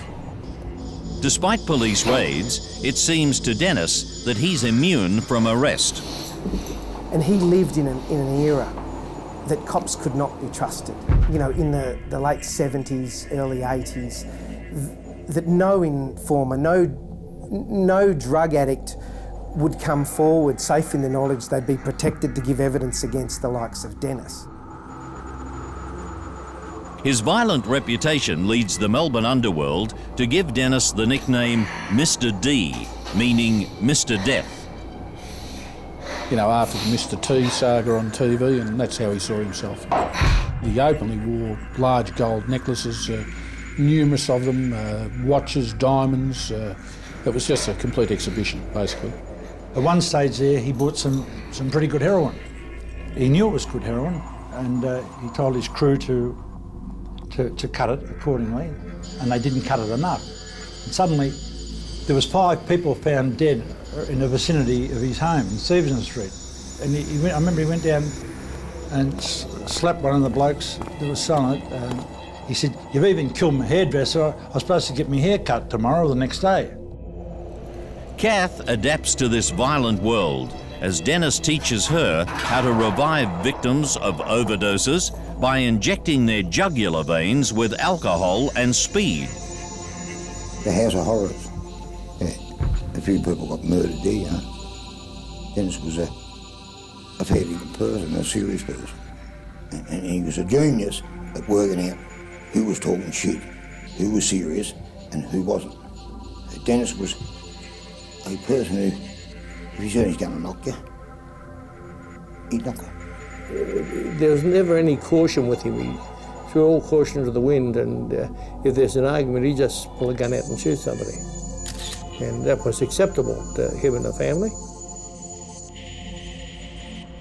With his continuous drug abuse causing severe psychosis and paranoia, Dennis suddenly decides that one of his friends, Wayne Stanhope, can't be trusted.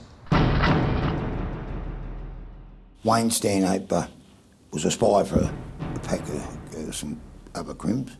He was sent down there just to see what's going on. And of course, Dennis already knew that. Cheers. During a party at home, Dennis casually asks Stanhope to put on a record. Mate, go and put that song on again, would you? Sure. He actually said, "Can you go and put your song back on, you know?" And he walked to the stereo. Dennis went, bang. Hello, Dennis! And I went, "Oh my God." Dennis! Jason! Jason! Jason! Jason! Speed and adrenaline are now pumping through the drug lord's veins. Jason!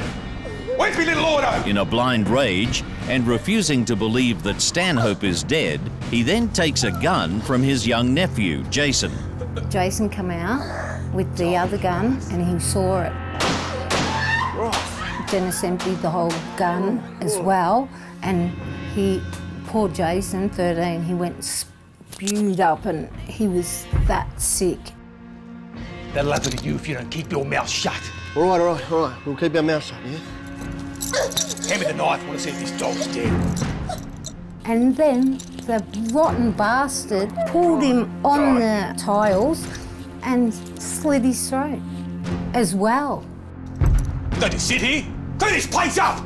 All trace of killing is removed and the body is never found. And they all burnt their clothes and everything, and I was told to burn my clothes. And Kath's pitiless nature is clearly exposed by her bitter complaints that Dennis has ruined her vacuum cleaner by using it to clean up blood and parts of Stanhope's brain. And I said, "Kathy, your eldest son has just put 12 bullets in somebody's head on the sitting room floor in front of a room full of guests, and you're concerned about your vacuum cleaner." And she looked at me and she said, "Adrian, there are things about me you don't know, and there's a side to me you haven't seen, and I don't particularly want you to see it." Dennis was a product of the environment. He was a serious person. There's no point in talking. Because you're not going to listen, they go away and laugh. He was one of them people that, you know, you could talk to him and it wouldn't penetrate because you were talking shit. And if they annoyed him, he would turn the radio up and put them off and get rid of the body.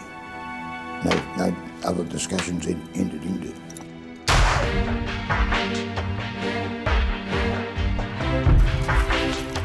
Dennis is out of control. It won't be long before Dennis's young brothers begin to enter their own violent criminal careers. Kath Pettingill's eldest son, Dennis, is now perpetually high on his own product. In a frenzied state, he murders a mate in front of a room full of people. Just speed got him. Injecting himself every few minutes with speed. Oh my God, Dennis! Because he didn't know who I was in his amphetamine. I'd have to say to him, Dennis, it's me, I'm your mother.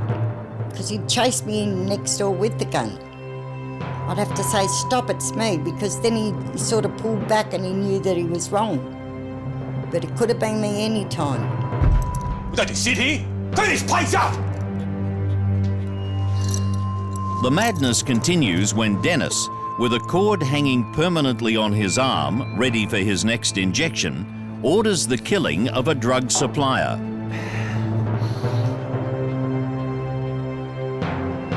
Come on, stand up, sweetie, that's it, Dennis! Helga, come on, love, come on. Helga, wake up, come on, love, you can, Dennis! This is closely followed by another pointless murder. Please, Dennis! What? Come here! When prostitute and heroin addict Helga Wagnegg suffers a heroin overdose and is near to death in Kath's brothel, Dennis decides to finish her off. I'll fix it. You're right. No, stop. I'll be right. Jason! What are you doing? He sends his nephew Jason, Kath's grandson, to collect a bucket of river water, Give me the bucket. which he pours down Helga's throat before holding her head in the bucket until she drowns. Stop moving, you bitch! Stop it! Stop it! The body is found in the river and a coroner's inquest is ordered. It's at this point that Dennis recruits his younger brother Jamie into his criminal empire. Jamie has been a violent criminal from an early age. He was an armed robber. He was robbing hotels and he shot a barman. And the barman died, unfortunately, and they charged him with murder. He was acquitted. Yeah, but yeah, he was a good kid.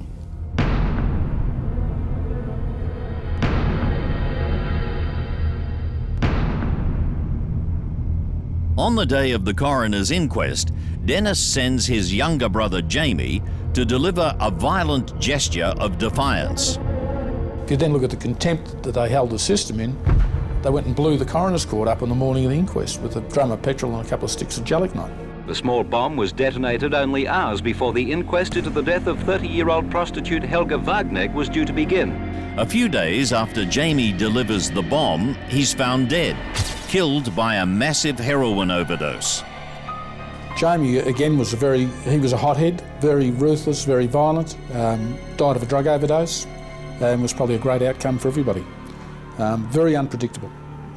And he was a bit of a problem to the family because he was like that. I mean, he'd do things like someone to look at the wrong way at him in traffic, something, he'd be just like to get out and belt somebody. Although he was well known as an addict, Kath, who never finds fault in her children, insists he's been murdered with what's called a heroin hotshot. Delusion runs deep in Kath's family, especially in Dennis, who by this time thinks he's all-powerful and untouchable. His next murder is even more audacious. The victim is a Hells Angel bikie named Anton Kenny, who is again lured into Dennis's house.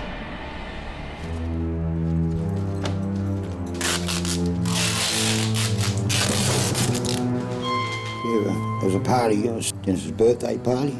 and he was accused of doing something, and Dennis took appropriate action, what Dennis thought was appropriate. It'll be on his terms, you know. G'day, mate, have a drink, you know, have a couple of drinks. Do you want to try a bit of speed or something, you know? Get in a relaxed atmosphere, then kill him. You dog! Anton Kenny is shot 3 times. His body is then moved to another of Dennis's houses in Richmond to be prepared for disposal. With the windows boarded up, plastic sheeting on the floor, and a 44-gallon drum at the ready, the scene is set for a terrible blood-soaked event.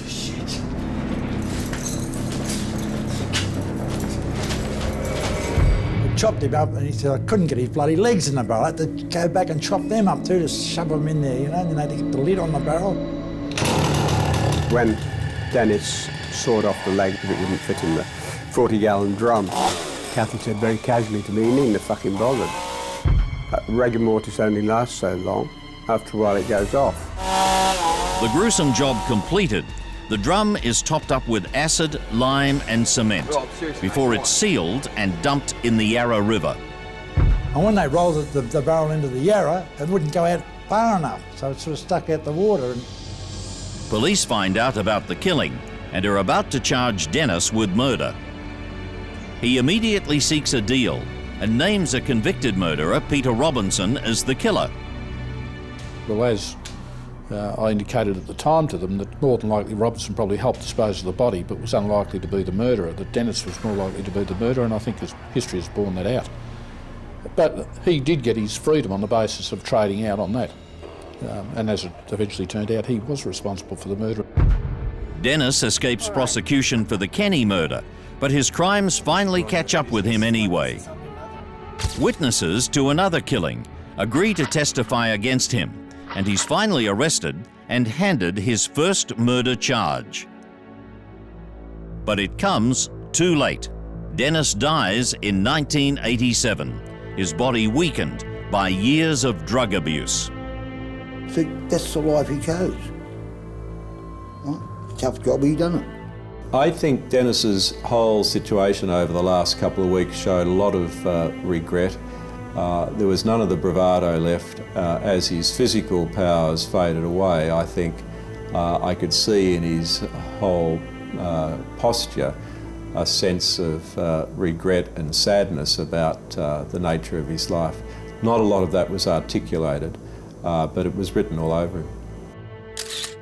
Dennis is certainly responsible for at least 12 murders where he's been implicated in the death of these people and disposal of their bodies. After his death, it emerges that Dennis has been feeding information to the police. Dennis Allen was providing information to the homicide squad, you know, which it turned out he was actually killing the people and then providing information where the bodies could be found, saying other people had killed them. The homicide squad said, "Don't you think it's about time you tell us where all the bodies are so that we can let the family bury them?" Kath Pettingill's life is now about to enter a new era in which 2 of her younger offspring, Victor and Trevor, will be accused of a most brutish crime. A wicked outrage that to this day still angers and upsets the people of Melbourne. The Walsh Street Murders. The death of Kath Pettingill's eldest son, Dennis, brings his murderous drug empire to an end. Throughout the years of Dennis Allen's criminal reign, his full brother Peter is in and out of prison for drug and armed robbery offences. And while he's inside, Peter is part of a sophisticated drug ring.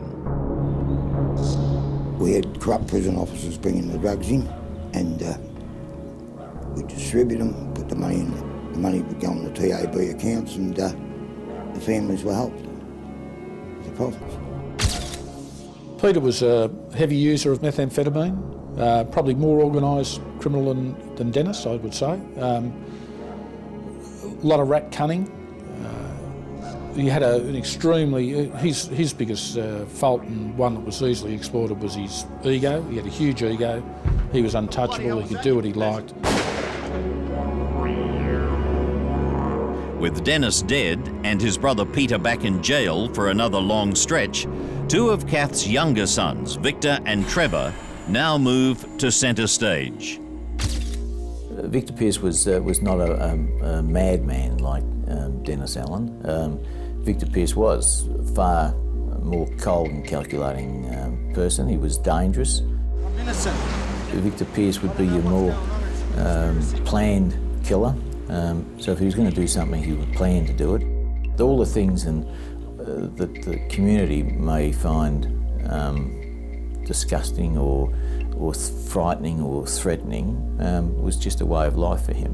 With Pearce also. But he was accused of robbing a few armed bands in it. And I heard he was pretty good at it. Absolutely ruthless. He was a real deal. If you said that bloke has done the wrong thing, I'm going to knock him, he'd knock him. Simple as that. Victor was a person that I treated with a lot more respect than I had for Dennis or Peter. I would consider him a lot more dangerous, a lot more ruthless, and capable of anything. In 1987, members of an elusive armed hold-up gang known as the Flemington Crew are shot down in separate confrontations with police in Melbourne. Victor Pearce's best friend at the time is Graham Jensen, his accomplice in many armed robberies. On the 11th of October, a police trap's planned to apprehend Jensen and charge him with a murder. He spots the waiting police, who call on him to surrender. He goes for his gun, and he's then shot and killed. 33-year-old Graham Jensen, who was wanted for the murder of a security guard at a Brunswick supermarket in July, was shot dead by police at Narre Warren. And they'd been involved in surveillance and went out to do an arrest on him, and which resulted in him being killed. On hearing the news of his friend's death, Victor Pearce flies into a rage, weeping and vowing revenge. Early the next morning, two police constables are patrolling on the night shift in South Yarra. They are Constables Steve Tynan and Damien Eyre. It's just before 4 a.m. They answer a radio call to investigate an abandoned car in Walsh Street. They did what any other police would have done. They pulled up behind the vehicle. Constable Tynan went to the driver's side and had actually hopped in, was looking about how the vehicle had been started. It had a smash vent window and the ignition had been tampered with, hot wired. Damo. While he's done that, Constable Eyre's gone to the passenger side and he's actually written down the registration number and checked that against the registration label because he had the expiry date on his clipboard. Yeah, it's definitely stolen. Just have a look around, I'll get the rego, then we'll call it in. He then walked around the driver's side and was leaning over the driver's side, obviously conversing with Constable Tynan when he's been approached from behind. Put it down! Put it down! Give me the gun! Get the gun! He's then turned and obviously deflected the firearm. The gun's gone off again and hit a house on the first floor with a round of SGs. Someone has then walked up and pulled his revolver out and shot him at point-blank range in the vicinity of the bottom of the ear. And then when he's gone to the ground, he's been shot at about a 45-degree angle through the side, which went through his heart. So, you know, like he was instantaneously dead with the shot to the heart and also the shot to the brain. Constable Tynan was shot directly through the top of the head with a full load of SGs from a 12-gauge shotgun. There's no such thing as a minor injury with a shotgun.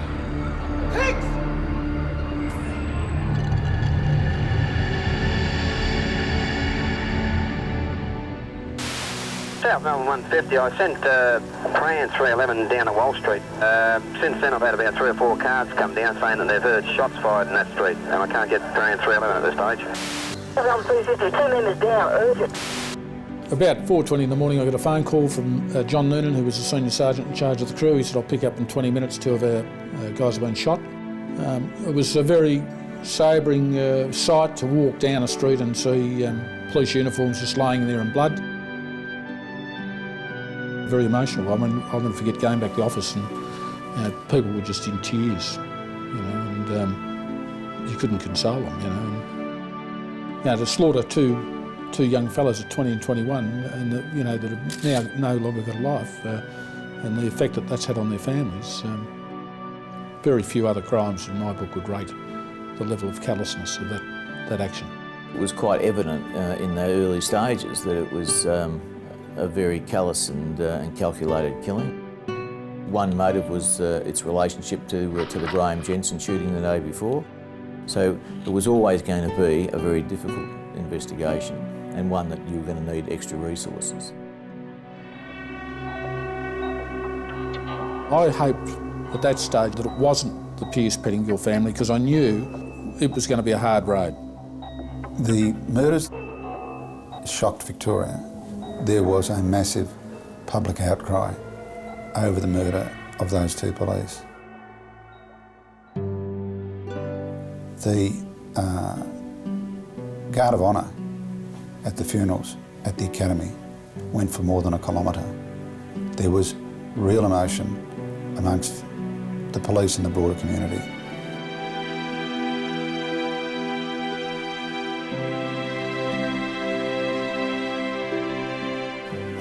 Some saw it as the murder of two police.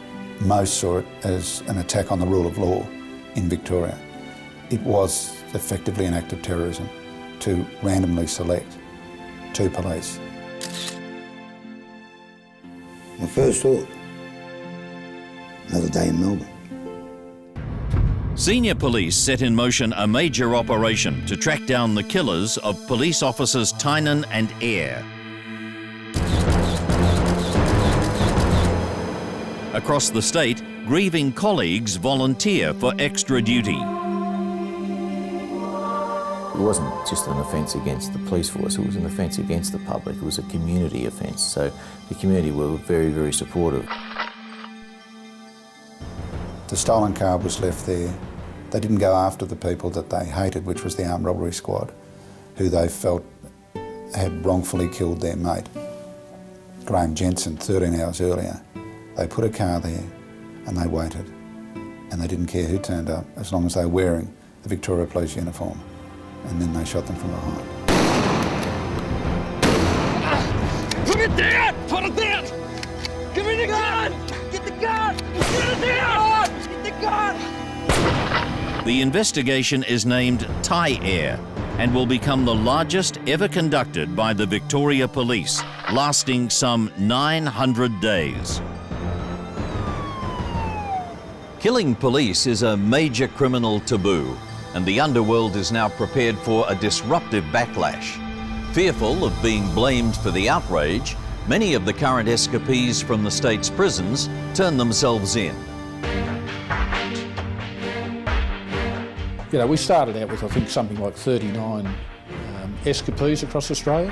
I think within 2 weeks, most of them given themselves up into police stations because they just didn't want to be part of it. But they thought, this is too much for me, I'd rather go back and do my time. What a piece of shit you are! Detectives immediately suspect that Kath's clan is behind the murders, and on the day after the attack, dozens of officers descend on the house of Kath's son, Victor Pearce, in the Stevenson Street compound. It would take a particular type of criminal to commit that type of killing. Get the gun! Get the gun! Get the gun! Victor's home is demolished, the backyard dug up, and every particle examined for evidence. It's suggested to the investigators that if Victor was involved in the killings, then the key might be to question Kath's grandson, Jason. I'd retired by then, but the mail you get as things go along, I rang the hotline and I told them to pick up Jason. He was their only hope in that house. And I told them if they treated him properly, he'd most probably open up like a watermelon falling off a truck. The police advice proves to be solid. Jason has had enough of his violent world with Kath's sons. Jason agrees to testify against his uncles. Meanwhile, the war goes on.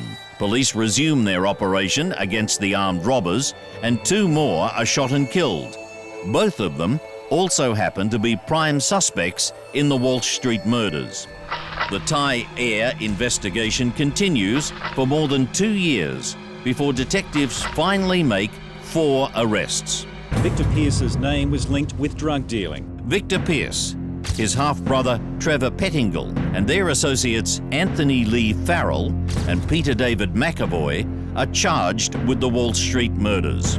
They're immediately sent to Pentridge Prison's notoriously violent H Division. It was a brutal place. Whenever a prisoner arrived there was a systematic bashing by the prison officers. The prisoner would be stripped naked, surrounded by several prison officers and belted for several minutes. And if he resisted, the bashing would continue. The prosecution reveals that in addition to Jason, they have a new star witness. She gives police a detailed account of Victor's planning and the direction of the executions. But as the trial's about to get underway, she suddenly withdraws her testimony and the police case collapses. Jason's evidence alone is not enough to convince the jury, and the 4 men are acquitted.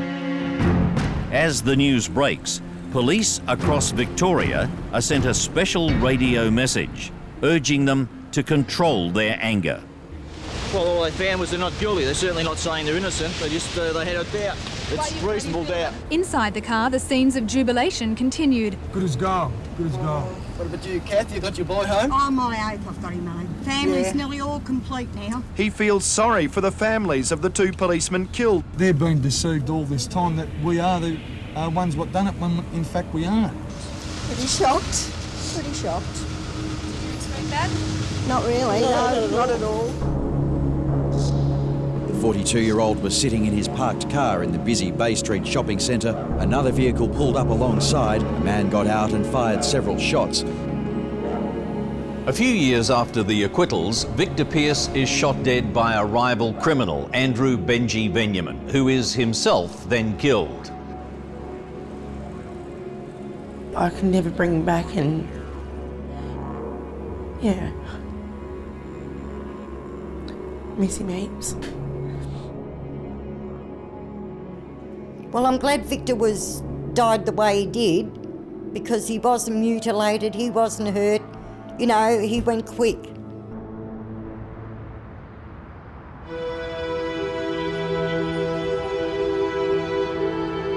Some years after the Walsh Street acquittals, Trevor and Kath Pettingill get involved in a new drug-dealing enterprise. But they're caught after undercover detective Lachlan McCulloch infiltrates Kath's family and narrowly avoids being murdered by a killer named Stacker. That he obtained the name because he stacked up dead bodies on his front doorstep after allegedly deliberately overdosing certain people.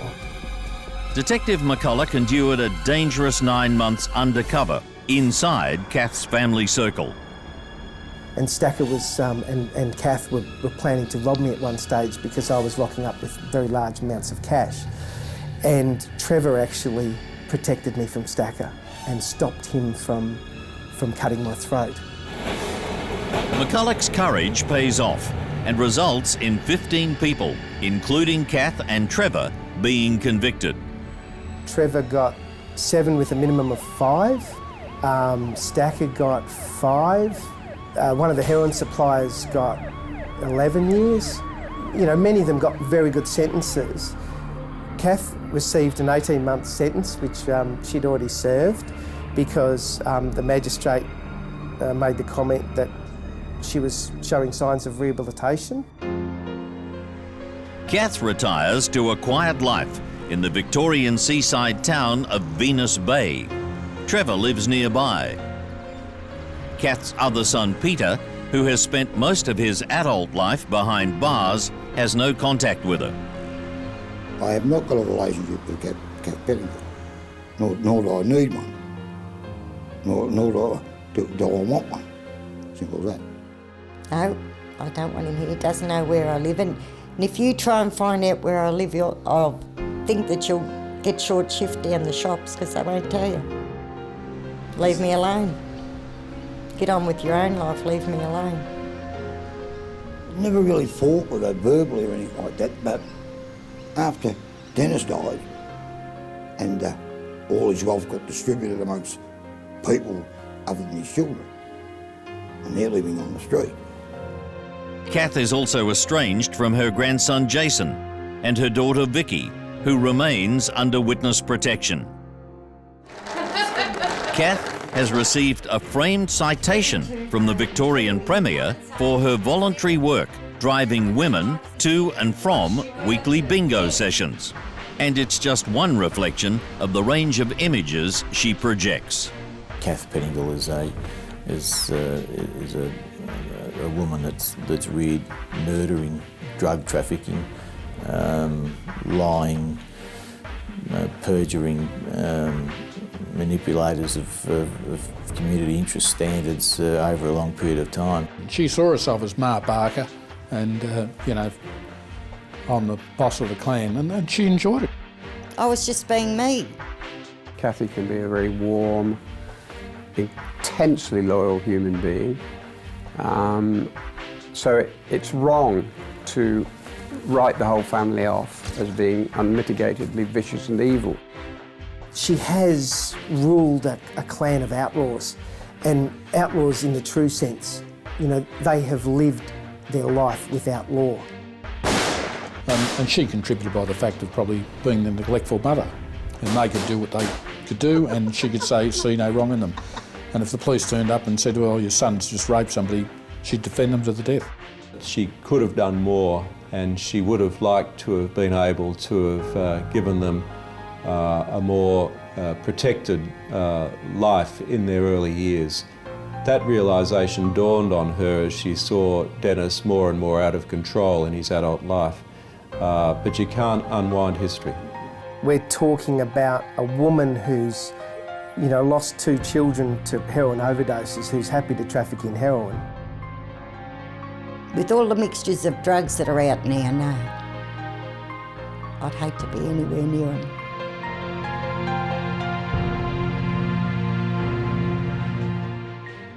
I've told you before, Charlie, no. Come on, Helga, wake up! Dennis! Don't let him speak to me like that. Bit of respect around here, eh? The amount of people that have died at the hands of her family, through directly or indirectly, through their drug trafficking and general criminal behaviour, can never be underestimated. It's thousands and thousands and thousands of community lives have been wrecked in some way or impacted on in some way because of the likes of Kath Pettingill and her family. And that should never be underestimated. A lot of those people don't get up after 5 years or 2 years or 10 years and go on with their life. They're dead, or they've been impacted on where their lives have been forever changed for the worse. And that's not something that we forget. Until the day she dies, she should pay for what she has done to society.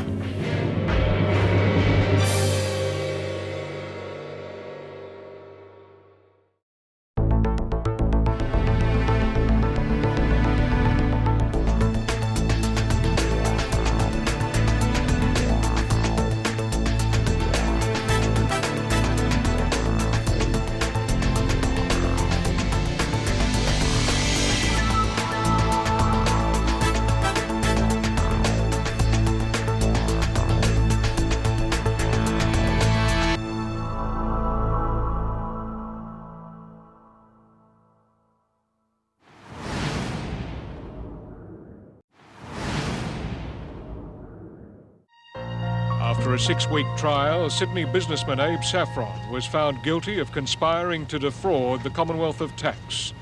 The trial had centred on allegations. The 3-year sentence was unanimously dismissed. It's estimated that more than $1 million of tax was evaded in a 5-year period alone. For half a century, Abe Saffron is the Vice King of Sydney. He controls the illegal gambling, prostitution and liquor rackets by bribing and blackmailing police and politicians. He's accused of arson and even murder. But like Al Capone, Abe Saffron only goes to jail because of tax evasion. This man, my father, changed the face of Australia. There is no question that he did. He changed it completely. In the entertainment world, gangster world, everything. He changed everything. He is probably one of the most significant people in Australia's history, good and bad. Australia's most notorious criminal family.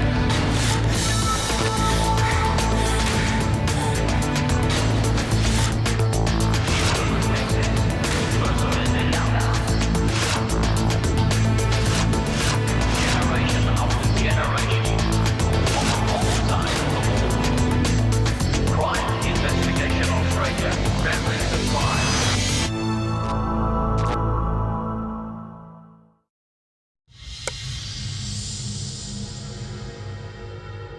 Some people said worse than Al Capone, Lucky Luciano and Bugsy Siegel combined. And he was in the beginning. I don't think you can characterise most criminals as being the sort of 4x4 tattoo-covered thugs. It's the thugs, the ones who are in the front line, who are carrying out the deeds of the tacticians, you know, the Abes, if you like, who are more in the back room. I knew it was shady. I knew it was illegal in some way, but I couldn't pinpoint it. I mean, he had a whole life, which is different. There were varying reports. I mean, you know, some people said that he was on the fringes. Others said that he was immersed in it. Some would say that he was in the heavy stuff up to his eyeballs. But then, as he didn't need to commit acts of violence and had other people doing it for him, or not necessarily killing people, but just, you know, beating them up or whatever, it was an element of fear. That's what it was. All of the suggestions are untrue. Untrue, completely untrue.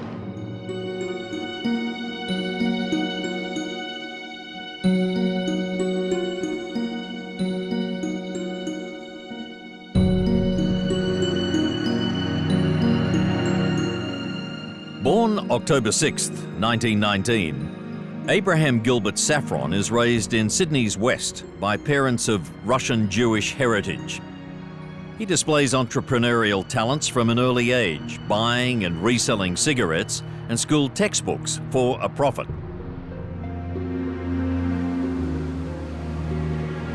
He's a very astute operator, and he's also, of course, one of the first car radio thieves. Abe was managed to picked up and I think arrested for goods in custody of having one of the very early valve radios. So he was obviously a man who saw an opportunity fairly early on and went for it hard. Before his 21st birthday, Saffron has already pleaded guilty to gambling and theft charges. He enlists in the Australian Army and Merchant Navy during World War II, where he runs a black market enterprise supplying contraband such as alcohol, cigarettes, and pornography. Now, whatever the sailors wanted, he had available. And he partnered up with in each case, with the captain of the ship. The captain got a slice. Then he started a bookmaking business where he went to the track and was a bookmaker.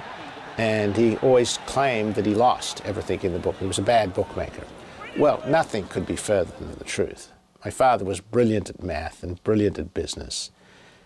By saying he was making nothing, he didn't have to pay taxes.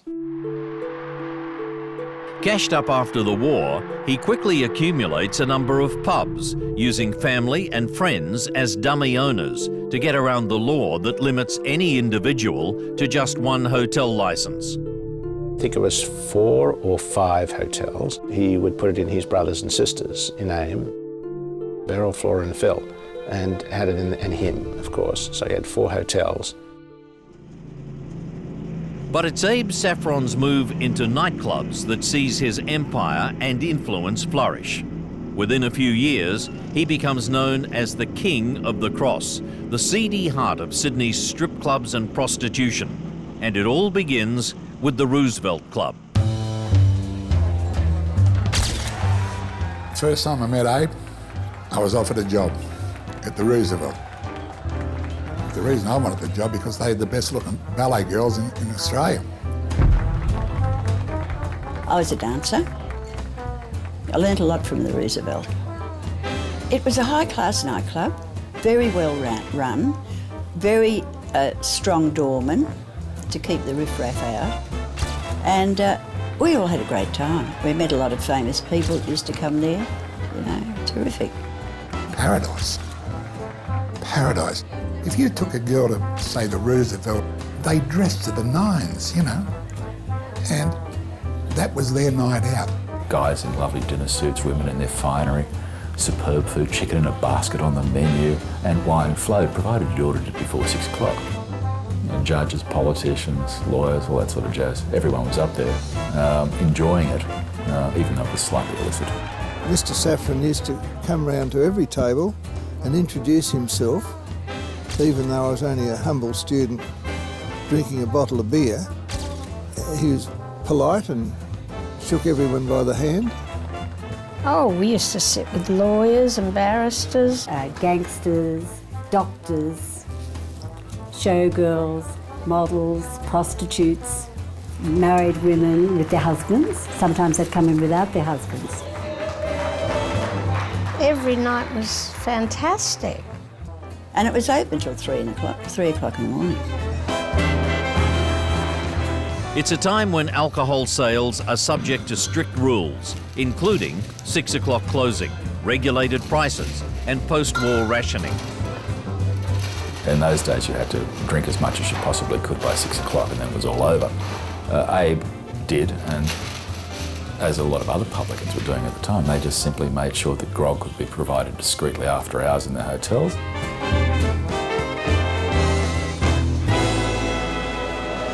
Saffron makes a fortune selling alcohol from his numerous pubs to patrons at the unlicensed Roosevelt at horrendously inflated prices. And I remember, going down and getting bottles and bottles, carts of them, and we bring back to the nightclub, and the girls there would write down Mr. Robertson, Mr. Johnson, Mrs.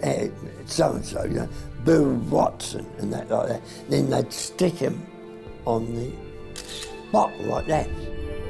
Which I think he charged £5 for. Well, that only cost 4 shillings to buy.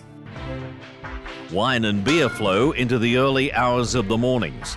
Saffron pays police bribes to turn a blind eye to the illegal sales of alcohol. The Vice Squad would come and see the show, have a meal. Boys, enjoying yourself? Yes, ma'am. You just make sure your glass... And get their money on the way out. So, that's the way it was done. It's not unlike Prohibition in America. It was an insane law. Prohibition in America breeded corruption. Well, the 6 o'clock swill was anti-Australian. So that bred corruption. Eventually, the blatant illegal activities in the Cross cause a public outcry and result in a royal commission into the liquor trade. Abe Saffron is called as a witness and is caught lying about his hotel interests. They did some digging and they found out that Abe was actually very heavily involved in a number of hotels, I think. So he came really unstuck. He lied and he got caught. He got caught heavily. It's a major setback for his business, but it doesn't affect his private life. Abe's healthy sex drive sees him take numerous lovers, mistresses, and become involved in a sex scandal that makes front-page news. Did you enjoy the show? I mean, there was talk that my father was extremely well endowed and insatiable. That's about the best way I could describe it. Insatiable, and had no moral compass whatsoever. Abe realizes he needs powerful friends in high places to protect him and his expanding illegal operations.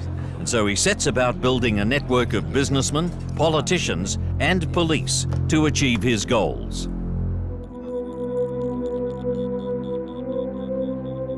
Abe Saffron has a criminal record for theft and illegal gambling by the time he's 21.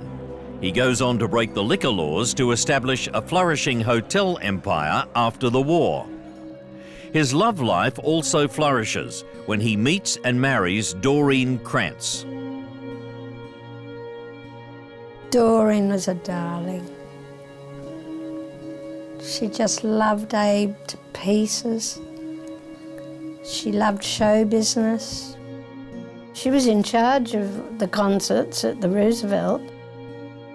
She had everything to do with the costumes and the running of the show. The newlyweds have a son, Alan, who later attends Randwick Boys High. When it got around the school that the son of Abe Saffron was in the school, they started to tease me and they started to say, your father's a gangster, your father's a mob boss, your father's this, your father's that. I mean, other kids just tore him apart. His father was, this Sodom and Gomorrah figure who was polluting Sydney with vice and crime.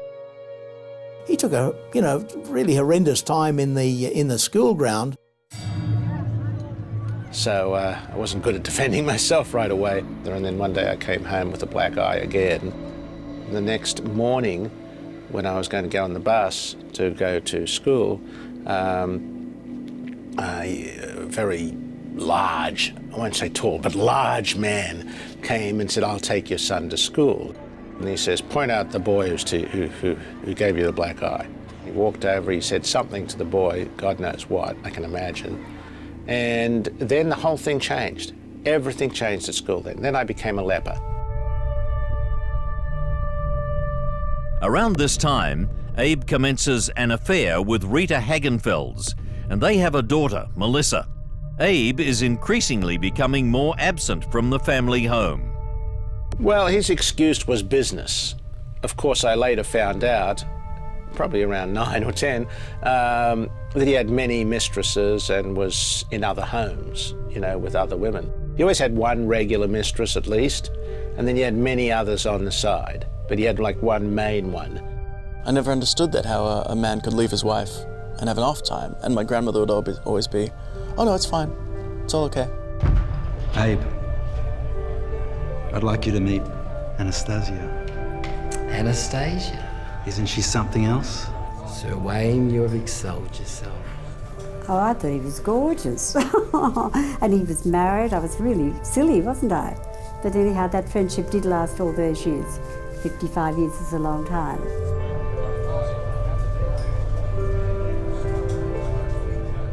And they accepted pretty much their role in his life, all above board. They knew what the score was. And they were absolutely besotted with him. It wasn't about the women, it was about using women. There was no real love per se. It's not the description of love as a conventional person would understand. He didn't have the immediate feeling for any one woman. His attitude was very simple. Take me the way I am, that's it. Saffron is organising sex parties for close friends, politicians and crooked cops. If you want a party, we can give you a party. Yeah, bit of S&M, goes a long way with something. That feature prostitutes, showgirls and homosexuals. One of the most notorious gatherings occurs at Palm Beach on Sydney's Northern Peninsula and involves his longtime employee, Wayne Martin. A woman involved in the orgy spills the details to the police, and Saffron and his cohorts are charged with scandalous conduct. And of course, then the next thing, they'd arranged for the newspaper, the Sunday newspaper, headline. 4 businessmen arrested on morals charges. The charges are dismissed, but Saffron's reputation is tainted. And these days we don't do that sort of thing. But in that period, it was sort of like the old throw your keys in and see who you end up with. Yeah, absolutely. And there are stories of Abe with girls brought in from various brothels and prominent Sydney businessmen. Completely true. Remember the other night? Saffron has easy access to prostitutes as the brothels are operating from the many buildings that he owns in the Cross. According to Alan Saffron, his father gained control of the prostitution racket at the end of a gun. three of them, went into a Sydney brothel, supposedly the biggest brothel in town, and he said, we're taking over. The guy in the brothel grabbed from the wall a shotgun, went to fire. My father shot the guy in the head, dead, right on the spot. And I was told this by my father's enforcer. I mean, I can't have it's eyewitness representation. Well, the word got out, of course, and that he was the new boss. And it continued like that in such a fashion that no one else disputed it, and he ultimately built one of the biggest brothel empires, if you will. Later, Saffron hires well-known standover man and career criminal Jim Anderson to manage the brothels. That was last night. Listen, have you worked out the figures for the Venus room? Yep, I've been looking at the books. Every brothel that Jimmy Anderson operated on he got it off Abe. Club takings, give him 75%. For you? Yeah. No, too much. The view was that Abe was central to a lot of what was going on in relation to prostitution. He ran a prostitution industry on the side out of his clubs, out of his nightclubs. Anderson rented and paid rent to Abe. I don't think Abe ever told Jimmy that he couldn't run this or run that in the premises he was renting off Abe. I know we're mates, but it's too much. But he would not class that as sort of vice or prostitution. He would say, I'm offering a sex service to my customers. He didn't see prostitution and sly grog as being anything other than some sort of social construct.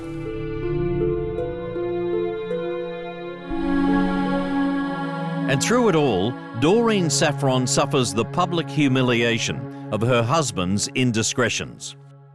I think she would have been a really nice woman. I only encountered her once at the Roosevelt, but you know, he had other girlfriends and they sort of got their share, and they didn't want to protect her at all and didn't care, didn't have any respect for her. And so she would have had a bit of a hurtful life. She tried to commit suicide 3 times, taking overdoses of sleeping pills, and, you know. It's hard to say that she accepted it, because that would be a wrong characterization. I just guess she didn't want to fight it. It's incomprehensible to me. It's just, I've never been able to quite understand how someone could put up with that. My grandmother was dosed on Xanax and all kinds of different pills that she was taking. She was always very happy, but completely out of it, clearly out of it. Just not caring. It's like sort of like living your life numb. Anyone to have put up with what he did and what he was, and I hate to say this, it's a really nasty thing in a way to say, I am absolutely convinced that my father killed my mother. Broke her heart and caused her to stop the desire for living. Alan believes his father betrayed him as well. He suspects his first wife, Susie, of having an affair with Abe. I mean, my God, my own father with my wife. I mean, I don't want to believe it, but there were so many rumors about that. For every time a child was born, he'd give her diamonds and jewelry and everything else. There was the issues of suspicion about the birth of 2 of my sons. Can I substantiate them? Absolutely not. Did I sign the birth certificate? Absolutely. Do I love them? Yes, I do. Abe Saffron finds himself back in the headlines, receiving even more bad publicity when the heiress and publisher Juanita Nielsen disappears in 1975. She's last seen in one of Saffron's clubs, and everyone believes she's been murdered. Abe Saffron rapidly expands his illegal brothels, strip shows, gambling clubs, sex shops, and property development, predominantly in the King's Cross area. There was an Abe Saffron establishment on every corner and every sort of 50 metres. He really owned that strip. Ballpark, he would have had half the businesses in the Cross. Plus he also had a lot of real estate in the Cross as well, because he kept expanding his real estate holdings. He was one of the bigger landlords around town. So he kept ploughing the capital from his businesses back into buying more and more property. Two of those properties were licensed clubs. And that was the All Nations Club in Bayswater Road and the Aquatic Club, which is near the Manhattan Hotel, just off Macleay Street. You know, both of these clubs were very well run and very successful clubs at the time. But not all of Saffron's clubs are illegal. There was illegal casinos in which he had a hand. He had places where they played baccarat. He certainly had sly grog shops where he could get alcohol.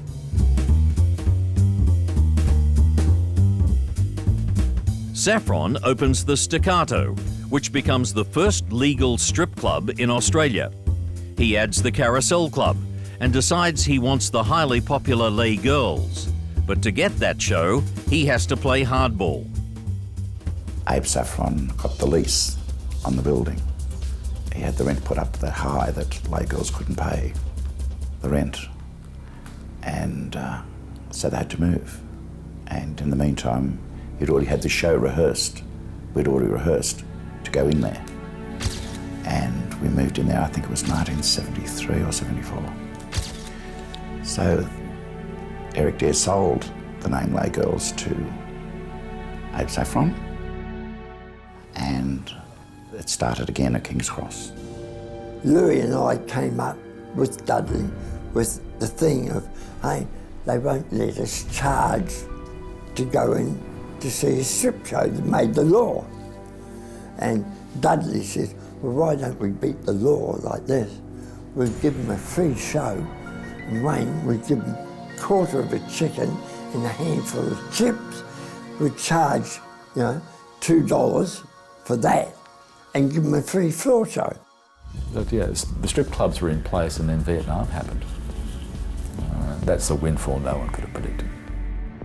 Saffron is making friends in high and indeed low places.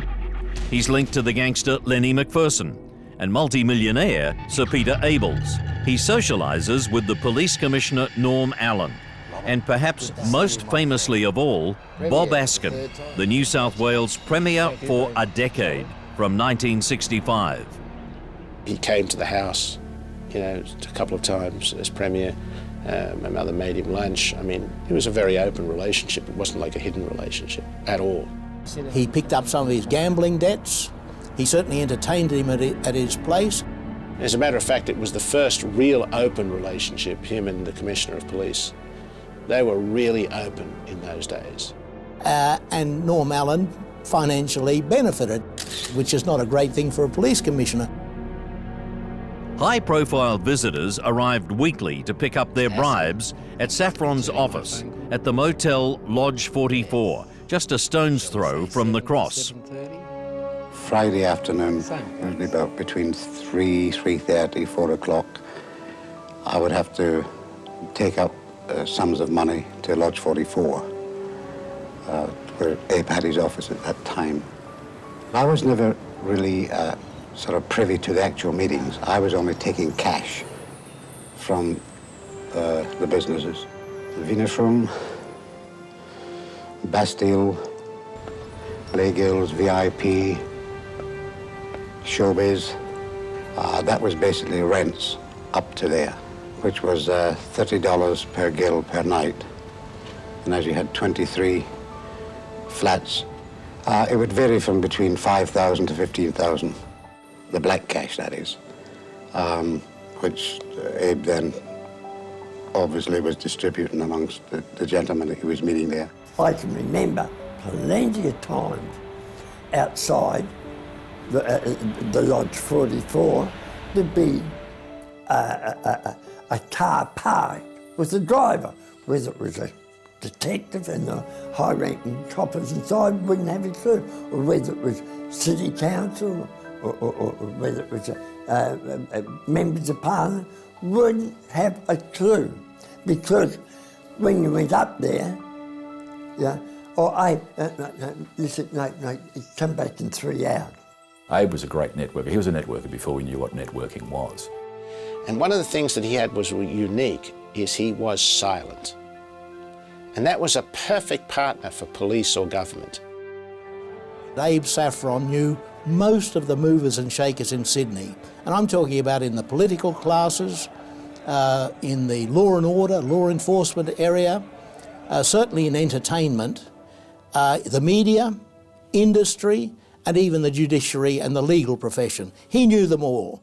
Like Sammy Davis Jr., for example, sold out performance in Queensland. Sold out, can't get in, $1,500 a ticket. I ran for the rings on the day of the performance. He rings up, he goes, to Mr. Saffron, I'd like 6 tickets for this showing tomorrow night. Okay, Mr. Saffron, 6 tickets, right up the front row, stage. Impossible things like that. It's Saffron's relationship with standover man James McCartney Anderson that has the most profound consequences. Well, both my mother and me said to him he made a terrible mistake with Jimmy Anderson, but in a way he didn't. He had so many clubs. He needed someone of that kind of animalistic behavior. Nighttime business is a tough business. It really is. You get into a lot of problems, you get a lot of fights, you get a lot of stealing. He needed someone with an iron fist, and Jimmy Anderson was that. I was regarded with a great deal of suspicion originally. I was reasonably fit. I wouldn't stand any nonsense. In those days, you used to get quite a lot of girls getting beaten up in the clubs, customers getting robbed. I put a stop to that. And again, there's a certain amount of respect is not to trifle with him. He was a horrible, horrible man.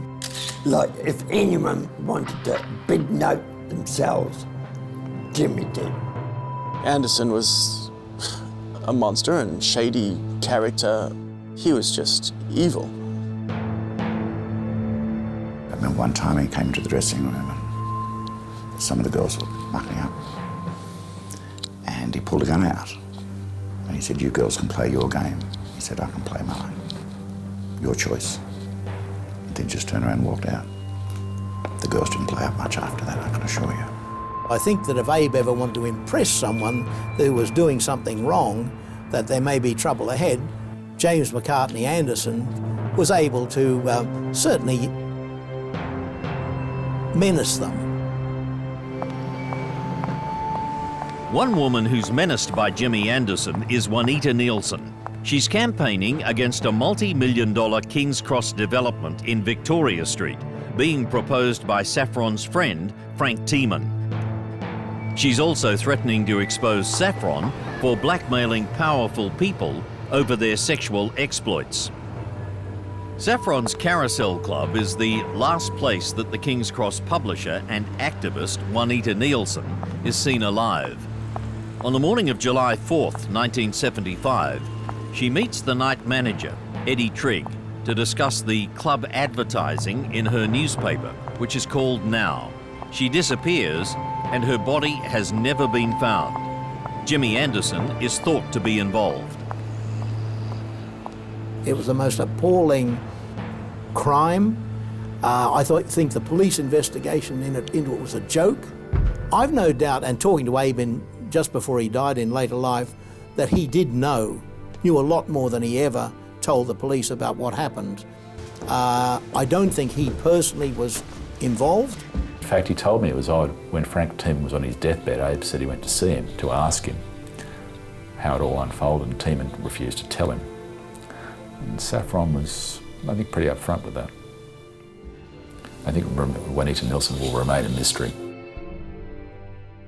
The public attention that Juanita Nielsen's disappearance draws to Abe Saffron creates a rift between him and his once loyal enforcer, Jimmy Anderson.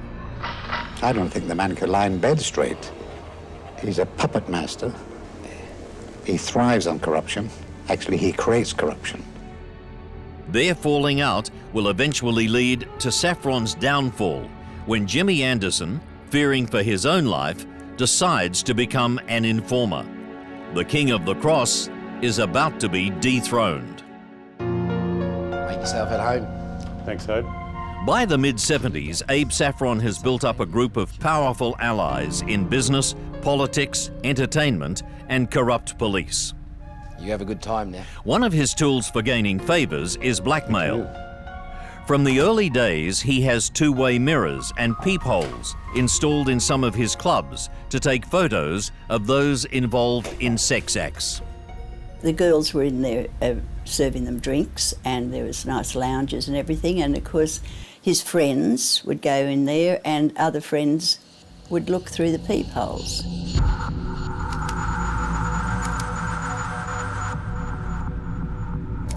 They were compromised, so I think he blackmailed them.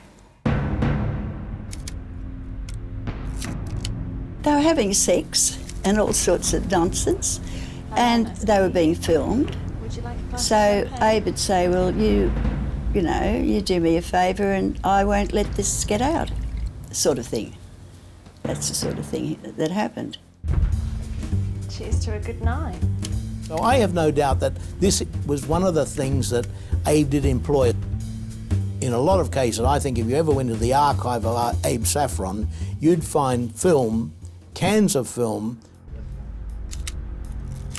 In my safety deposit and in my lawyer's safety deposit, I have photos that would turn anyone's head of sex acts with high-ranking politicians and police who are still alive today and who are still in the police and are still in government today. Throughout his life, Saffron fights numerous allegations of bribery and corruption, some of them in court, but remarkably, none are proven. He told me himself in later years that one of the things he got out of Sydney was he was having to pay too many people. He at one stage had most of the people in senior positions in the vice squad, the licensing squad, who policed what he was doing, the consorting squad, making sure that they left him alone. Lots of police officers. I never understood why my family was so involved with police officers, my grandfather in particular, where he'd go into the dining room and he'd talk with them for hours and then he'd leave, and then the police officer would leave and they'd get into squad cars and drive off, and my grandfather would go, oh, I have to change this, I have to change that, and he'd be ringing on the phone, close the club tonight and open the club tomorrow, and, you know, don't do this now. We used to see a lot of police come in during the day, collect their envelope from the reception while we were rehearsing. They used to just step inside the showroom and then step back outside. Count out 300 for friends of the family. A young Alan counts out the bribes and asks his father who the money's for. He said, but I will tell you one of them is Bob Askin and one of them is Commissioner Allen. He said, the rest you don't need to know. So I knew. I put the money in the envelopes a lot of the weeks. I was right there doing a lot of his work, and I did the money for him. So who's this going to? And at one time there was like 20 envelopes. In other words, he was paying off 20 people. 20, that's a lot. I paid possibly between $5 and $6 million over a 15-year period to Abe Saffron to pay the police and the politicians. Saffron doesn't try to hide his relationship with one senior policeman, Deputy Commissioner Bill Allen. I dropped him off at the police headquarters. I said, Abe, you're making a effing blue. He said, no, I'm just going out to see Bill Allen. I knew that Bill Allen was going to be the next Commissioner of Police. I think it was unwise to allow Mr. Saffron into police headquarters. It's sort of waving a red flag at a bull, isn't it? I aligned myself with the popular view in the police that Abe was an extremely dominant person around King's Cross who may have been involved in corrupting coppers, but certainly we knew full well that the coppers turned a blind eye to most of the businesses at King's Cross. There's little doubt that Abe Saffron gets considerable favours from the New South Wales power players, but the tide begins to turn when federal authorities begin investigating accusations of his involvement in the drug trade. I made a statement to Saffron that the one thing I would never be involved in was drugs, and that if I ever found out, to my satisfaction, that he was involved with drugs, then we were finished. I established beyond any reasonable doubt that he was one of the main bankers, I think would be the best word, involved in it. This is the beginning of the end for Abe Saffron. By the 1980s, the National Crime Authority begins investigating what it describes as serious and incredible allegations against Saffron in relation to arson, fraud, bribery of police officers, and the supply of illegal drugs. Probably Abe Saffron had more investigations into him than any other person in New South Wales in the post-war years. I'm talking about royal commissions, I'm talking about commissions by the federal government, state government, whether they're into sly grog, licensing, vice, drugs and everything else. It didn't stop him. And the reports came and went, Abe kept going. But in the end, like Al Capone, it's tax that brings Australia's crime boss down. And it's Jimmy Anderson who betrays him. The NCA used Jimmy Anderson as one of their witnesses, and I think Neville Rand once quipped that you wouldn't convict a dog on the evidence of Jimmy Anderson. But yeah, I have no doubt that there would have been some sort of little shenanigans here and there with tax. The rocky association between the two will end up leading to the downfall of the king. For decades, Abe Saffron is king of the cross and all its vice without being touched by the law. Now, the newly formed National Crime Authority does a deal with James Anderson to give evidence against Saffron about his elaborate bookkeeping system. Anderson was the architect of Abe's demise. Absolutely. And Anderson tried so many different ways to do it. Some were quite successful.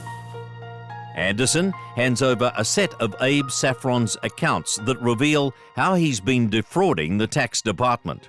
Oh, they were the records of the girly places and gambling places, and I went through them, and you can't construct something like that. It was detailed information on who was paid what and so on, and they were certainly genuine. Well, the Income Tax Commissioner was certainly pleased to get them. Anderson tells how Abe's clubs have two sets of books, official and unofficial accounts. The official book is used for taxation purposes. The black book includes cash takings that are never declared. Now, of course, at that point, a lot of people say, oh, you know, lucky Abe. You know, he's been doing all of these other really shonky things, you know, throughout his life. And he's been pinged on something that is probably at the lesser end of the scale, when given some of the very serious allegations that were made against him. He was arrested at the Raffles Hotel, which was one of his establishments, and he was subsequently brought back to Sydney to face the charge in relation to tax evasion. Always carried on like a gentleman, never a cross word, accepted the fact that he was under arrest, and came quietly. Saffron is arrested in November 1985. And he's charged with tax fraud and 12 counts of making false declarations to the tax department. He denies all the accusations, but after almost 2 years and 2 aborted trials, he's found guilty and is sentenced to 3 years. Saffron's new address is Long Bay Jail. Phony accounts were used over a 13-year period, starting in 1969. Oh, the first few days were very hard on him. All the photos and the humiliation of having to take off his clothes and strip and things like that. That was the most disturbing for him. It was a traumatic shock. I was bewildered, and it was only due to the kindness of other prisoners who attempted to comfort me in the circumstances I was in that I was able to bear with it. And then after a few days I realised that it had happened, and I went out to visit him a few times. He was as happy as Larry, always a smile. And the boss of the jail, first of all, gave him the laundry, which had been difficult, and they weren't commercially minded. So he was given the job of taking over the laundry and making it a viable business, which he said I thoroughly enjoyed. Every day was a challenge, and he turned it from a a loss-making concern to a hugely successful operation in a reasonably short period of time. I mean, he'd be in the courtyard and there'd be all the people around him, and he'd be like, Mr. Saffron, we'd like a cupcake or like a, dinner tonight would be steak, like, he'd be sitting there in his cell, all the people would be sitting in the mess hall. He'd have a phone in his cell. Yeah, he'd be doing business as usual in the cell. When you're talking within the prison system, no, I wasn't given any special privileges at all there. Most famously, while behind bars, Abe Saffron organises the lay girl dancers to come to the jail to perform for the inmates. He even orders takeaway Chinese to make it a real celebration. I think he was the king of Long Bay. He went without very little. Anything he wanted, he sort of got, including a drag show. Yeah. And of course, the press the next day was headlines, Abe Saffron gets drag show into Long Bay Jail. Who else but Abe Saffron could be in the slammer, be in Long Bay Jail, and then organise a party when you're being convicted of being a tax cheat, and have about 100 prisoners there, and have a great night of entertainment going on for several hours? Only Abe Saffron. In the end, Saffron serves just 17 months of the original 3-year sentence. He says, Alan, do you think I was upset about going to jail? I said, well, you seem to be. I was there. You took the impression that you would never go down. He said, that was the impression I gave to everyone. I already made the deal so they wouldn't investigate me any further. And I know that there were certainly many efforts to nail Abe Saffron in relation to things that were a lot more serious than that for which he was ultimately convicted. Any comment, Mr. Saffron? It came to a point where if they continued to investigate deeper, I could have been put away forever. He said, but I reached a deal with the highest level of people. Of course, when Abe went to jail, Jimmy Anderson thought he was kingpin then and thought the cross was his. It didn't last long. When Abe came out of jail, Jimmy Anderson went to the Philippines to live.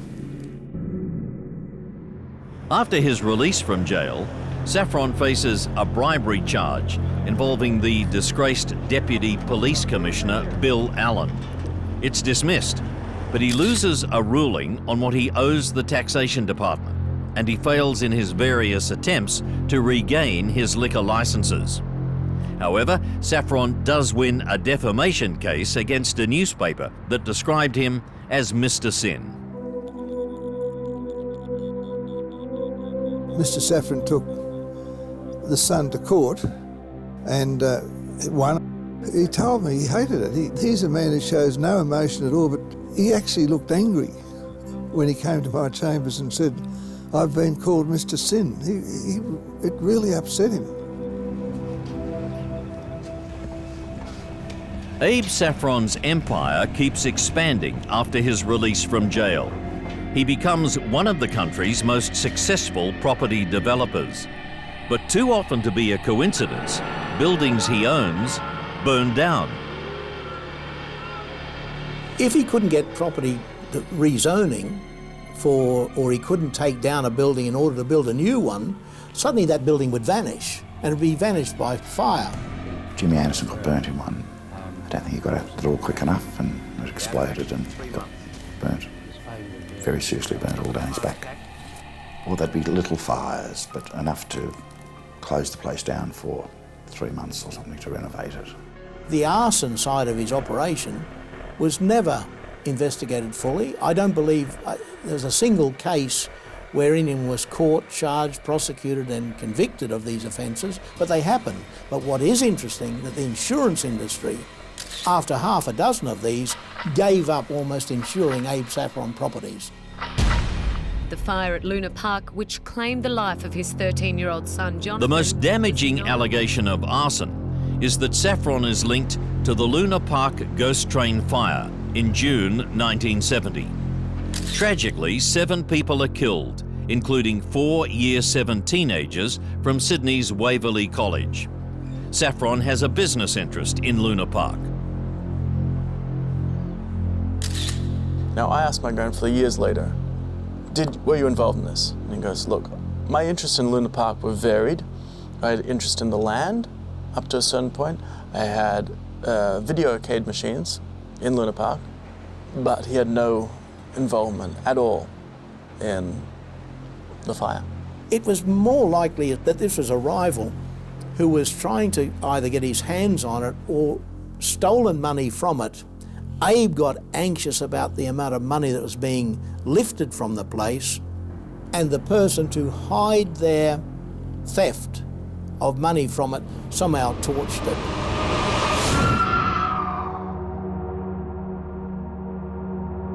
No matter how Abe Saffron is ultimately remembered, he undoubtedly changed the face of show business in Australia. He brought out entertainers such as Frank Sinatra, the first time this had been done in Sydney. He had nightclubs, he was providing entertainment to tens of thousands of people that was otherwise not there. He was brilliant, he should be credited for all of that, and I'm proud to be the son of that man who did that.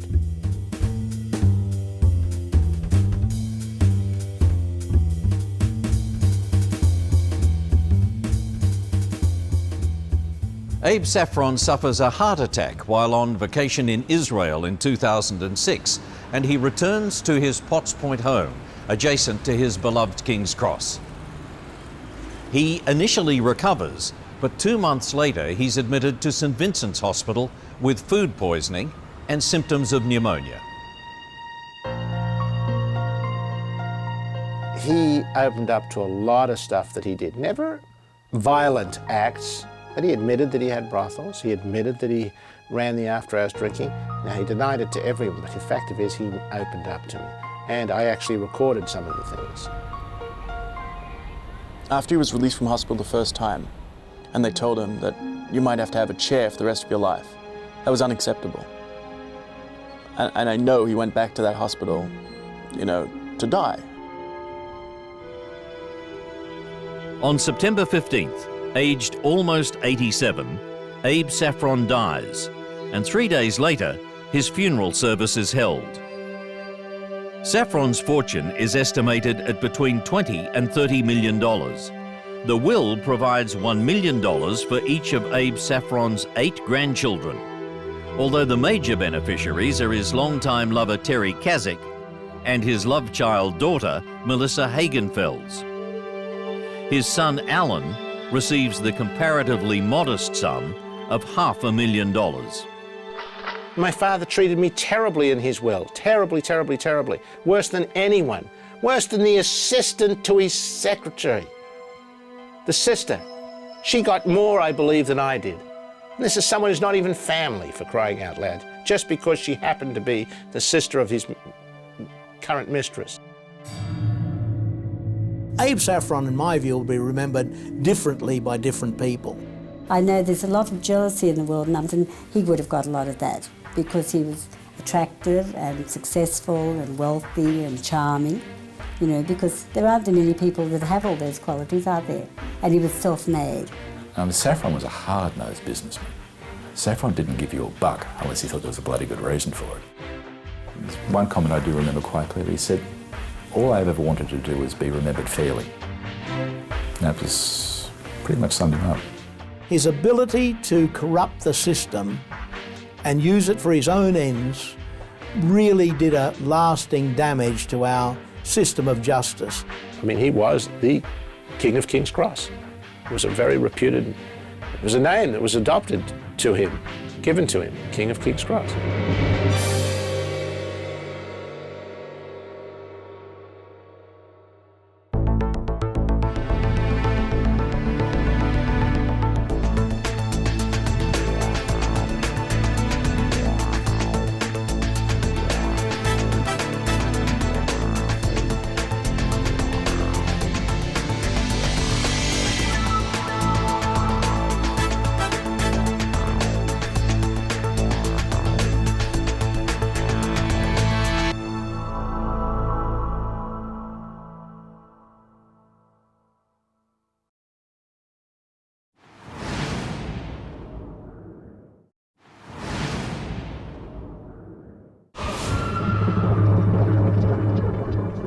On a hot February evening in 1986, a gang of 5 suburban thugs is drinking at a hotel near Blacktown in Western Sydney. They're burglars, armed robbers, and rapists. Whack!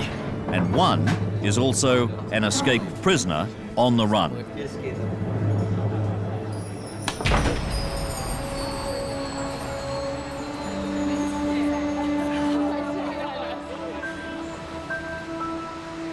At the same time, 40 kilometres away, in what might as well be another world, Anita Cobby, a 26-year-old nurse and former charity beauty queen, is having dinner at a city restaurant with 2 of her workmates.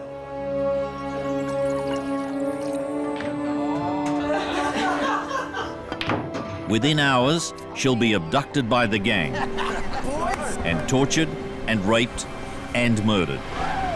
Go, go. Let's get a voice. Australia's most notorious criminal families.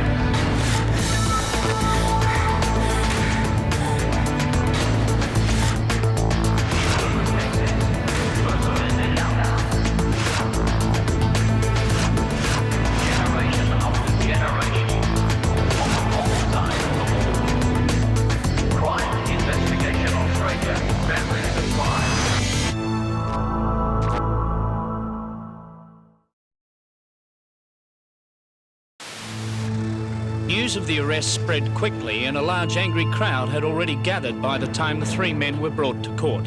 A storm of revulsion sweeps across Australia as the news breaks that 5 men from 3 distinct families, the Murphys, the Travers and the Murdochs, have been arrested for the senseless and brutal murder. Late last night, more than 20 detectives raided houses in Wentworthville and West Mead. The oldest in the gang that kills Anita Cobby is Michael Murphy, who's born in 1953 to Dulcie and Leslie Murphy.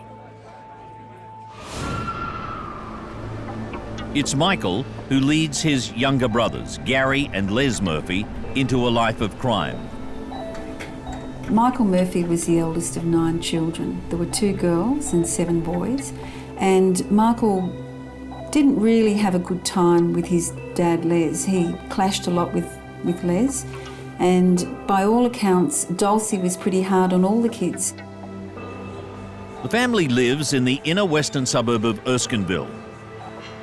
The police car was always down, double parked outside their house in Binning Street. They were in trouble for stealing. They'd steal things from homes, they'd steal cars. But by the time Michael Murphy was 12, he was having real difficulty with his dad, so he moved out and went to live with his grandmother. Michael's grandparents dote on him, and he leads a wild and mostly unsupervised teenage life. After leaving high school early, he works briefly at a car dealer's yard before returning to life as a thief. He's soon arrested and sent to a juvenile detention centre. Apparently he was in boys' homes and being continually gang raped himself as a child in boys' homes, and apparently he wrote letter after letter after letter pleading for someone in the government to help him, and of course that was all ignored. So I feel very sorry for Mick, but he wasn't someone that I ever warmed towards. On his release from the boys' home, Michael Murphy becomes part of a gang called the Sharpies. 2 of his younger brothers, Gary and Les, soon join him, carrying weapons and fighting the surfer and the bikie gangs. Let him go. No, you can just get the hell out. Wherever they go, it's Michael Murphy who takes the lead. Go on, get out, both of you. Great. Michael Murphy, who was the older one, who was always in trouble from all the records against him, and they're public, was sort of the leader, and Gary, not being the highest of intelligence, followed the leader, and Les, being the little brother, in stature as well as age, followed them. The younger siblings, I think, were almost saying, you know, oh, Michael's respected both in jail and out on the streets. And I don't care what I do. If I end up in jail, well, he'll look after me and I'll be respected as well. Well, let's go, boys. Stuffer. One of the Murphy's Boys' hangouts is a Christian outreach centre in the city, run by the Reverend Fred Nile. They did know how to fight. I don't know whether they used to go to a gym or somebody taught them to fight or their father, but they certainly knew how to hit hard, right in the face, break a nose. But one night the phone rang and it was Mick Murphy's mother, and she was saying to Mick, the police are hanging around the house over at Glue. If you're coming home with a stolen car, don't come home tonight. So that was the message, and I had to pass the message on to them. So obviously they were, at least in the car stealing business, or stealing cars just for transport. As well as car stealing and burglary, the boys also branch out to mugging. The Murphys stage cruel personal assaults, bashing and robbing women in the street. They had no money, so I guess they just lived off other people, and often I'd find the toilets to be blocked up, the cisterns in the toilets, and we lift off the lid and you find it stuffed with women's purses. The Reverend also has serious trouble with older criminals who regard the Murphy boys and their followers as their helpers and trainees. We did have one big brawl where another group came in, which I later found out were young older men, but still young men who'd come out of prison, and they tried to wreck the place one night and actually bashed me, and I had a 9 stitches put on my lip here. It was all cut with probably a bottle or something. I found out later they were upset, these older men, that I was actually influencing what they called the apprentices. These are the young blokes that they were actually helping to train into more serious crime. The antisocial nature of the Murphys' personalities would have been developed and ingrained in them during, their childhood. The Murphys' neighbours finally get some relief when the family moves away to the outer western suburbs into a housing commission home near Blacktown. Very much working class and also the lower socioeconomic unemployed. It wasn't far from Parole jail, so often single mothers used to live there because they were close to visiting at the jail. And they started to gather new friends out there because they were with other people who were very much like them, who would truant school, not be employed, and be a bit bored, so they'd start drinking together. And a lot of the crime went unreported because people in that area were just accepting it as part of life, and they almost became used to it. The Murphy boys are soon well known to the local police.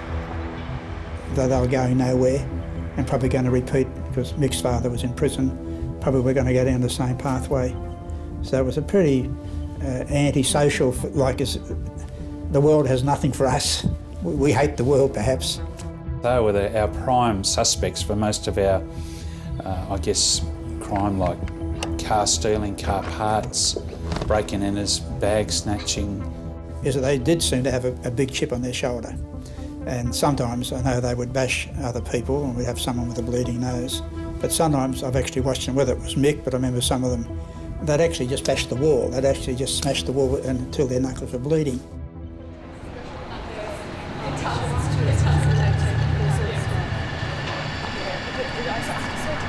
After finishing their shifts at Sydney Hospital, nurse Anita Cobby and 2 of her workmates have enjoyed a night out at a city restaurant.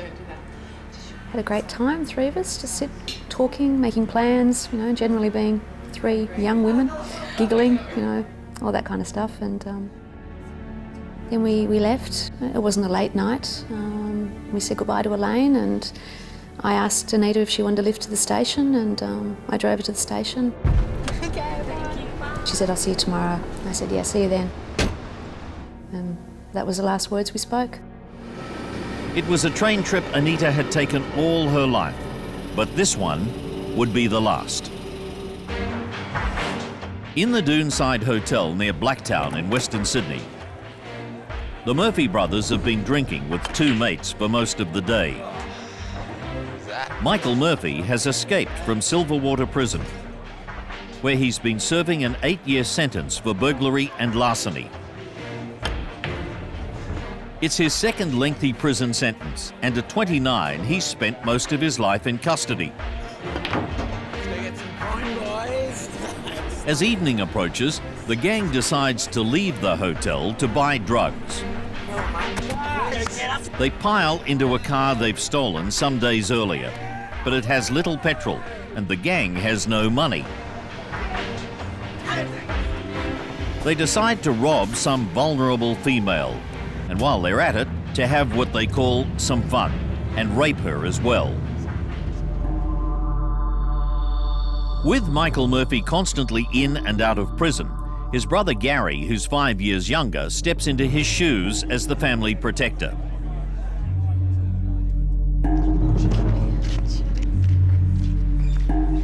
A congenital heart defect and a speech impediment, he's the quietest of the wild Murphy boys.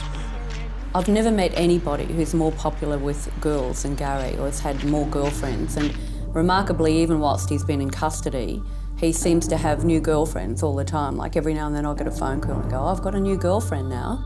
By all accounts, he was very popular with the women, probably more so because he had a more gentle nature and quite a nice smile, and he was a bit smooth talking. Gary was, he was more compliant. I mean, to your face. He'd, you know, when I was working, I'd come up and say, what do you got on you, mate? And he'd say, nothing, search me.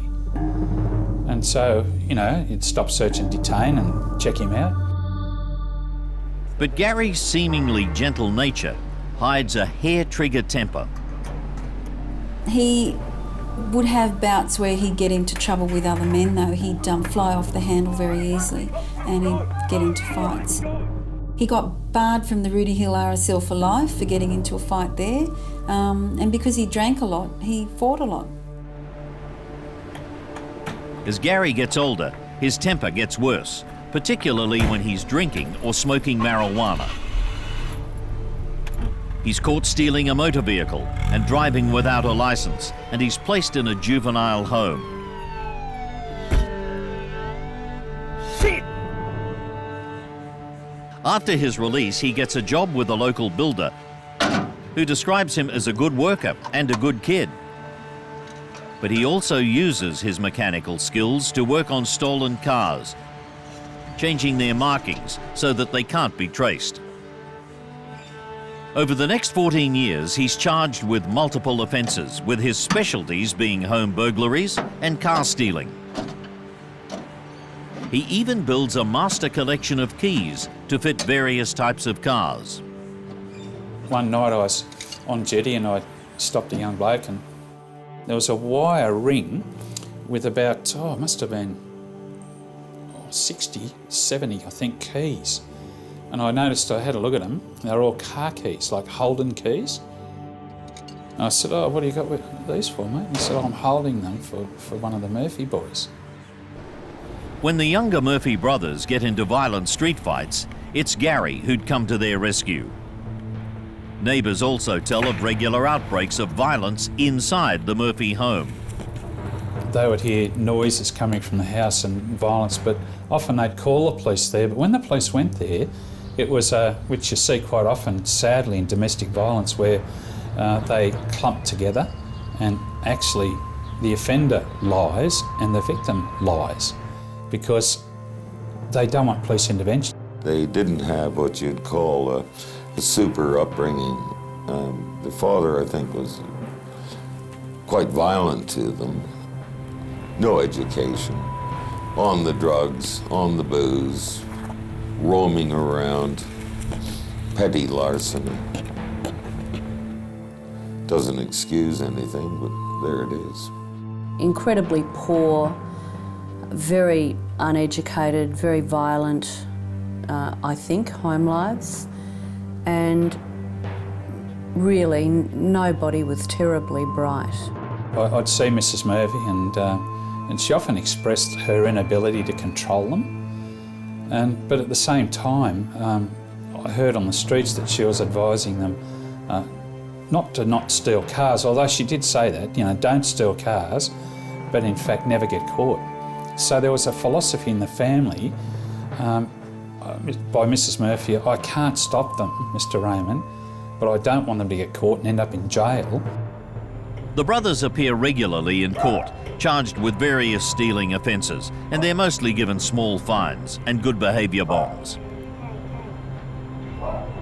And often they didn't care about getting caught, but they knew that the threats they gave to the witnesses or victims, that they wouldn't be indicted, that we couldn't charge them. The third Murphy brother, Les, is best described as a tough little nut who becomes a thief at the age of 10. But soon afterwards, he discovers that he can make a lucrative income by selling his body in the evil world of underage prostitution. Les Murphy was the smallest of the Murphy brothers and quite a different sort of fellow to the other brothers. He had a real hard edge to him and he was quite intimidating. He would argue a lot, even with his brothers. Les begins to hang out in an underground bar in King's Cross where young male prostitutes meet their clients. And he was known to be the frequent companion of quite a few well-known Sydney figures. He also works the streets, being picked up by men at night at the notorious High Stone Wall behind the New South Wales Supreme Court on Darlinghurst Road. That famous wall by the very courts in which they were tried. Yeah, he was a young, underage male prostitute. And he would be on the wall. At the age of 19, Les is charged with 2 counts of rape and he's sentenced to 3 years in an adult prison. The older man who emerges is much tougher and more violent. He'd say, what do you got on you, mate? He'd say, who wants to know? And he'd rear up and get cranky. And I'd say, I'm just doing my job, mate. That's all I'm doing. I'm just asking you. And he'd say, well, you're not searching me. He leaves the world of prostitution to return to his proven skills in assault. There was a bag snatch on 2 older women at Doonside as they came out of the Centrelink office where Les Murphy had jumped out of a car with another man and grabbed bags off 2 women. One of the women didn't let the bag go and he dragged her up the road as they jumped back in the car. So it was a common thing for them to get money that way. Someone was saying that they heard them speaking with some other local criminals and they were discussing the MO or methodology, modus operandi of bag snatching, and it was never let go. Make sure that you hang on until the victim let goes, no matter what.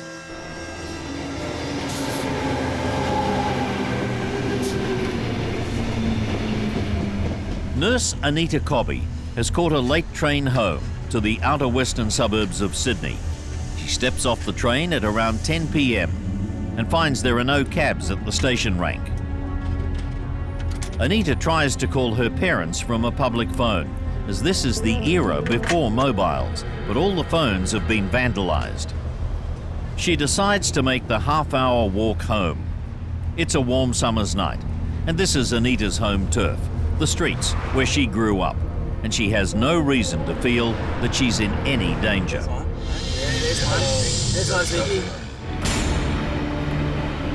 Stranded at Blacktown railway station, Anita Cobby decides to walk home. A couple of blocks away from the station, she turns into Newton Road. The gang is driving around Blacktown in a stolen HT Holden, looking for a woman to attack. You be looking for the preschool, eh, murder? They turn into Newton Road, and here, 2 worlds collide.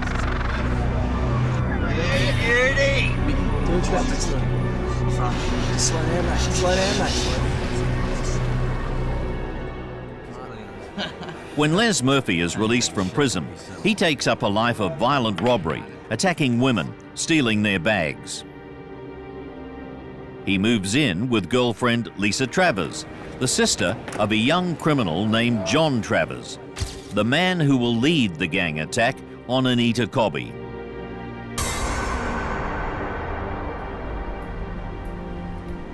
Born in 1967, Travers is the eldest of 7 children of bus driver Ken and his wife Sharon. He has a miserable childhood. His mother suffers from both physical illness and depression. She was such a large woman that she would just sit in the house most of the time. And when she did go out, it became difficult for her to walk and breathe and do normal things like shopping and accompany her children to school. His father apparently was incredibly violent to him, from what I understand. Anytime John showed any tenderness towards his sister, his father would bash him with a steel pipe, you know, as a child. That's what I'm told. So he said on more than one occasion his father would choke him until he fell unconscious. So you can understand that he was exposed to a violent sort of environment from a very early age. You almost always find in cases like his that the familial environment does not provide a normal socializing atmosphere in which a proper personality can evolve and develop. Travis is still a boy when he begins stealing cars to go joyriding and get away from his violent and squalid home life. He spends much of his time committing petty crime, usually with an accomplice, his best friend, Mick Murdoch, who's quieter and much less volatile than Travers. The two have been mates for as long as they can remember, growing up in the same suburb of Doonside and wagging school together. Michael Murdoch came from a single-parent family, and his mum was a pretty quiet sort of person, although when she first found out that her son Michael was smoking when he was 13, he was smoking marijuana with John Travers, she ended up calling the police. She rang Sharon Travers and told her that they were smoking and she was going to dog them into the police to teach them a lesson. So their first conviction came at the age of 13 for smoking marijuana. So how much do you reckon you got for that stereo in it last week? 20 bucks. 20 bucks. Mick idolises Travers, getting similar tattoos and body piercing, and joining him in getting drunk, taking drugs, and breaking into houses and stealing cars. You know anyone that's not home? It's holidays. No one's home. They were inseparable. They did everything together, and while they had other friends in a wider circle, John Travers and Michael Murdoch were always together, and many of them did think they were twins because they had the same haircuts. They were quite lean in the face, about the same height. Many thought that they were homosexual lovers. They both denied that, although when they were arrested they were found in bed together naked, still denying that they were gay. Murdoch was a quiet sort of fellow, much quieter than John Travers. He had a cold side to him, but probably not as cunning and as sadistic as John Travers. With a true psychopath, there is no emotional attachment to others. They are completely egocentric. The only thing that matters is their needs, their desires. Everyone else are just objects for their self-gratification, objects to be manipulated and exploited. And Murdoch would have clearly fallen into that category.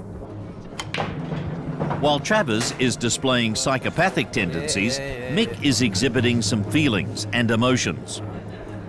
Murdoch is more someone who, due to a lack of familial attachment, has sought out his emotional needs elsewhere. And he found it in his childhood associate, Travers. The two are barely in their teens. when they make a pact to be blood brothers, promising to be loyal until death.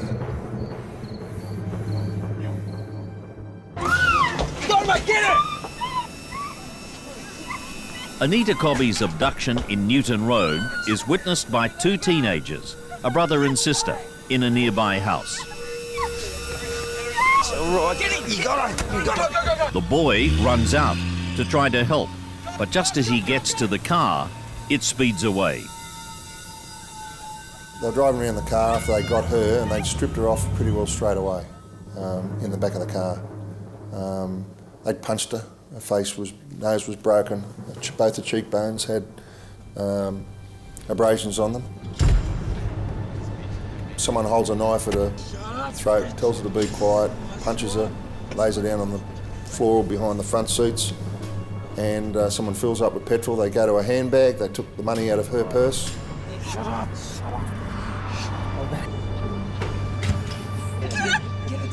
Get it.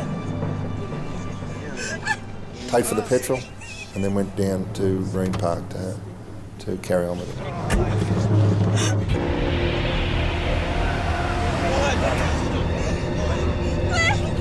Sunday, the 2nd of February, 1986. 26-year-old nurse Anita Cobby has been abducted by a gang of thugs. She's bashed and raped in the back seat of a car as the gang heads for a deserted back road in nearby farmland. Two teenagers have witnessed the abduction and report the incident to their older brother when he arrives home moments later. Dragged her in the car and they drove off up the road that way. John Travers grows up to be a sexual predator after getting a bizarre introduction to sex in his youth. He was encouraged by his father to take girls under the house so that his father could sneak and secretively watch what went on. So he would have a very distorted concept of morality. Travers is expelled from high school after exposing himself to a teacher. Soon afterwards, his father leaves home, and Travers begins to steal poultry from neighbours to feed his siblings.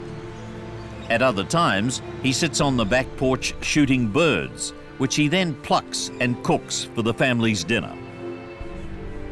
It's at this time that he develops a new and sadistic streak. The psychologist's report says that he was certainly interested in witchcraft and he was cruel to animals, and this was probably or possibly born out of his difficulties that he had with his father. Neighbours told me, and there was evidence presented to the court, that he would be unkind to birds. He would throw stones at them, then stun them, and then catch them and kill them slowly. Mick Murdoch's mother, Rose, strongly disapproves of her son's friendship with Travers and even moves to another suburb trying to separate them. Give it to the slut. She loves it. But Mick stays close to his mate, and they spend their days around a suburban pool hall where they pick up young girls, many of whom are subjected to sexual attacks. Yeah, Johnny, you're right. Wrecked a man. They begin to prowl the local railway stations looking for girls to rape, with Travers always the leader of the pack. They're actually forced down, usually in premises and sometimes in public parks, forced down and their clothes taken off them, particularly underwear, and then, viciously raped, And with assaults too. But again, with the threats, you tell anyone about this and I'll kill you. He also goes out hunting for men that he suspects of being homosexual and then raping them.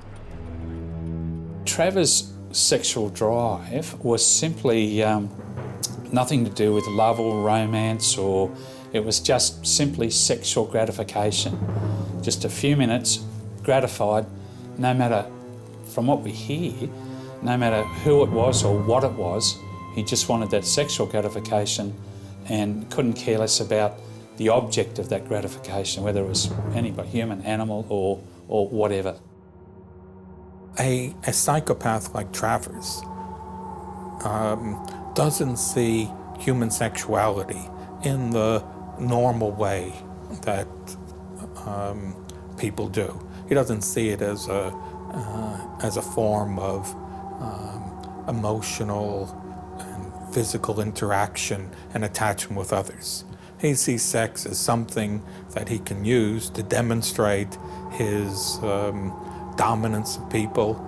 He sees it as something that he can use to exploit others. He sees it as something that he can use to degrade others. And it doesn't matter whether the object of that is male or female. It's all the same to him. His depravity deepens as he begins stealing larger animals and committing ugly atrocities on them. It's not long before he gains a reputation for bestiality. That he had tendencies towards violence with animals, and there were suggestions that he had involved in sexual behaviour with animals. One of his neighbours talked about the night that he had a sheep in the yard. He had jumped on its back and had sex with it, and while he was doing that, he pulled its head back and cut its throat, and then he put it on a spit, and it became a barbecue. Rumours also circulate among locals that Travers is responsible for at least a dozen sex attacks on local girls. At different times he was aggressive, and he would go in and out of that aggression depending on what he was on. And he took drugs and he drank a lot, and he experimented with those drugs. A lot of marijuana, a lot of hard alcohol. He'd drink, in the end he was drinking a bottle of spirits a day towards the end of being on the run and being caught. Who was that bird you were with? Don't even know.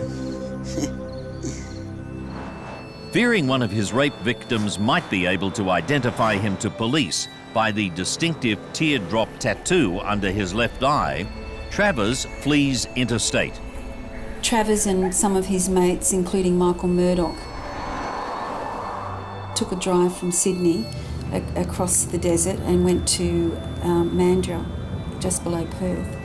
And they'd been buying drugs and stealing things. So they came to the notice of police for stealing first up. And one of the men that they got to know over there was a young fellow in his teens. At first, the teenagers welcomed into the group, but after a few days, Travers suddenly turns on him and he's viciously raped. Threatened to cut his throat at the same time, and thankfully for some reason he didn't do that. And so he used to get strange gratification out of these. It wasn't even ritualistic, it was simply just a physical thing. It was quite a brutal rape. The victim, the young man, had a lot of bruising, some broken ribs. He was so terrified that he didn't want to tell police, but the injuries were so severe that they were determined to press ahead and charge John Travers. So they did put an alert out for his car, but he managed to escape. Wanted by Western Australian police for the rape, Travers and Murdoch return to Sydney, where they meet up with Gary and Les Murphy. One of them's going in. Don't get that one in. Yeah, good one, mate. Didn't even get that one. This is the gang that will soon commit the terrible crime that will define the rest of their lives.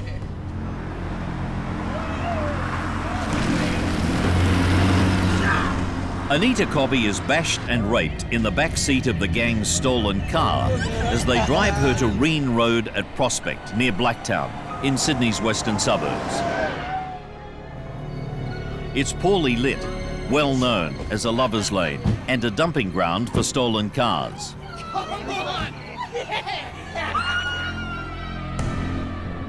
I think by the time she got down there, one if not two, they probably already had sex with her in the car.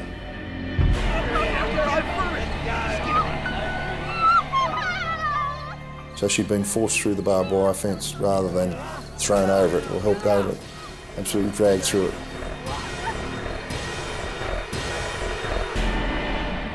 And as I said, she had defensive wounds where she tried to stop doing what they were doing with the knife.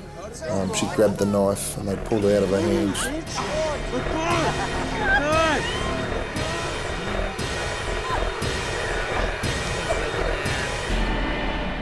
Knuckles and her fingers were broken. They'd had sex with her.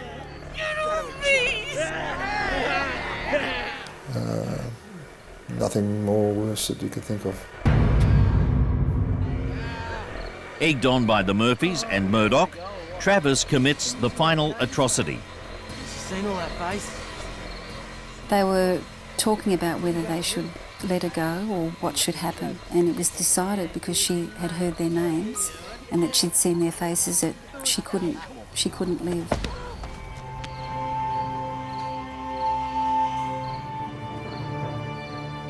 She was lying face down at that point, and John Travers jumped on her back and grabbed her by the back of the hair. She was conscious at that time because the coroner said that she had defence wounds on her hand, and she put her hand up to stop that knife, and he'd almost severed several of her fingers.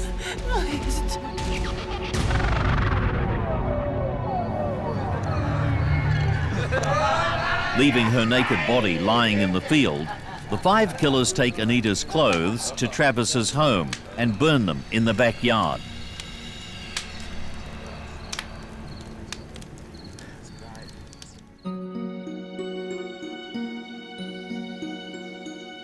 Anita is reported missing that night, but it'll be 2 days later, on the 4th of February 1986, that farmer John Reen sees his cattle all gathering under a tree, and he goes to investigate. I just couldn't believe it was a human there laying in the paddock. I thought it was, a doll or something at first. The horrified farmer calls police, who quickly descend on the scene, followed soon afterwards by media helicopters. She had suffered a cut throat and lacerations to her naked body, consistent with falling on a barbed wire fence. As barbaric details become known, the murder makes international news. It was a crime that really created an enormous amount of community and media attention.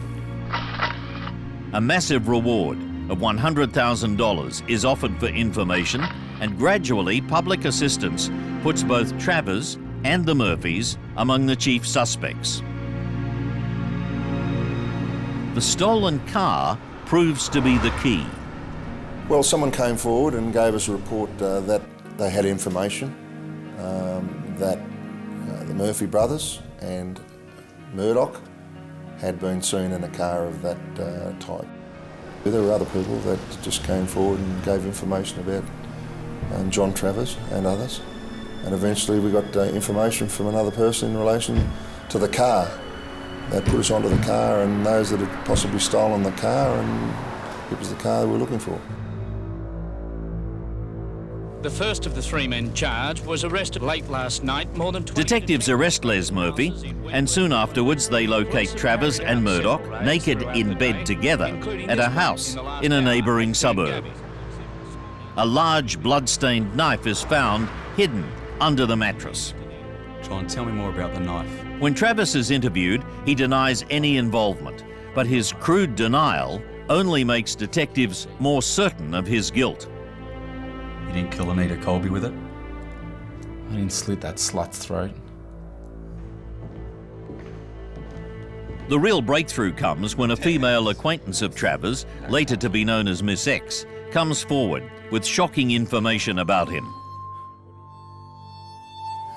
And he had a habit of confiding in her about a number of his escapades, including his behaviour towards women, violent behaviour, and she was able to give us a profile, if you like, of Travers' activities and his attitude towards women, which involved a high degree of violence.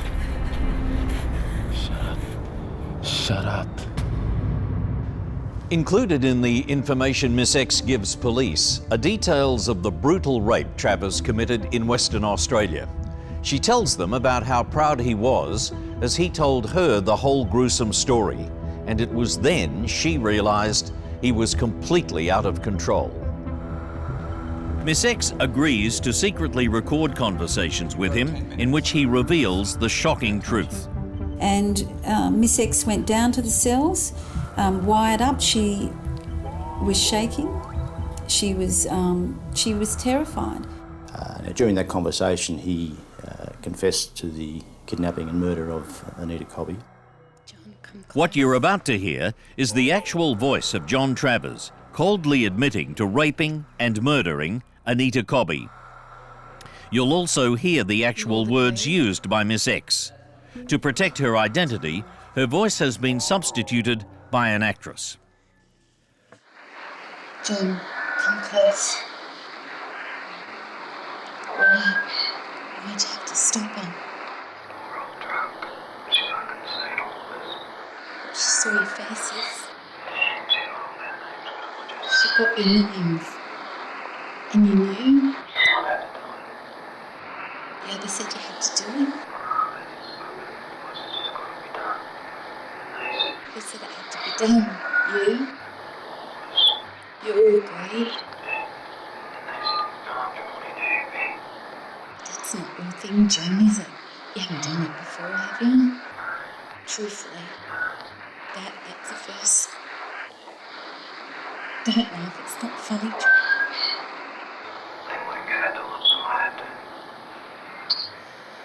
And the rotten bastards all fucked off on you. I do, John. I still love you. She was an amazing lady and she stood very strong in court. She never wavered from her story. She wanted to give that evidence because she knew that if she didn't, John Travers would commit another crime like that again. A massive manhunt is launched for the other two Murphy brothers, Michael and Gary. And they're eventually arrested in a house at Glenfield in southwestern Sydney. The tactical response group swooped just before 10 p.m. News that 5 men have been charged with the rape and murder of Anita sets off a wave of revulsion right across the nation. It was enormous. There was huge crowds outside the Blacktown police station. There was nurses hanging from the building opposite with a dummy made up hanging in a noose. There was no doubt if the public had the opportunity to get their hands on these offenders, we wouldn't have seen them again. Let the public fix them! The intensity of the public reaction terrifies other members of the families. Another of the Murphy boys, Birnie, a petty offender on the run from police, told newsmen he feared for his life. That's pretty scary, you know, just seeing that, you know, and especially for my brothers, it must have been hard for them. I'm scared. I'm just scared to go to jail because I think what's been said may happen, and I mean, like, I don't want it to happen to me. I think the elements that angered the public the most were that an innocent woman had been attacked by 5 men, 3 of them from the one family.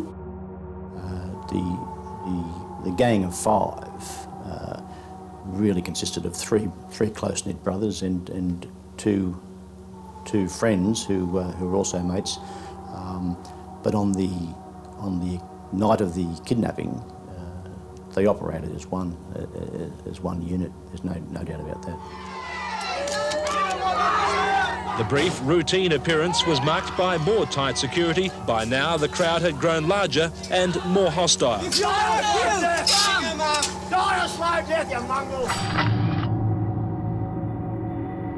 When the Murphy brothers, John Travers and Michael Murdoch, are interviewed, the police find them quite cooperative. They're all eager to tell their story.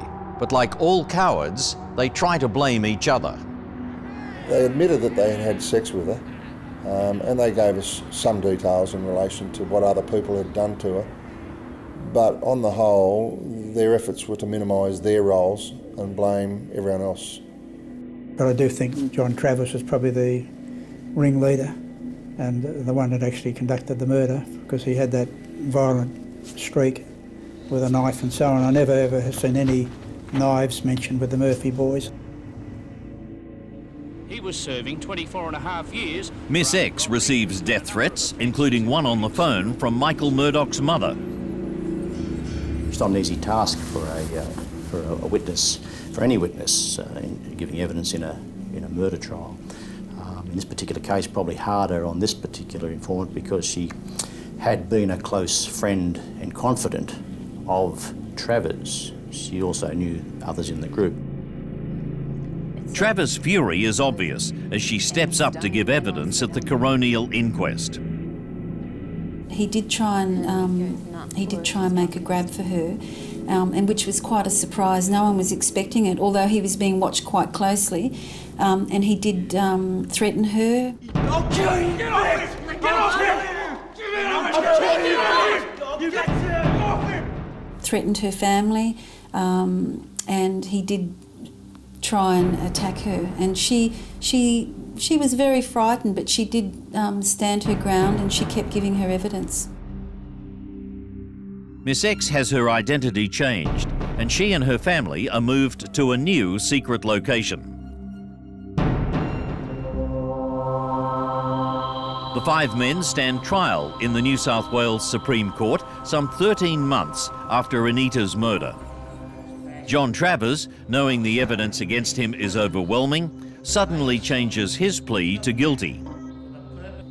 The trial of the other 4 lasts 2 months, and the defendants shock Australia with their callous attitude, laughing and sniggering in the dock as the gruesome details of Anita's murder are described to the jury.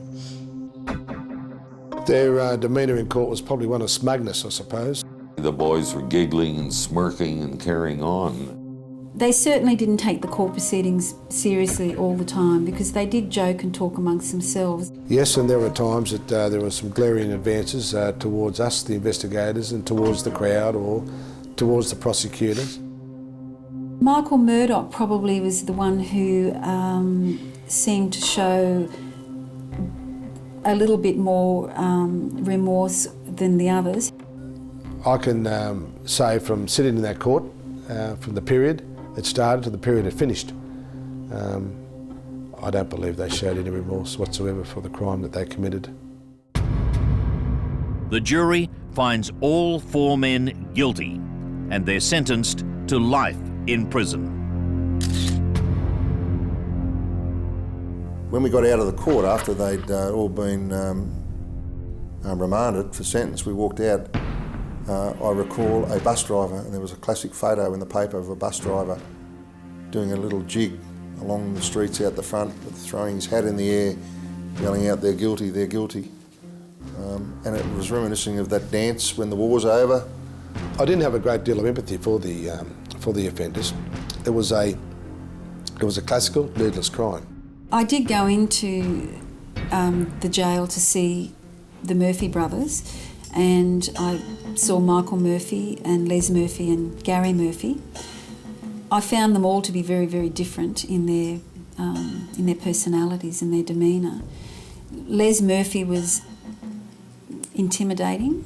The manner that he spoke was one of anger and aggression and violence. Michael Murphy and Gary Murphy were a little more subdued, and they were quite remorseful at times about the crime and their involvement in it, but I felt that both of them believed that they shouldn't have been committed of the crime. Many psychiatrists have tried to explain how these men could lose all respect for their fellow human beings, how they could callously ignore pleas for mercy and take such pleasure from human suffering, while others with equally miserable childhoods do not turn out to be torturers and rapists and killers. Travers and 2 other prisoners tried to escape through a van. No, I don't think someone like a Travers could be rehabilitated in our current state of knowledge, and therefore, I think his file was annotated, never to be released, and I would suggest that's probably appropriate in his case.